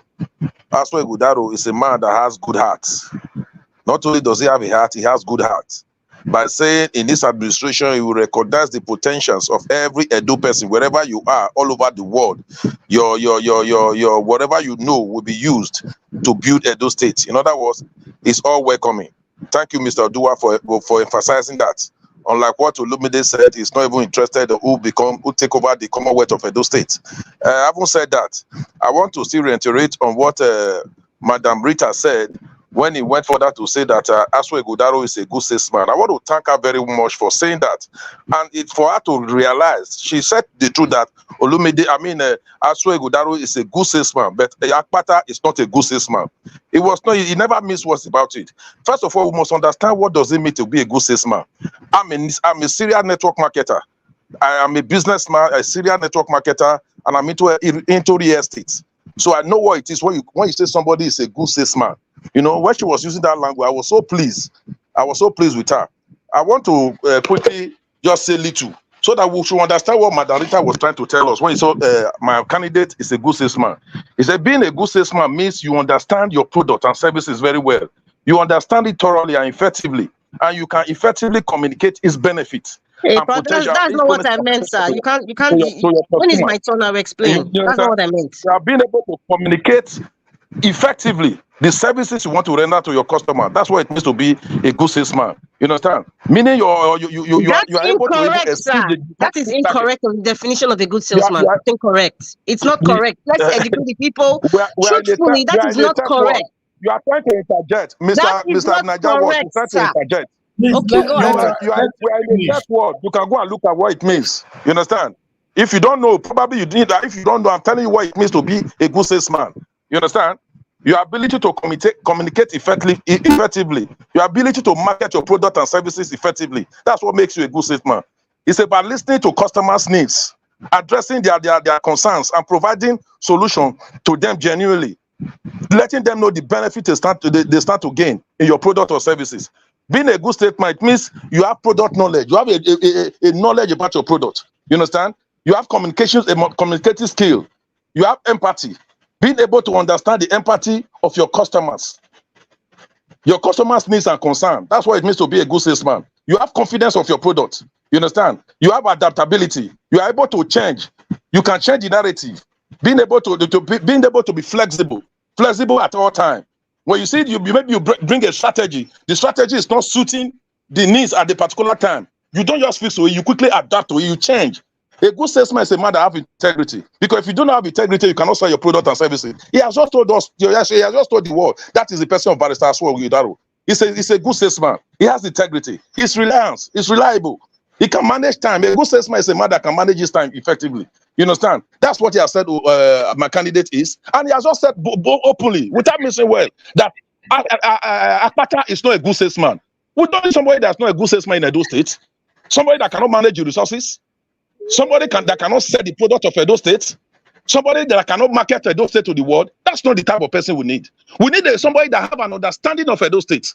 Somebody that have a proper understanding of Edo State. That's what we need as Edo State governor. So he has come out to tell us. We don't need to miss words about this again. You understand? He's a man that have a heart. He even went to tell us that he contradicted ourselves by saying he does not have a heart. Later he said he has an NGO that is helping people. A man that is helping people is a man that has a heart. I never said he has an NGO. I said I know the NGO he belongs to. He said I do not know it all. I will involve Edo State, including Madarita, including Madarita, including Jonathan, including the giver of mandate. But he will involve all of them in the governance of Edo State. Words into my mouth. You are using my words to confuse the people, and I would not allow that. No, you said it openly. I would not even tolerate it. I would not allow it. You said it openly. My words to deceive people. It's very wrong of you, sir. Please, sir, with all due respect, don't use my words to twist things and turn things and deceive people. Because I'm here you for Edo people. You I'm not here for anybody to use my words to lie and deceive people. Yes, I'm using the word lie. I haven't used that word, sir, without due respect to you, but you just said something. I never said Dr. Aswe Gudaro owns a foundation. I said I know the foundation he belongs to. Google is your friend. Please listen to my words carefully. You said he has I heard you vividly when you said it. You said he has an NGO to lie and twist things. Please, thank you. With due respect to you, man. I I With will due not respect to tolerate you it. I and your wouldn't. personality, Okay, with due respect to you and your personality. Honorable, 30 seconds, Yes. round up, 30 seconds. Okay. So I want to thank Madam Rita Adams. I will keep thanking you for letting the public know that my candidate, Aswe Godaro, is a good salesman and is going to sell Edo well properly. And in doing it, he will recognize the potentials of everybody, including you, Madam Rita Adams, including give us my mandate, including Alex. Wherever you are all over the world, your potentials will be used to build Edo State. All the potentials will be recognized. That's the quality of a good statesman. So that's what my candidate will do. I thank you very much. God bless you all. Thank you. Oh, cool. Lai Mohammed was a good salesman, but what was he selling, sir? What was he selling? Please don't use don't listen, use your own words, please. Don't use my words to confuse people because I'm here to defend my word. And yes, he's a good salesman, but it's not for the benefit of Edo people. It's for the benefit of his friends like the like of Babasaki. What are we talking about here? Nobody's a king here. I want to confuse people, please. Margarita, I want to give you your time now. So thank you very much. I'd like to speak. I'll try to be very short. I get very upset when my words are twisted and turned just for the benefit to deny people the truth. I will go after you and I would respectfully, of course, but I have to put my stand. That's who I am. If I say he's a good salesman, anybody can sell anything. A prostitute can sell her body. Does she care if you have a disease? Does she care if she has a disease? She will sell her body because the bottom line that she needs the freaking money. That's what she needs. Doesn't mean that she's very good or she cares. Being a good salesperson, you don't care about anything, but you just care about your profits. You care about profit. That's what sales all about. It's maximum profit, sir. We all did economics 101. So using my words to say I am advertising him in what way? You can be a good salesman. You can be a good prostitute. But does that do you think that the prostitute care if she's destroying a home or she's destroying a life? If she has a disease that she's spreading, she doesn't care. She just cares about the money. One thing I keep preaching, and I will continue to preach. I've forgotten, the person who said that. What I Socrates, I can't remember now.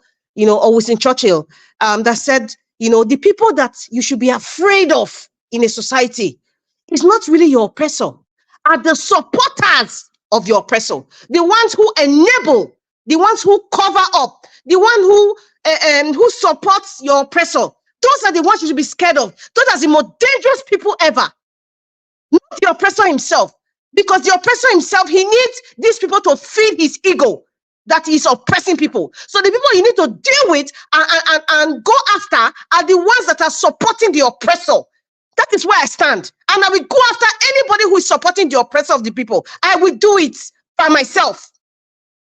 In doing it, we will join you to do it. I will do it by myself. And that's what I'm doing. I'm speaking for myself. That's what I mean. I am doing it. Nobody's going to speak on my words. I am going to defend my own words. I don't need Niger Watch, Mr. Elvis, or anybody in the party. I will defend my words. That's what I mean. That's what I mean. So please, if I say he's a good salesman, all the things that you listed about being a good salesman, I just give you an example of a prostitute. A good salesman, let me tell you, sir, in case you don't know, if you want to juxtapose my words as saying he's a good salesman, I didn't say it to make it seem like he's a bad guy. No. I said it doesn't have the heart. That's what I'm saying. And I know a lot of you, and I know you, sir, Honorable Sam, you know what I'm talking about when I say he doesn't have the heart. And you very well know your supporters club, you know exactly what I'm talking about. He's a salesman because a salesperson has no compassion. I'm glad you know. I'm glad you know so well that I know exactly what you're talking about. We need a leader that has compassion. Yeah. We need a new fresh of breath air. APC, PDP, all the accolades, all the certificates and influences and money that they have. Where has he taken Edo State till today? Where has the person taken Edo State till today? Where has the technocrat taken? Is Edo State Dubai? Can we play 2020 campaign? Can we play it back? It's not a good salesman. You just said he's not a good salesman. I know the psychology you are using, sir. He's not a good salesman. I know the psychology you are using. It's not going to work for me. If I say, oh yes, Honorable Sam, if I say that, Honorable Sam, because it's not a good Honorable statement. Sam, I can quote Honorable you, madam. Sam, I I know can the say psychology in the that you word are of using. It's not I working. can say I People can are quote too you smart. anytime. If In the I word say of he's a good Madam Rita salesman, Adam. that does not Madam, equate that Akpata I is can not a quote good you anytime. salesman. In the word I of was Madam Rita describing Adam, each she said, and I individual. quote, Olumide Akpata Don't is point not a and good turn my salesman. words, She can Honorable be quoted Sam. at any time. Honorable Sam, sir, Domo, sir. I'll say Who I talk you're to? just trying to talk. You're just trying to twist everything. It's not Honorable, working. please let us speak.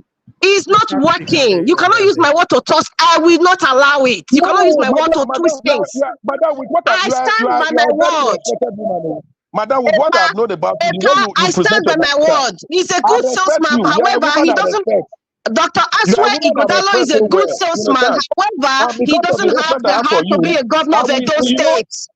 madam, Epa, we do Let Dr. respect us to speak. you. Aswe We is do a respect good to you. salesman. A woman of your, a Epa, woman of your Please. pedigree, Please whatever you leave say, woman actually, aside. Epa, please leave. We're talking about real issues here. Leave woman aside. Honorable, We I have love to mute both you of you now. love it. Both of Let us us love speak. Edo State. Leave whether I'm a woman or not. That's not important. We're talking about real issues here. We're trying to educate people and inspire people. It's not about gender based right now. Epa, with all due respect, I'm gonna repeat no, it I always again. said, I said you are a woman of integrity. That's what I meant. And not Yes, gender. I said you are a Wesley, woman of but integrity. however, I'm going to make my point here. Dr. Aswa Godalo is a good salesman, but he doesn't have the heart to be governor of Edo State.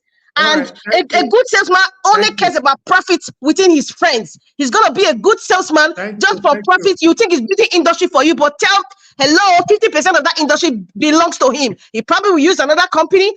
I'm not saying that's what he will do, but that's what salesmen like the likes of Ogbaseki, that's what they do. We know. To make profit for the company is selling for. They In this profit case, for to make profit for Edo themselves. State. And if you watch this video again, I said a salesman cares about profit for himself and for his friends. That's what I said. Thank you, madam. Okay, I'm opening Madam, the as mic. from today, I can say it. I can say in the word of Mrs. Rita Adam, she said, and I quote, at Barrister Aswe Godalo Dr. is a Aswa salesman. Igodalo doesn't have the heart to be a governor of Edo State. Akpata is not a salesman. Akpata has the heart In the to be a word governor of of Edo State. in the word He of has the Rita heart. Adam. And you know it, sir. Epa Domo, sir. The Honorable Sam. Madam Rita, I greet you. You are my person. I go cook 3 black soup for you. 3 black pot. How you call them just now?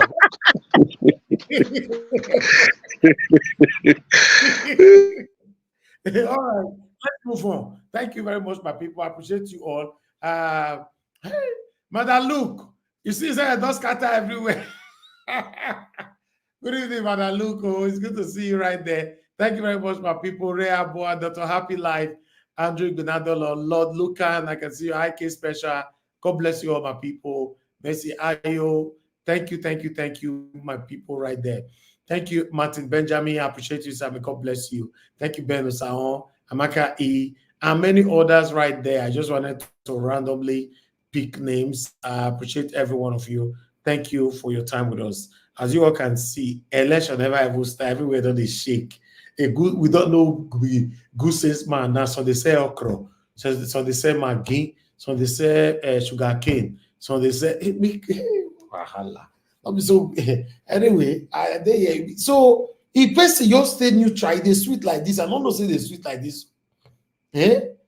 So now me for you they carry all this headache down. Hey, voila. Thank God though. Me, you guys are entertaining us that is neutral. Hey, Peter Obi, what everywhere we're shaking. Tinubu, these were top people. Tinubu, Peter Obi, Atiku. We face on. We were here 24/7. We were doing 24 hours broadcast on this platform. We were here. We don't go anywhere. So for what they do now, I mean not mind because now it's supposed to be. Lose your voice for your candidate. Me, I lost my voice for Peter Obi. Lose your voice. Anything where any arrow where they throw meet you, collect time and because of your candidate, no wahala. You know where they throw meet me for here? We collect. We not going to complain again. So may you still collect. If you support Akpata, collect. If you support Aswe Goda, will make you collect. If now collect. Anyone, in fact, Oga CM, we are watching them from distance. So we are not part of this. This is beautiful. Please talk to us, Mr. Alex. You have the floor. I'll give you 5 minutes. You are gas here for 5 minutes. When I go get because you guys came late. But go ahead. Not Mr. sure. Alex. Thank you. I'm not sure he knew that I was the next person to speak. No, he didn't know. So, and I greet everybody on the platform. For me, I have never seen a governor who can lie like Obaseki administration. I have never seen. A governor that was never around to receive protesters for once for 7 years. He was never available. Flying from Lagos to Abuja, to Singapore, to UK, to America, doing what? Or should we name him the flying governor? I've never seen a governor that will supervise the killing of his own people. In the heat of the killings that was nationwide, where other governors were fighting back. I can't support such a party that produced a governor that was competent, that contributed to the kidnapping of and the killing of an American man who was coming from America and was going back. He was murdered, cold blood. The pictures were everywhere. Guys, we are not playing here. We are not playing here. We are fighting for the soul of Edo State. And I want to say today, I have done my research also. And with the brilliant submission of Mr. Chris Dublin, I hereby declare today, with my personal imprimatur, that my candidacy goes to Labour Party, Olumide Akpata. Loco Abacha, thank you. That's what I'm talking about. And for me, I can never support a governor that was heartless enough. A governor that was heartless enough. I can't support. Don't take my time. Don't do it. Don't take my time. Everybody, hold on. Hold on. Go ahead now. If you will give me more time, or I'll take the time, Mr. Evans. I didn't know it was you. No. Go ahead. Continue right now. So I can't support a party that produced a governor that was really Edo State like a one-man show. Local government elections was put on hold for 4 years. House of Assembly was run like a mafia group. Instead of 24 members with 11 members for 4 years. Who were passing those bills? Who were making those laws? Because we have three branches of government: the executive, the legislature, and the judiciary. The judiciary was captured. People were not getting justice. A court of administration, jurisdiction restricted the governor from demolishing 5 communities, 1,230 buildings. The governor brought them down in the name of building a mega city that is yet to be seen. What more can I say? A woman called into this platform and said she will never enter Edo State again, that her grandmother was raped by 8 dirty Fulani herdsmen, and her head was cut off. Naija Watch, you can testify. What do we say? He never made a statement about it. In the heat of the killings, Wike was fighting Buhari from River State. Akorodolu was fighting with Amatekun. What was it called? Benue State governor was fighting. Where was my governor? Collecting Ruga money, allegedly 26 billion. A governor that cannot boast of one primary school renovated under his tenure. A governor that is heartless enough, that is not compassionate. Somebody built on government land. Let's assume the next thing you do is to bring the building down. In other countries, they just have a way to convert that building for other uses. And such party is producing another person who came with the same songs, the same music as they did before. Technocrat, chairman of this Dangote group. We say cabo to the detriment to this. When Olumide was speaking, he may not have had all it takes, but David had no experience when he brought down Goliath. Go and verify.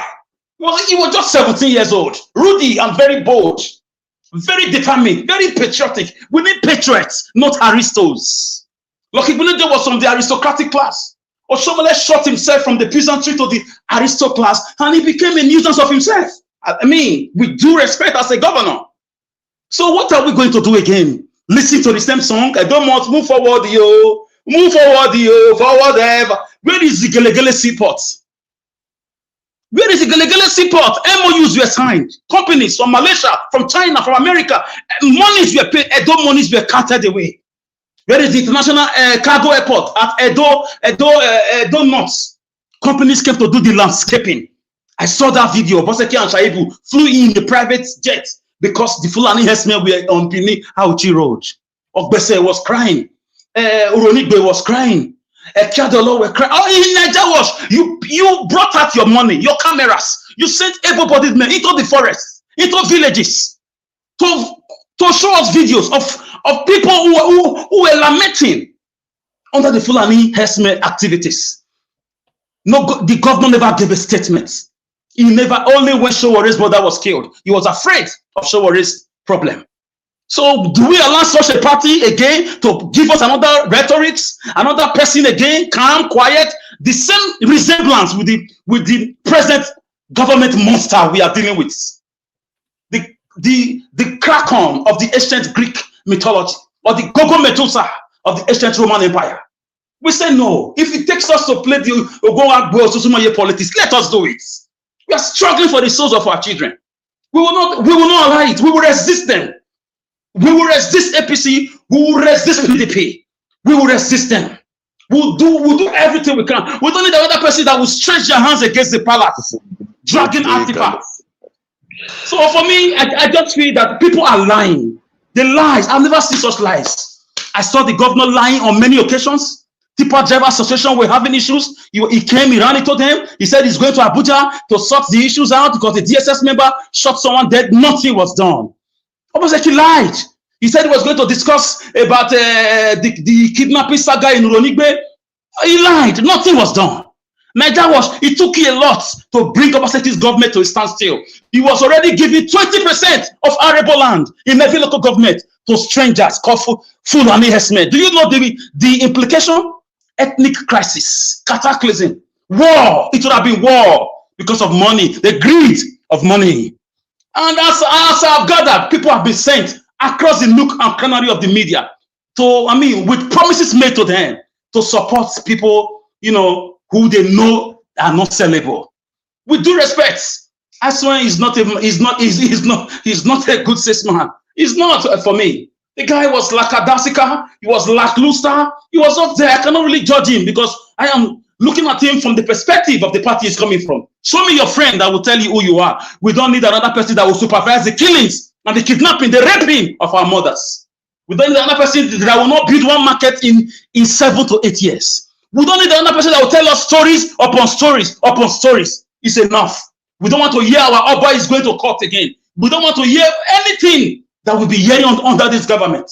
Agberos everywhere. And you came to fight Agbero. And you are telling me in 2024 we don't need a bridge. May God forgive you. May God have mercy on you. 4.5 million people with more than 1 million cars. We don't need a bridge, really? And you went to school in this time and age where villages in Western countries have bridges? Really? When local government in different parts of the world have bridges? Benin City don't need a bridge because of the money, stomach infrastructure, because of political promises? Is this how we have degraded to? Really? Is that how we not think? We just lie. In this jet age, we don't need a bridge. Let's forget about flyover. What about bridges? Population explosion, population density. People are growing every day, and you're telling me we don't need a bridge. May God forgive you. I question your educational first to go. We should know who you are. Show yourself to us. Let's have a tete-a-tete, or let's have an open debate to tell us Edo State don't need a bridge.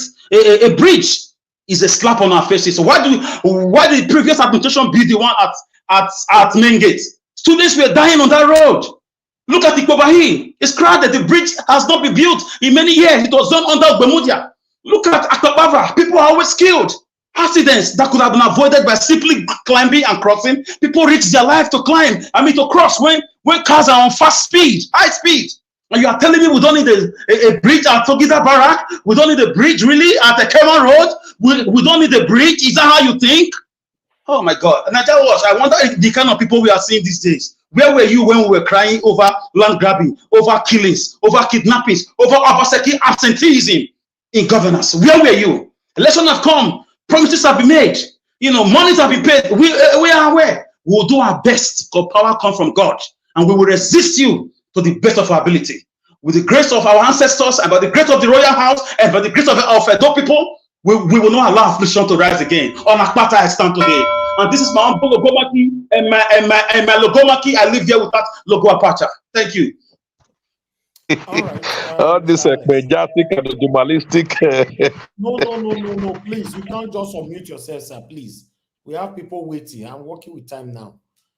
Thank you, Mr. Alex, for your submission. Now, wow, two heavyweights don't declare their candidate today, Madarita and Mr. Alex. So who me I'll call the fire now say that they criticize, they not declare their own. Kai. Anyway. There's power in the tongue. Mr. Naija Watch, before now, they've declared their interest before. We know Madarita is supporting. Naija Watch, thank you for saying that. Thank Naija you. Watch, continue. They are disturbing your time. I declared it for Edo people. Thank you, Mr. Naija Watch. Nobody can bully us here. Nobody can tell us what to do. Thank you, sir. Thank you. God bless you. Thank you, Mr. Alex. Thank you. Let's move on. Oga CM, it's good to have you on the show, sir. Thank you very much for coming in. We missed you yesterday. Please talk to us. 5 minutes. Abio, thank you very much, Naija Watch. Good evening, everybody. All protocols duly observed. I think there is a particular. I think this Lagos demolition is what really got me thinking today. It's not that I know in city planning. I'm not a town planner. Probably if Omashola is here, he knows better. I'm not a town planner, but I know that the aesthetics of a city makes for a good living. I know Lagos is fast becoming a squalor, but in all this, government is complicit. You see, the problem with Nigeria is this. If there are procedures for doing certain things, it should be enforced. In Nigeria, if I cannot say, I can't believe it. I'm just using let me just speaking for myself. To build a house, for you to buy land and then erect a building costing millions, I do not think if you want to do such things, you won't have the money to acquire the CFO and everything. It's a lie. You cannot be planning a project of about 100 million, say in a place like Lagos, and you cannot say you have about 2 million or 1 million or less than that for your CFO expenses and all that it takes to put it in the town planning regulation permission, all those type of things. But the thing is, the people at the office always make it difficult. If you ask all these people that are demolishing their houses, they have papers to show you. They didn't forge it themselves. It's from the government offices they got it. There's always a plan that when some people come to look for something, give them fake. They issue fake officially, fake. Then when you now take it, you think that you've gotten what you need. Only for once in a while, one in future, they tell you, oh, this is fake. Where did you get it from? And any attempt to explain to them, they will say, no, you have to lose it. And before you know, Nigeria, trial by the media. The documents are fake. They didn't get this, and people will blame you. See, sometimes let us use our common sense. We know all these things. So that's why sometimes a place like Lagos, whatever comes out there, particularly when this Bado man entered that Rock and there are a lot of scores to settle, the thing I'm really not happy about it. But somehow, whatever goes on in life, this thing will backfire. That's why I'm saying it will backfire. When you keep doing all this, demolishing people houses and then say you give people 2 hours or whatever. I know Nigerians, it might not be 2 hours. Some people might be saying, why are they demolishing it? You see, like Commercial made us to know, even if you bought the land illegally, the moment you want to register your building so that you have a street or whatever, if you go in from the architectural plan, they will know whether that area is an area that is reserved due to ecological problem or is an area that is approved for building. And like I know, people from the council always, if you are building a house in Lagos, the ground floor, people will come and look, they will know. You don't do, because there are people they are sent at every site. So when they come in, they go, they make things difficult for you. You may think, okay, when you want to do certain things, you ask them, where is the place where you can do it? Where is the office? When you get to the office, they say, oh, no, it's not here. Or they will take money and give you any paper. That paper they gave you, you even give them bribe and only for you to realize 2 years later it is not. Nobody forges paper to say, ordinarily, this land, you go and forge paper and claim it. In a place like Lagos, it's impossible. Either you buy from the rightful owner, the rightful family, on your way to build it, the government will now come and tell you that this. Even when you are starting it, So it's a very big shame is happening. I don't know why. And it's been a target ever since Tinubu came to power. Even people that started building during the time of Jaconde, they are now telling you, oh, that area was reserved for so and so. It's now you are realizing it. Now, if you look at the fact that those people that you are demolishing their house, there's alternative. You can always give them alternative because it is not their fault. I've never seen somebody who will just jump into Lagos and start to CMT land and start to build. It's impossible. I can bet my life on it. Nobody can just come into Lagos, look at a piece of land somewhere and say, let me build here. The fear alone will take you. Before you make inquiry and say, what do I do? They will take you to one local council or to Ikeja, say, go to Ministry of Lands at Ikeja. When you get there, you explain to them what you want. It doesn't come cheap, yet in the end, you will be defrauded and later it will be demolished. Oh, it was a place reserved for Lagos, a specialist children's hospital. This was a place they reserved for the IT of the future, our own Silicon. What nonsense are they talking about? All these houses has to go down. It's a shame, to be honest with you. I saw one at Mende, Maryland, and Mende, Maryland is not it's more of a highbrow area because I know Maryland very well. From the Maryland Comprehensive High School down to even Anthony Village, I know the area very well. When you see this type of thing, and you ask yourself, what do you want those people to do? What do you want those people to do? It's like what Tinubu is building a highway to fraud. When originally during was it I don't know whose time the thing was planned, they said this is where the thing should pass through. That was what made the landmark investor to start investing. Say, okay, in future, I have already known that the road will pass through here. Only for now, they said, no, it's no longer going to pass through there. You want to pull it down. The other day, Tinubu told a lie that Maersk of Denmark is going to invest $600 million. But we are destroying properties or investment worth $500 million in total around that area. What sense? These people, when they say this thing, you just look at Nigeria and say, look, why are we led by morons? You see, there should be a limit to applying wickedness. That is the burn of we black people. We are too evil and wicked. We are too evil and wicked. 60 years, more than 60 years of practicing wickedness on each other, and it's not going to stop. What does all these things mean? Why? If you go to the Western world, you see the way they do their things. Even if you don't know, they will guide you everything through. I believe that there's no who want to build a house in Lagos that will not go to council to get permission. After buying the land, you will not go and ask. Before they issue CFO, you should be able to know that this is an area reserved or not. But after building it 10, 15, 20 years, they come and pull it down. What sort of nonsense is that? Anyway, no man is God. No man is God. When Abacha was doing all his abracadabra, today, where is Abacha? Where is Abacha today? Nobody can say so. So that the issue of demolition in Lagos, it pained me because I know of a friend who called me early today saying, do you know our common friend, they're now homeless. Is there anything we could do? I started weeping. And this is a house that I've been built since. It's not something of yesterday. So it's terrible, to be honest with you. I feel pained. Thank you. Yeah, everybody, any reasonable person that have a heart must feel pained. Yes, you cannot suffer to build, and at the end of the day, to pass through what lots of them are passing through right now in Lagos is crazy. But meanwhile, let us move on. Okay, everybody on the panel have given submission except Black Panther. Mr. Najawash, you were trying to say something while I was talking. Sorry, sir, but you didn't say it again. It's like a correction or something. I don't know. No correction. I wanted to say that you've declared for your candidates. Yeah. Thank you, Mr. Black Panther. Please talk to us, sir. You have 5 minutes. Good evening to you.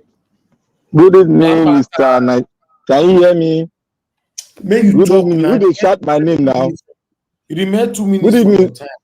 Don't let me fight you. The two I know now, you know. Okay, you want Goligi. Me, I go ready to Goligi for you. You get the key, but we have other keys. No. Now, Honorable Sam, now you supposed face, not be me. No. See, I just want to thank everybody, and 2 people have acted as a catalyst to hasten the reaction of two components coming together today. I want to thank everybody. I want to thank Mr. Najawash. I want to thank Mommy Diaspora. I want to thank every patriot who deserve and who know that is a patriot. I want to say thank you and more grease to your elbow. Your fighting will not be in vain. I want to say here today that two people have cut short my research, and I said they are called catalysts. I want to say here today and ask Mr. Uncle Sam. Uncle Sam, you just made mention of your journey from APC to PDP. Am I right? Say yes or no.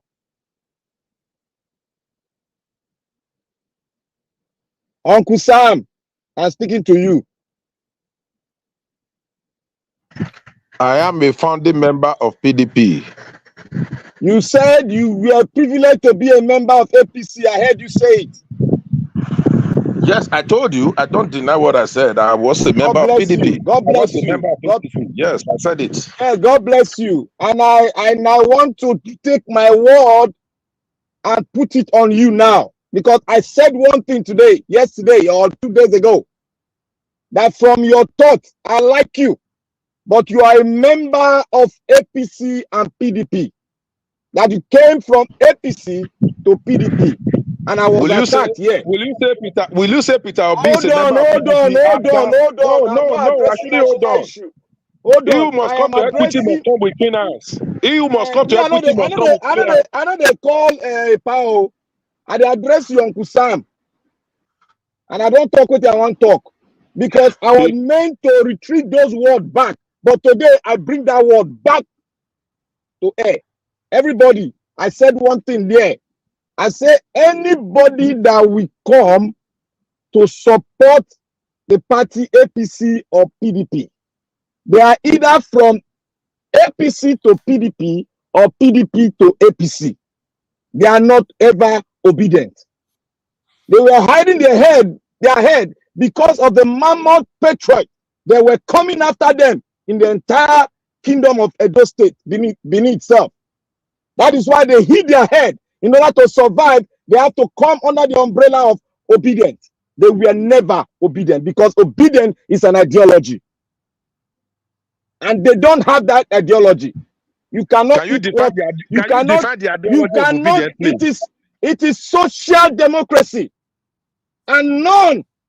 APC don't have it. PDP don't have it. We can debate on that later. And I want to say here today, to the Edo-lite, we started this republic from when PDP started governing Edo State. All in the reference of putting our brother, our somebody there. And we brought in an Edo-lite in the person of Igunedion. He went there, he did his best, but his best wasn't enough. And enough was taken by him from our coffers. And what did the law say? The law said he should return back 5 million naira. If I'm not wrong. We went on to Oyegu. We went on and on and on. We got into APC. APC came. They spilled their dirty linen on the floor by calling a widow that he should go to hell. That is a disservice against humanity. No, he said go and die. Go and die. He said widow should go and die. Thank you, my brother. That is a disservice. And that is inhumanity against humanity. That man does not belong to this earth anymore. If you can say that to a widow. Because no man can tell when he's going to die. Neither do any man knew when he was going to be born.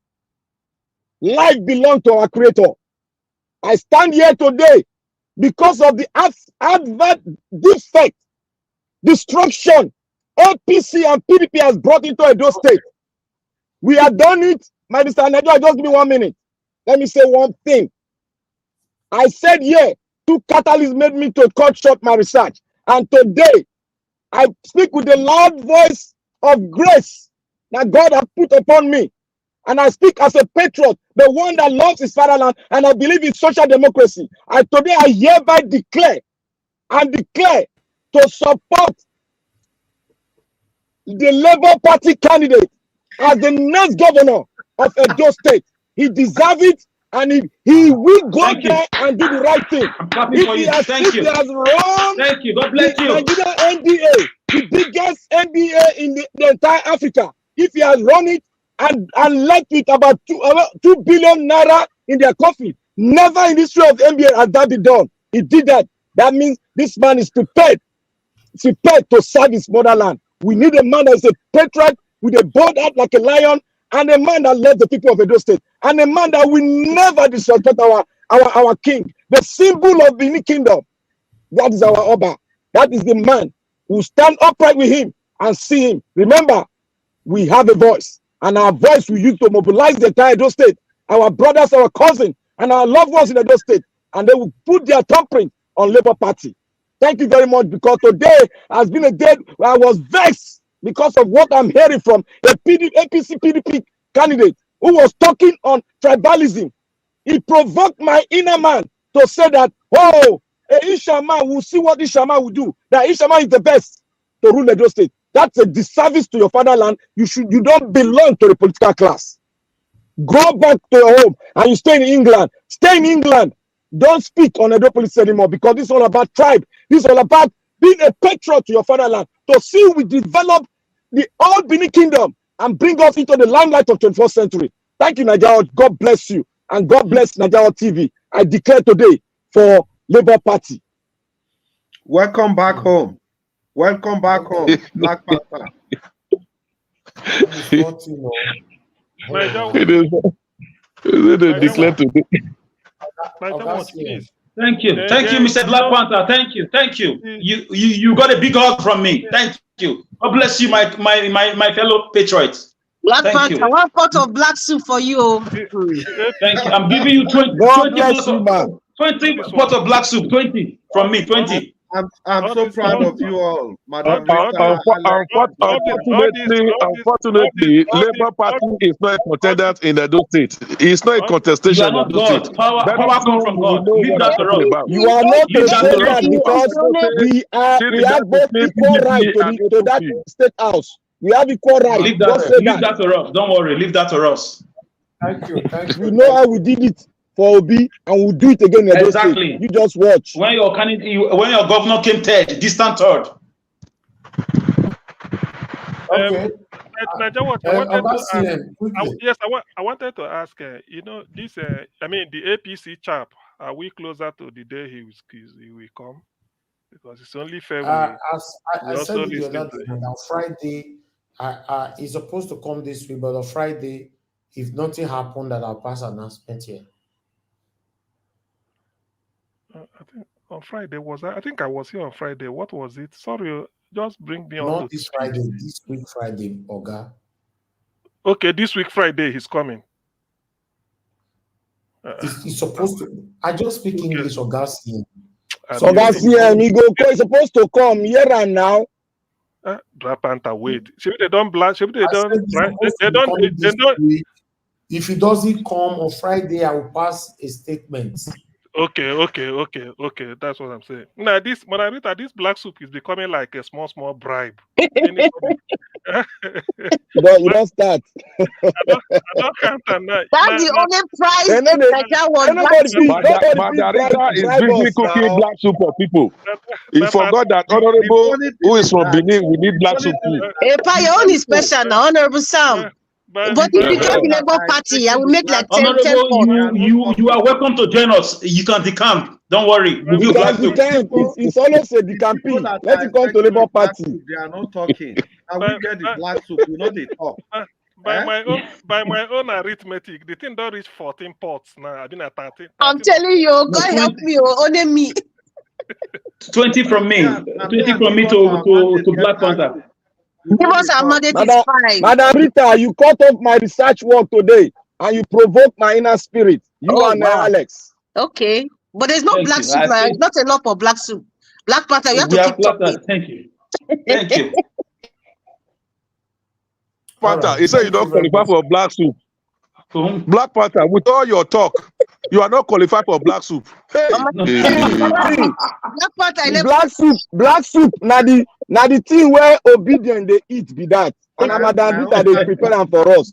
So you know the part and parcel of it. He said you are not qualified. You don't hear what she talk about. He said keep talking. Black Panther. I will give you one for Black Panther.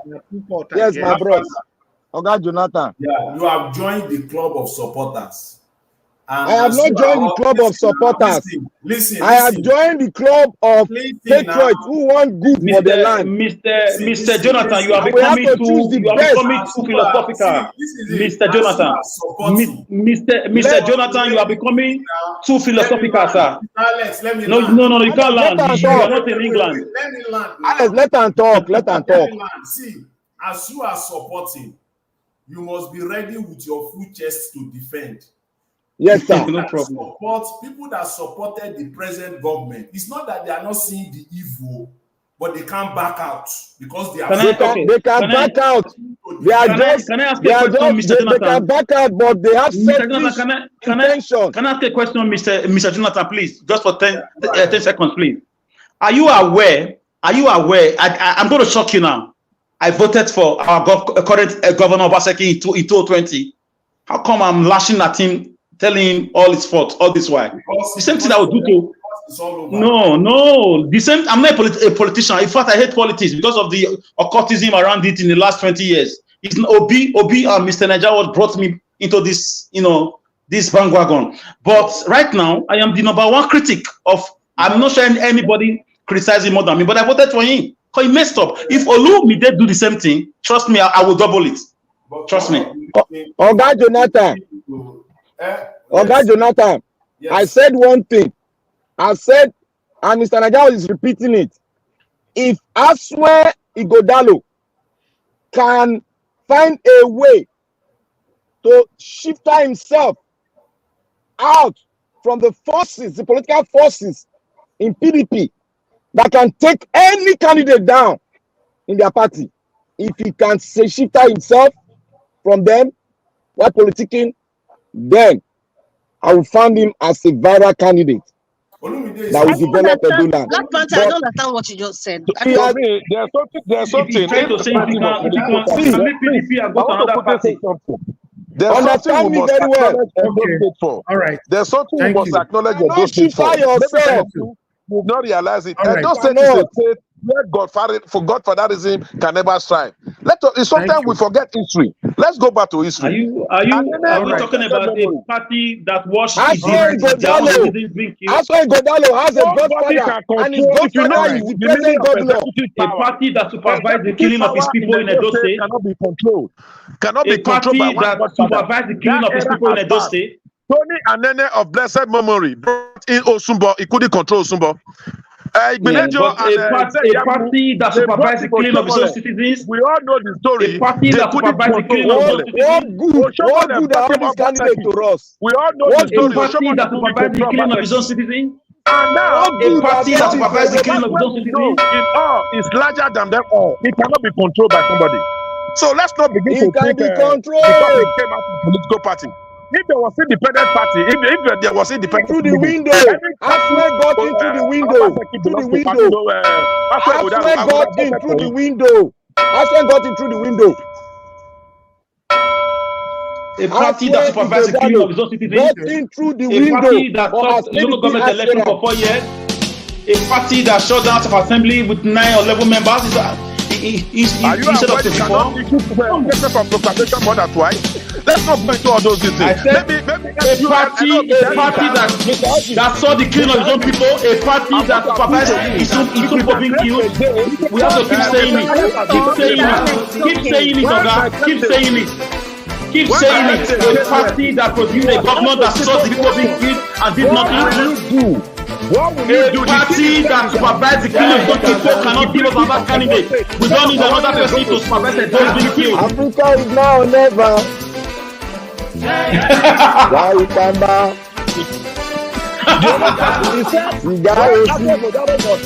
is that number one thing is that supervises the killing of his own people? Security of life and property. A party that supervises the killing of his own people. Hey, PDP, let me see the protest. I'm getting less busy, don't worry. He's heavy. Holy man. Heavy say. Every stage is now or never. You got the winning and fighting forever.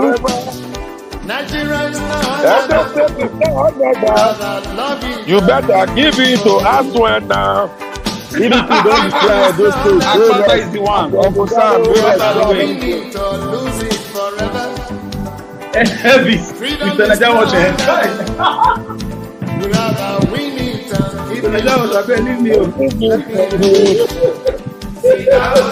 That's why I go down. He's the next governor. Najawash is for the progressive now. Nobody has declared openly for you, sir, and your candidate.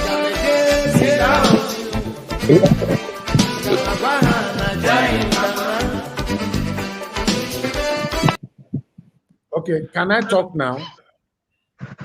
Okay, thank you. Okay, let me talk. Thank you.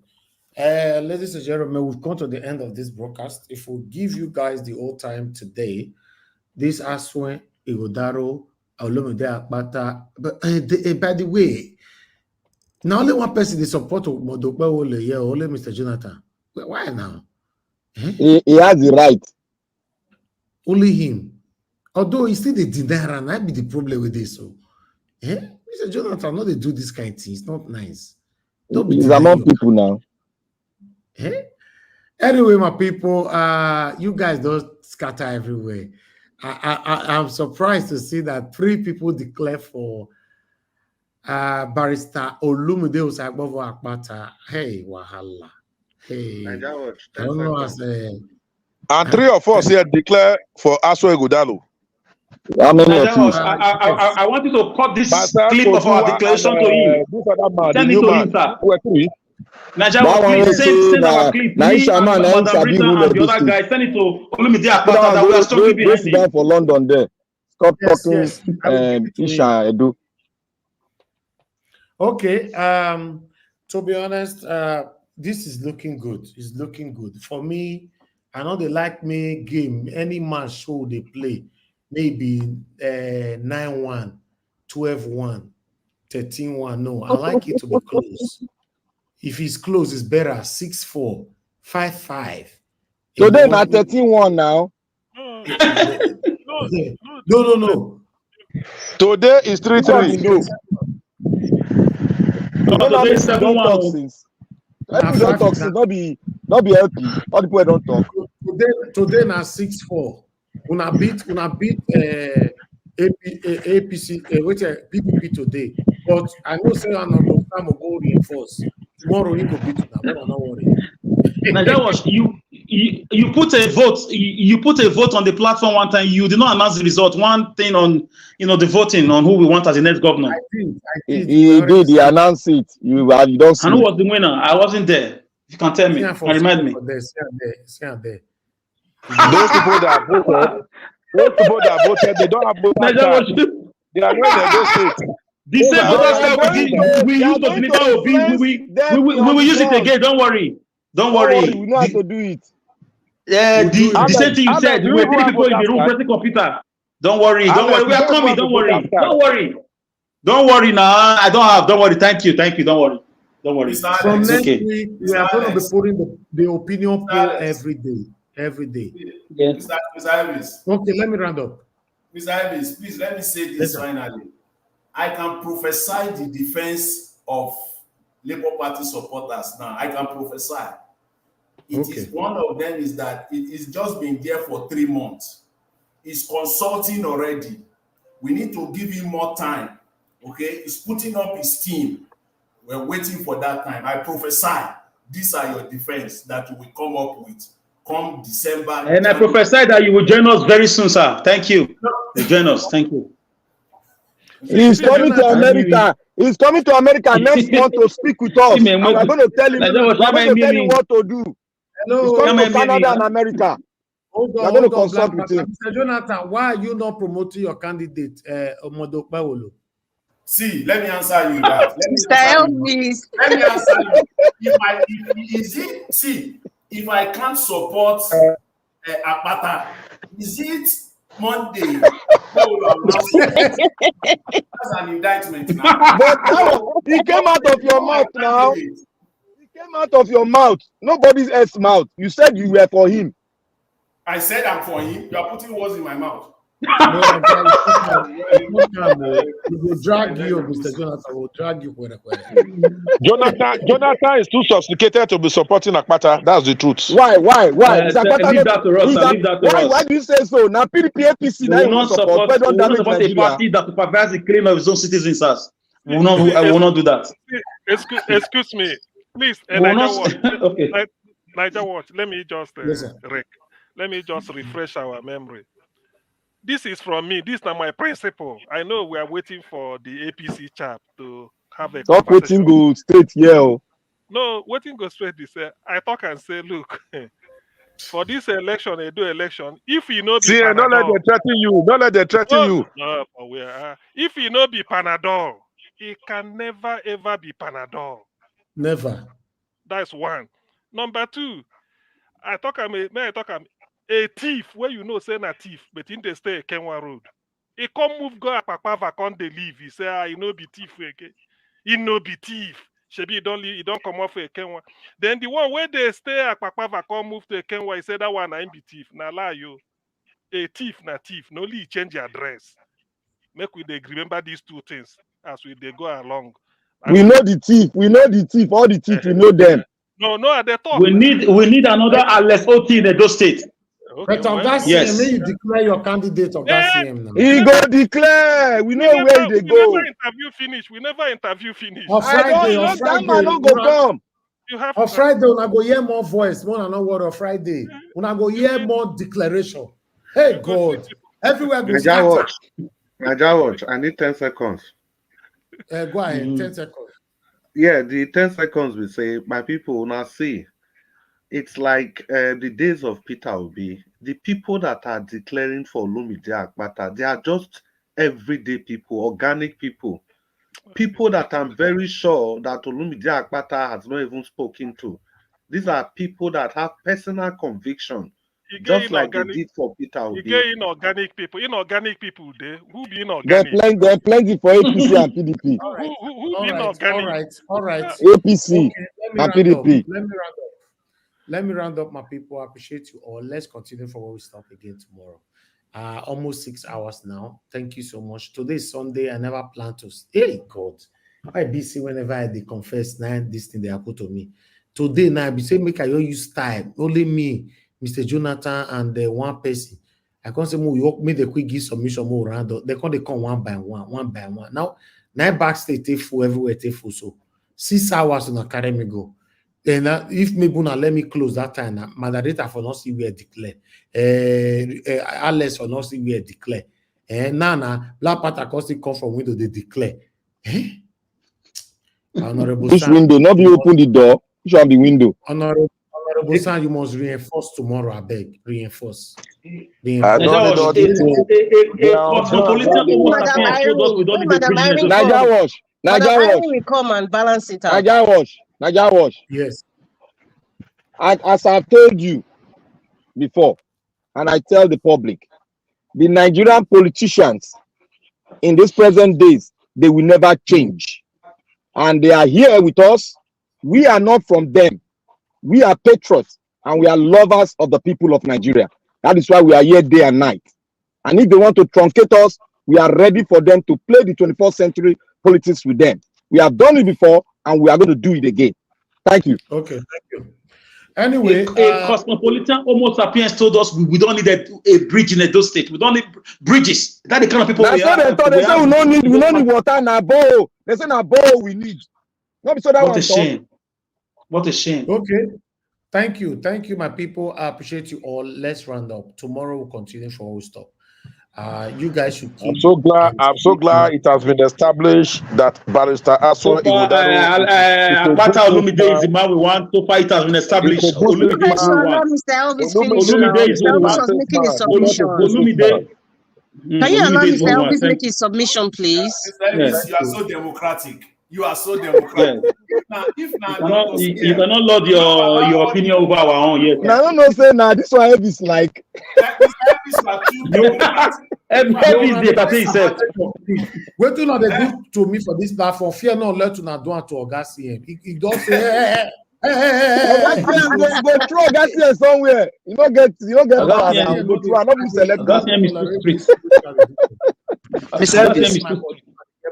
Mr. Elvis. Wetin? Mr. Elvis. Wetin dey come for? Wetin I do? I beg. You know say. He say me give am transport.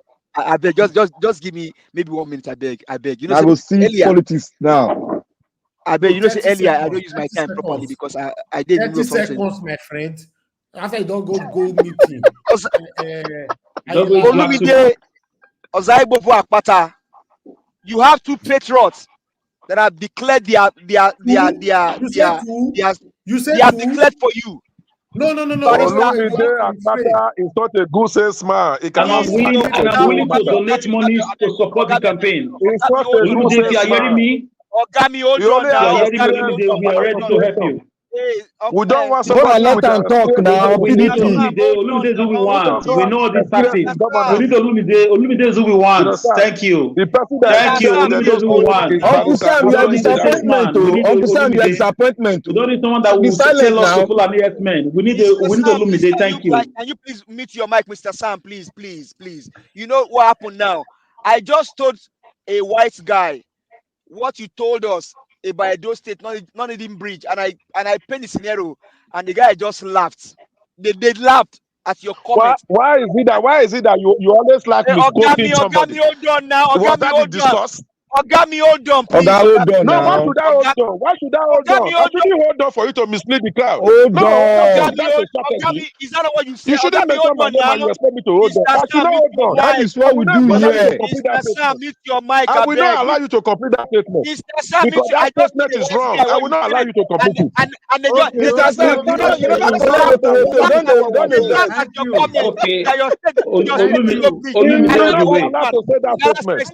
don't talk. They laugh at your comment that your state needs no bridge. Mr. Sam, please mute your mic. Honorable Sam, not talk that word. Now one man. You weren't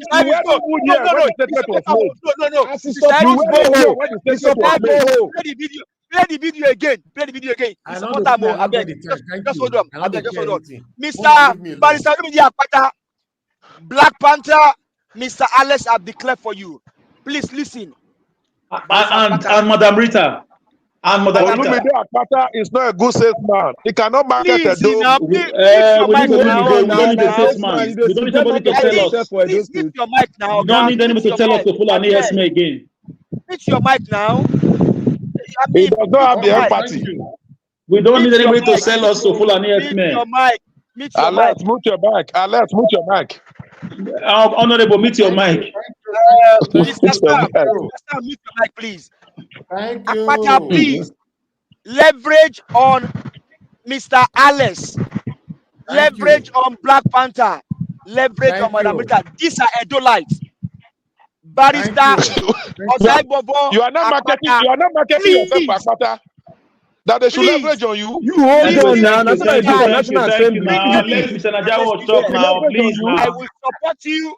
I will continue to support you. They should leverage on you. We will not allow Mr. Najawo talk, please. We will not allow these wicked people to go. We will not allow them. Add rotten egg. They are rotten eggs. I have just told the white man what you said earlier about Edo State don't need a bridge, and they laugh at your comments. They laugh that the you are saying this. Thank you, sir. He said now bow. Now Edo State means bow. Off your mind. Be like say na trailer bear I want to carry. Go IP. This one is not loud. Wait, give us a mandate. I have to mute you then. Now, trailer bear, I want to go upload for my software for tomorrow. Trailer one, the one where they bust this thing, you go bust them. Because this are they talk, when I know they let me talk, my bear, when I don't see that bear finish now. I want to go install the trailer one. No, not the trailer one, the train one. Maybe you want politics. Yeah, because on Friday. Mr. Najawo, with due respect, I beg to take my leave. Bye-bye. Mr. Najawash, I beg to take my leave too, Mr. Najawash. I beg to take my leave, sir, with due respect. God bless you, my brother. Thank you. All right, let me pass my final submission. Everybody just stay mute now. Make I talk. Thank you. God bless you all. I want to use the opportunity to thank every one of you that came to the panel today. Mr. Abdul Malik, thank you very much. Mr. Oduwa, Gassiem, Honorable Sam, Mr. Nicholas, I know you're not on the panel anymore. Thank you very much. Thank you, Mr. Joseph. Thanks for coming in as well. Mr. Chris, thank you, Mr. Jonathan. Thank you, Madam Rita, Mr. Alex, Augustine, Black Panther. Thank you very much. I appreciate every one of you that came in. ECBD, thank you very much, sir, for coming in. In fact, many people come here today, although we're doing a lot of swapping and all that. So in case I don't remember your name, not vessel, no, I don't see take a person and say I deliberately do them like that. No, you cannot expect me to memorize everybody's name or remember everybody that was on the panel at the same time. It's just like appreciating people in the comment section. A lot of people normally come back to me on the private WhatsApp message saying, Najawo, you are fond of doing this. You go recognize everybody, they mention my name. I could see, how is this my fault now? Me and you, the quarrel.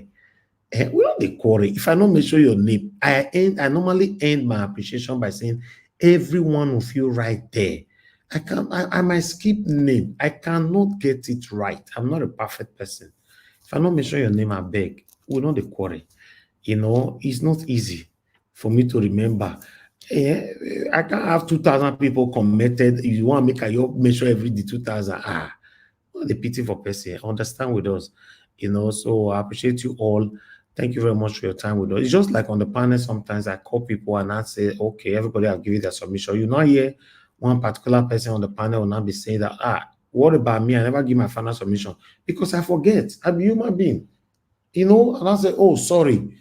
But what about if the person not going to tell me? He can't go the verse. Say I deliberately not call him. So please, everybody should understand with me here. You see the way we are carrying ourselves here. Everybody's learning. We all are learning from each other. Wait till I not do well. Either you remind me or you continue for where I stop. That makes me a human being. I'm not a perfect person. Thank you very much. And those of you that supported the channel today, I'd like to re-echo your names again. Adelaja Ogobi, Peggy Modi, Albia Shoko.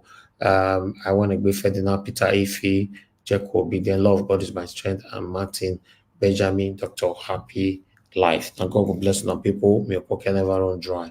Thank you so much. And everyone right there that is still watching us right now, appreciate you all. And on the comment section, Mother for Mommy Diaspora, thank you very much, Mommy, for all you do. I appreciate you always.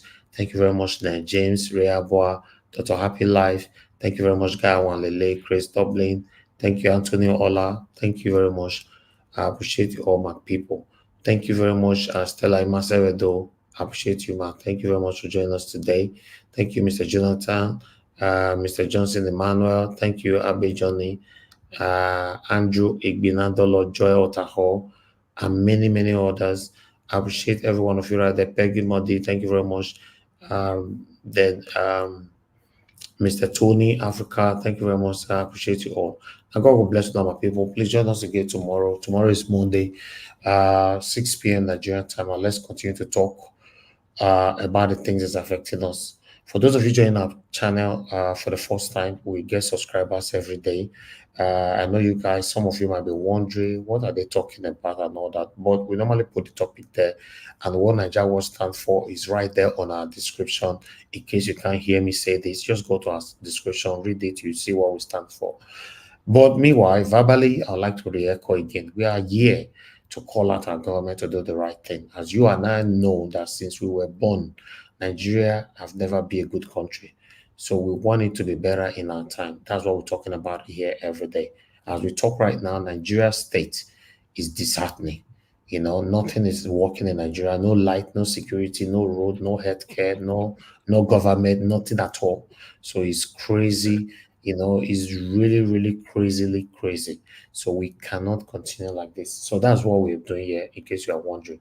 So I believe this is the kind of things you would like. You would like to put your voice out there to call out the government to do the right thing, because you're only demonstrating your constitutional right. Is your right. A lot of people don't know that is your right. You know, is your right. 1999 Constitution, as amended, stated it there that every citizens of the country are entitled to their freedom of expression and freedom of speech. Although, if you don't know your right, you are not entitled to your freedom of speech after the speech. But if you know your right, it is not possible. That's why you see Omoyele Sowore came all the way back again from America, you know, to come and answer court case here. And inside the court, he insulted everybody inside the court, including judges, everybody. He insulted all of them, you know. So, and they could not do anything, because that's it. It's his right. So there's no law where you say enough insult government or enough you do this. So it's just that, yes, you don't need to do it. There's a way you can talk to these people, call them out, as long as you know what you're saying, you are not lying against them and all that. So the video is trending. I have not talked about that. Maybe tomorrow we'll bring it on, since for the past 2 days now, it came all the way just because of that. You know, a lot of people thought that he has jackpot because he was freed, given his passport, he's not going to come back again. He came back. He's brave. You and I know that Sowore is a brave man. You know that. So that's how it's supposed to be, you know. So we cannot continue to be calling out our government. We all will be hiding and not hiding in one particular place. Life shouldn't be like that. Call them out. As long as you know what you're saying, you are listening to yourself when you are talking. That's it. You know, I appreciate every one of you, my people. Now, yeah, now we'll go end the show. So I'll join you guys again by 6 p.m. tomorrow. Guys, help us to press on the like button, help us to share, you know, and let's do it again, all over again tomorrow. And people, have a good night, and I'll see you guys tomorrow. Bye for now.